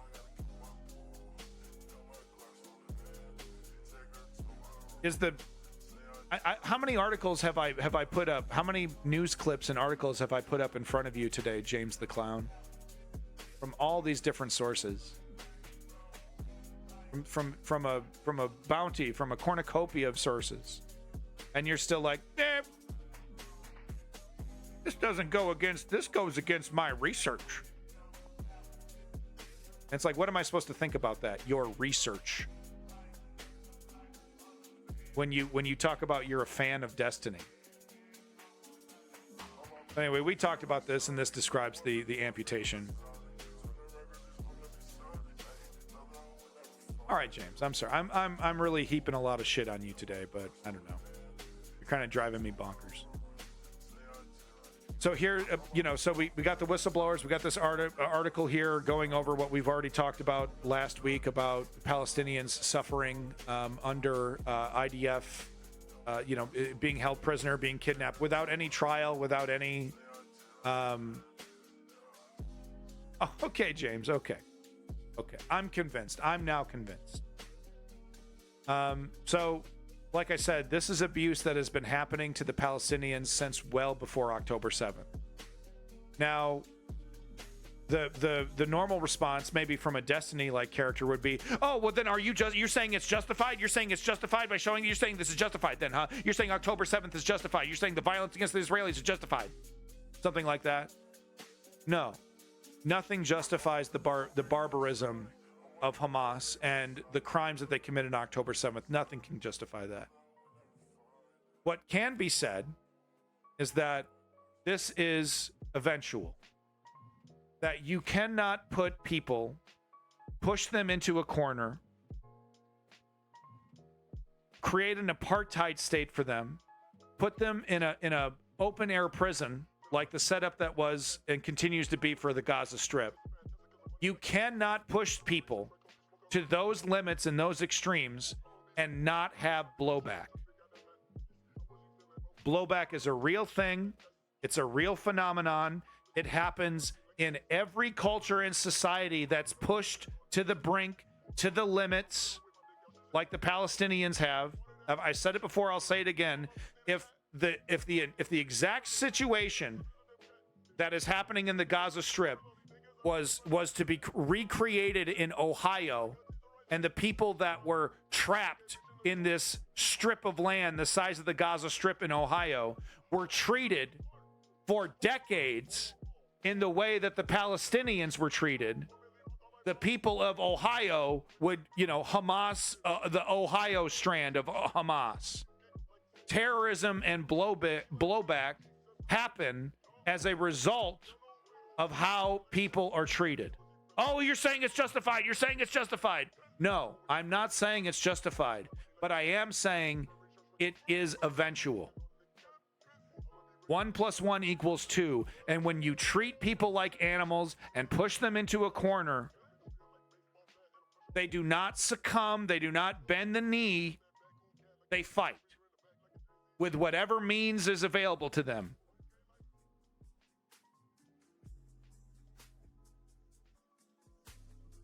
Here's more evidence of the crimes that the Palestinians were enduring. Mr. Clown, I would like you to pay attention to this. This is an IDF soldier who is being interviewed about the crimes that he committed and is admitting to them. So, Mr. Clown, I would like you to watch this. Please don't type. Please listen. Please put the fingers down and open your ears. This is the reality the Palestinians have been experiencing for decades. השתוללו בטנטורה, היה משהו נורא. טנטורה היה כפר עשיר, בתים יפים, גרים כמו אירופאים, אתה יודע, וגם אנשים היו לבושות ויפה, וזה באמת היה כפר... אחד אנס שם איזה ילדה בת 16, משהו כזה. Big smile. מבין?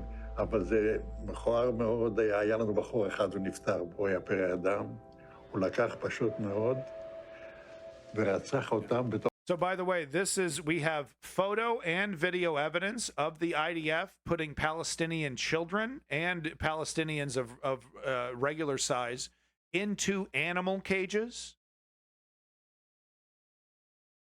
So this is backed up with photo and video evidence.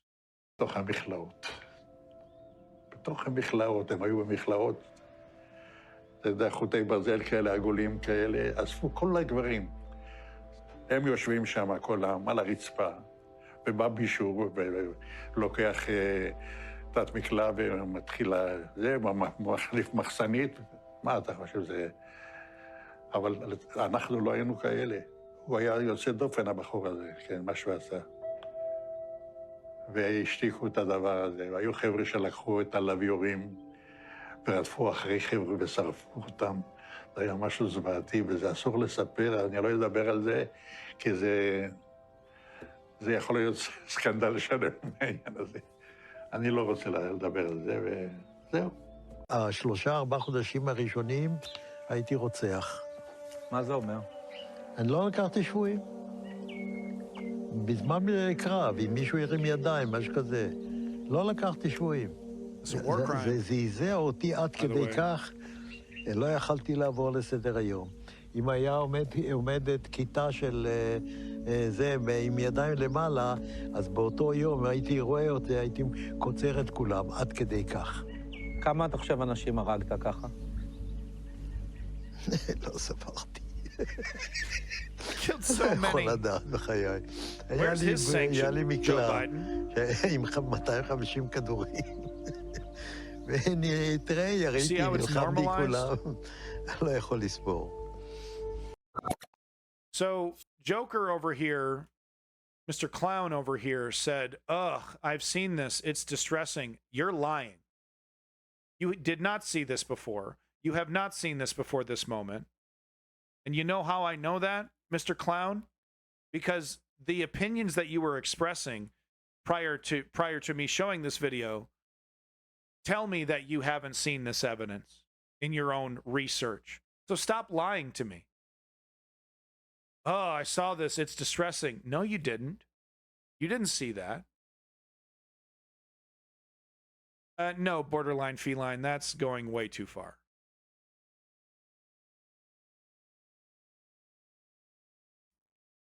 And not only are you lying to us about having seen this video, you're now both sidesing it.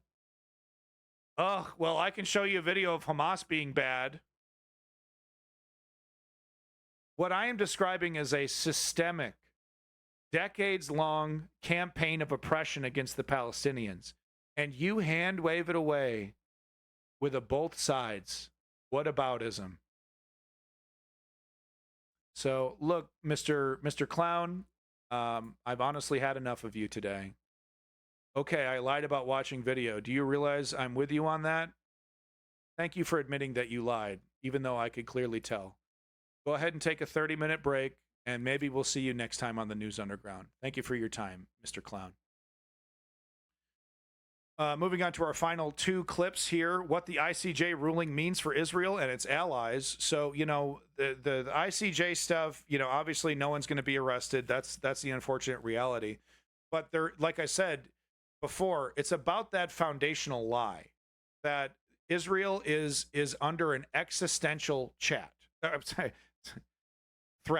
I'm reading the chat and speaking at the same time. Always a good time in the chat. Oh yes, always a good time.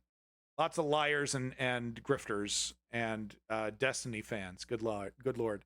But no, but there's a reason why Bibi Netanyahu and the West is coming out so strong against the ICJ. And this is actually not the first time as well that this has happened. We've actually seen, I think, the United States sanction specific judges from the ICJ in retaliation for other rulings that they didn't agree with. So this is not the first time that the United States has come head-to-head with international law, supposedly the institution that, you know, was created after World War II to help prevent another Nazi Germany in the United States, and, you know, standing against these institutions in a very hypocritical fashion. But like I said, the reason why we're seeing Israel come out against this foundational lie that their existence is in threat is that if that foundation is destroyed and the world starts not accepting this argument that this is a fight for our existence, Israel, this is about our defense, if the world starts questioning that narrative, then all the justifications for all the barbarism throughout all the decades is then in the scope, can then be questioned, could then be pushed back on, and of course people could be held accountable for those crimes. We can't have that. We can't have that. We can have a, you know, a little ceremony for the Palestinian people after you know, in the West. Oh, you know, it's so sad what happened. You know, like how the United States pretends to give a shit about the Native Americans that they ethnically cleansed, right? Oh, you know, it's so sad that we conquered you, and, you know, in your memory, here's a statue.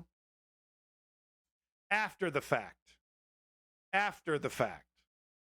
Once the Palestinian country is completely annihilated and erased, and Israel has full control over the West Bank and the Gaza Strip, okay, then we can talk about how sad and, you know, how bad war crimes are. I'm not upset that you lied to me. I'm upset that from now on, I can't believe you. A quote from Friedrich Nietzsche, apparently, according to Shadowhunter. Yeah. I don't know if that's true or not. I'll just take your word for it. I'm not the Nietzschean expert that I should be. I'm working on it. I'm reading more Nietzsche. I'm probably not even saying his name correctly. But yeah, no, I'm the guy. Come on. Quit wasting my fucking time. Oh, I saw that. So distressing. Oh, I shed a tear. Oh, anyway, both sides, huh? It's definitely both sides, huh, guys? Here we'll have land acknowledgement speeches after the genocide. Oh, yeah. Oh, yeah, statues of the Palestinian. Oh, remember the Nakba? So sad. Anyway, yeah. So, I mean, West Bank is all Israel. There's nothing we could do about it. But anyway, let's get to it here. I'm wasting too much time talking about it. This is actually our final video for the day on the Gaza Strip, and then I have one more bonus video for you, a very important lawsuit that I'm getting involved with. Okay, so you can expect some information on this. So wait to the final video, and you get more information about this big lawsuit that I'm starting along with Garbage Fuel and their high-powered, expensive lawyers that they've not called me back. Okay, but I filed the paperwork to do this lawsuit, and God damn it, I'm doing it. And you'll see why in a second here. But let's go ahead and finish this up. What's the reason of the U.S. backing Netanyahu so much? Oh my God. The very, very, very, very, very short answer to that question is that Israel is a very useful military satellite for the military-industrial complex.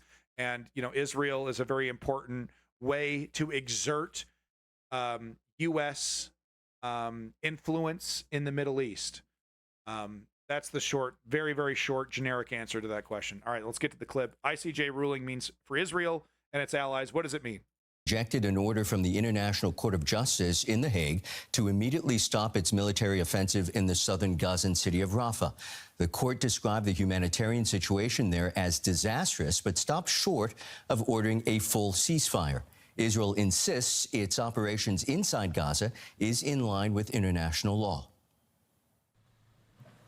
Far from the front lines of the war in Gaza, Israel's military campaign suffered a major legal blow. Israel must immediately halt its military offensive. Yes, Davey, exactly. And any other action in the Rafah governorate, which may inflict on the Palestinian group in Gaza conditions of life that could bring about its physical destruction in whole or in part. Yeah, the United States empire understands that it is extremely hypocritical telling other countries how to not, don't be aggressive, don't do this, don't do that. They understand that. That's why they don't recognize the jurisdiction of this body. The cruel reality, the sick reality, okay, folks, about geopolitics is that it's not about democracy. It's legitimately about ruling the world. I know. It's not about the United States forcing you to to plant a U.S. flag in your country, and now Sweden is the United States, and and now Poland is the United States, and Russia is the United States. It's not about that. You get to keep your country, you get to keep your cultural identity, but all the money, all the economics goes through the dollar. It all goes through. That's the dominance that the United States wants. That's the world domination that the United States empire wants. They want every bit of commerce going through the system that they've created, the markets that they approve, the markets that they watch. That's the global world domination that the U.S. empire wants. And, when it comes down to U.S. interests, and when the United States is willing to exert military force, it all goes back to that, about that economic dominance of the dollar. It's all about that. And yeah, no, you can't have international bodies holding you account when the goal is to be to dominate the world. That you can't have one or the other. The latest ICJ ruling unequivocal about the need for Israel to protect Palestinians and do more to provide vital aid. We're the ultimate accountability. The decision welcomed by South Africa, which brought the case and has accused Israel of committing genocide. This order is groundbreaking, as it is the first time that explicit mention is made for Israel to halt its military action in any area of Gaza. Political this activism. Time specifically in only Rafah. Thing that's ever worked. Israel rejects accusations of genocide and the latest ICJ ruling. War Cabinet Minister Benny Gantz said the fight to return. Yeah, Davey, I know you're an American exceptionalist, and you're constantly pointing that out. But you can't have your cake and eat it too. You can't say that you agree with that you believe in democracy, that you believe in freedom and human rights, while also saying, but ultimately, if the United States runs the world and tells us what to do, I'm okay with that too. You got to stand up for one or the other. All right, we either believe in these principles that created America and have made America great, or we believe in the things that will ultimately destroy America, authoritarianism and tyranny. And its hostages would continue, including in Rafah. The ICJ also ordered the unconditional release of hostages being held by Hamas. While the court has no way of enforcing the ruling, it poses a major challenge for Israel's allies. Yeah. We have to choose makes it difficult between our support to the international institution and the rule of law or our support to Israel. And both things is going to be quite difficult to make compatible. That's a representative from the EU. The ruling is the second judicial blow to Israel this week. The International Criminal Court has applied for arrest warrants for Israel's Prime Minister and Defense Minister over alleged war crimes. Both decisions adding to global criticism of Israel's war. So there you go. Unfortunately, I do not have time to listen to this incredibly smart, beautiful journalist right here. Sorry to this person. What's your name?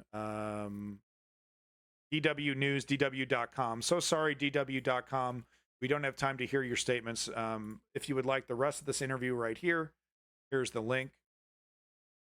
But yeah, no, to answer your question, look, it's not like I'm saying it'd be instant, but look, there's only one thing that has ever worked in making democracy better and making democracy work for regular people. And that is my 3-step program, aka political activism. That's it. That's the only thing that's ever worked, and that's the only thing that will get us out of this. Now, of course, that political activism is going to become even more difficult if we get a Donald Trump, if we get a right-wing authoritarian, right? That's going to make protesting illegal. So back to Davey's point, who's the devil you'd rather deal with, right? Would you rather deal with China, Russia, or the United States? Well, I'd rather deal with the United States. Same thing with Joe Biden and Donald Trump. I'd rather deal with the neoliberals who at least have to pretend to respect democracy, whereas the right-wingers are taking pride in their dismantling of democracy.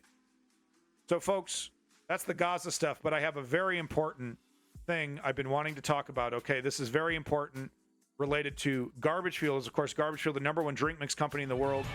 Garbage Fuel is, of course, made from 100% garbage juice. Sponsor the stream, sponsor the News Underground. Okay, we have the market cornered on garbage. We have the market cornered on liquid sewage put in a bottle and sold in a store. This is our idea, okay? We're way too deep to go back.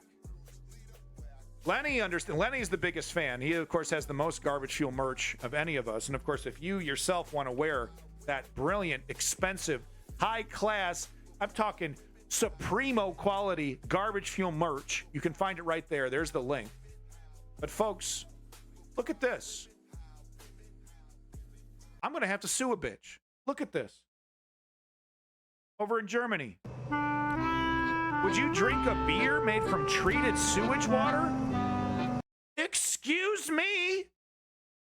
But millions of people buy Garbage Fuel, take a sip, immediately spit it out, and throw it away in the garbage every single day.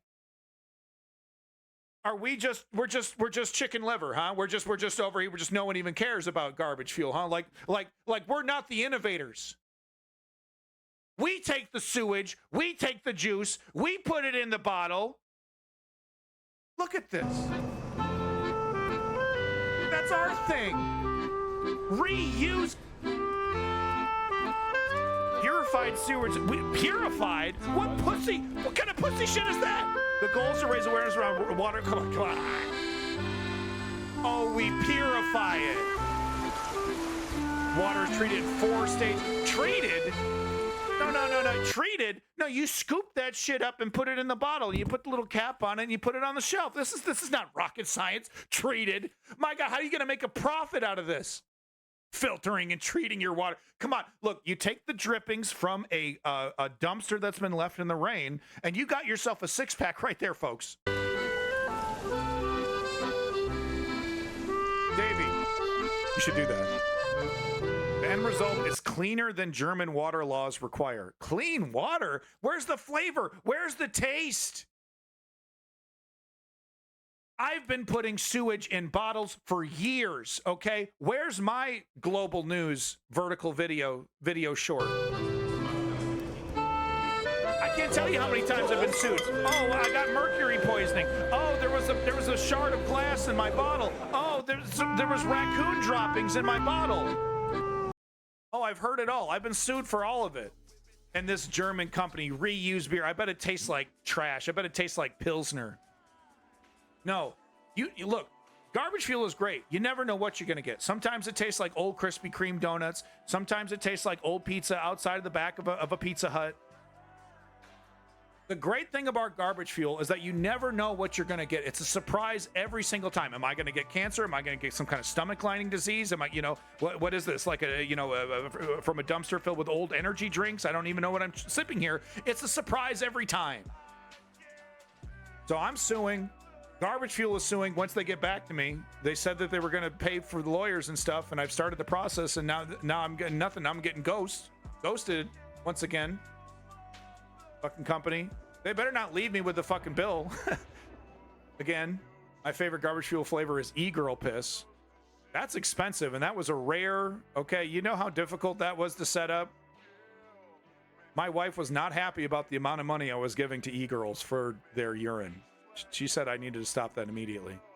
So let's just say those were special edition. Very limited one-time thing. Okay, I can't afford another a threat of divorce. Expected more from German engineering. Treated sounds rather medical. It's disgusting. What are we? We're little toddlers? Oh well, I don't like fecal particulates in my drink. Cowards. You actually taste the garbage fuel, you're doing it wrong. Yeah, no, your tongue should basically numb out pretty quickly after consuming it, Tongue and throat there, just, I can't feel that shit. That's how it should go. ACLU is on my side. Good. All right, folks, so there you go. That's the news underground. I'll be updating you on the garbage fuel lawsuit as it comes along, okay, as we get more information. These fuckers are not going to get away with this. First it was the Nazis, and now it's this. Thanks, Germany. Big props to Land O Lazy Lizards Lounge. Hardest name on Twitch to say. Thank you for coming in. Big props to Lenny, the #1 Twitch streamer on Twitch. AccidentsWaitingToHappen.com. Make sure you're liking and subscribing to Lenny. Big props to Borderline. Feline. Just this close to Feline. Just this close. Exactly, Davey. Exactly. Big props to your boy, Davey. Thank you again to Chem Goblin. Big props to you. Chem Goblin, Woke Patriot, strategy member, Kurt Cobain. I don't know how to say your name. It's a bunch of crazy Japanese words. I don't know how to say that, but your icon is Kurt Cobain. So thank you, Kurt Cobain, for all your wonderful links. Cruiser Music over there on Kick. Really wonderful to see Kick coming in and giving us Kick's opinion. And it's really, really refreshing that it's not a Nazi from Kick. How nice. We got more people to give props to. Some new viewers here I was really encouraged and happy to see. We'll go ahead and give props to the clown who was pretending to have an honest debate with us while lying to us. So props to you, and hopefully you'll come back. Big props to Clutch Cargo, who's a great streamer in his own right. Make sure you're checking out Clutch Cargo, folks. Vfro, new user Vfro. Thank you, Vfro, for coming in. Loved your comments. Thank you for your intelligent presence here. Thank you for your input. Vfro, good to see you. Hopefully you'll come back to the News Underground. We'd like to see intelligent commenters here in the chat. A stark difference between the host and the chat. We'd love to see it. Never forget, brother. I know that name. Wait, you guys are really Nazis. I thought it was a joke. Oh, the gaslighting. The gaslighting. Yeah, Mr. James Clown there. Yeah. Well, hopefully you learned something, even though I'm pretty sure you didn't. We're trying to play some elaborate game with us. Zeo Duke, welcome. Thank you again. Big props to you, Zeo Duke. Slam Dunkins, lovely name. Thank you for coming back, Slam Dunkins. Haven't seen you in a while. Your Tubing, thank you, Your Tubing. Big props to you for coming back. Thank you. Draven's Lowell. Oh, love to see these names, these old school names, these OGs in the chat. Thank you, Draven's Lowell. Coming in. Let's see, didn't we also have Dari, Mr. Dari there? I think we had Dari as well. But no, big props to you. And of course, all you lurkers, all you viewers that, you don't want to pop in the chat. Maybe the chat's a little intimidating, but you still like the content. Thank you so much. That view is the most important thing you can give me. Folks, I'd like to remind you that the only way to create political change is with my 3-step program. You've heard it before. I'll say it again. Step 1, inform yourself. Step 2, put your name down to a political organization in your area, something you believe in. Do a Google search. It's right there. There are thousands that need your help and need your time. Because step 3, you're going to have to put in the work. I ain't playing. You got to put in the work. You need to ask yourself once a month, what am I doing for the political movement that I believe in? What am I doing to create change? And if you can get those 3 steps, then you can Coogan suit. Clutch Cargo likes to remind us that it is the only thing that has ever worked, and I would like to repeat that once again. Political activism is the only thing that has ever worked in making life more progressive, more fair, more equitable for mankind. Women didn't get the right to vote by asking nicely. Black people didn't get human civil rights by asking nicely. And we're not going to get a better democracy by asking nicely. The orange outside my house, very weird lighting from the sun. It's Donald Trump's reflection, partisan jokes about Cheetos. I don't know. I'm not good at being a Media Matters hack, okay? The Lincoln Project rejected my resume. We're in front of a horse to protect, and it killed her. That's how powerful the women protests were. Yeah, okay. I was like, what is he talking about? I was like, no, I've heard of that. I've heard that story before. I've heard that story before. But no, the point stands. If we want, hey, there's a lot of bad news today, right? If we want to change this, we're not Superman. None of us are Supermen, okay? But the only thing that works, the suffragettes. Yes, thank you. Yeah. They weren't asking nicely. Did they recreate that in Red Dead Redemption 2? That's cool. I need to play that. Oh my God. By the way, Red Dead Redemption 1 is coming out for PC. God damn, I'm going to have to do a playthrough of both of those. They're so good. They're so good. Yeah, Red Dead Redemption. It's a rumor. It's a rumor. But I don't know. I got a good feeling about it. It was just a rumor, but I got a good feeling about it. All right, folks. Thank you again for coming to the News Underground. I am Abandoned Nihilism, a.k.a. The Harbinger, a.k.a. The Realest Motherfucker on Twitch, hosting the Realest Motherfucking News channel on Twitch and TikTok or fucking Kick and D Live and YouTube and Periscope on Twitter. Yeah, Davey, the controversy from that guy was how much pleasure he was taking in murdering women and black people in Red Dead Redemption. Wasn't that the controversy? Thank you, Lenny. Thank you, Lenny. I'm probably one of the only non-MAGA cats on my work crew. I am the change. Hey, man, it's not easy.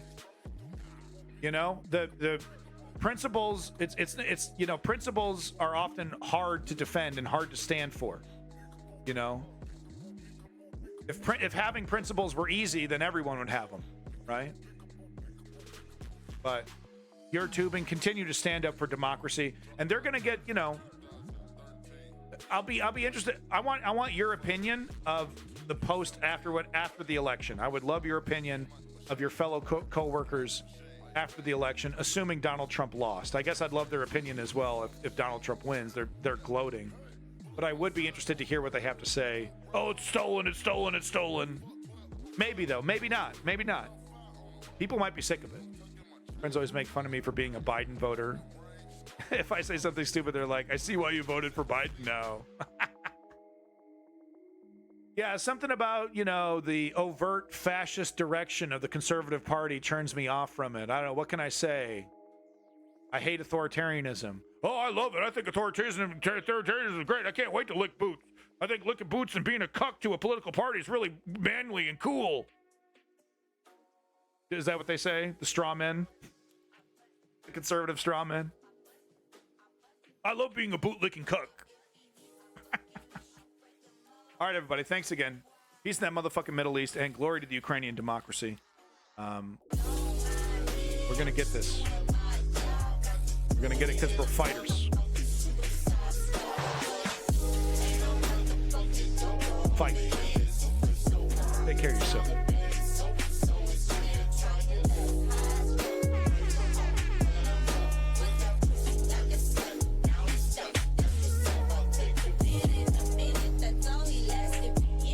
Well, Davey, at least they have legitimate reasons. Take care of yourself. That was a joke, obviously. That was a joke. Joke. Bad joke. I'm sorry. Sorry, Jeff. Bad joke. Bad jokes. Mexicans rule. Viva La Raza. Thank you, everybody. I've been reading comments on that. Yeah, Chem Goblin. That's a different story. We'll have to get to that one a little later. Thanks again, everybody. Big props to you, Zio Duke.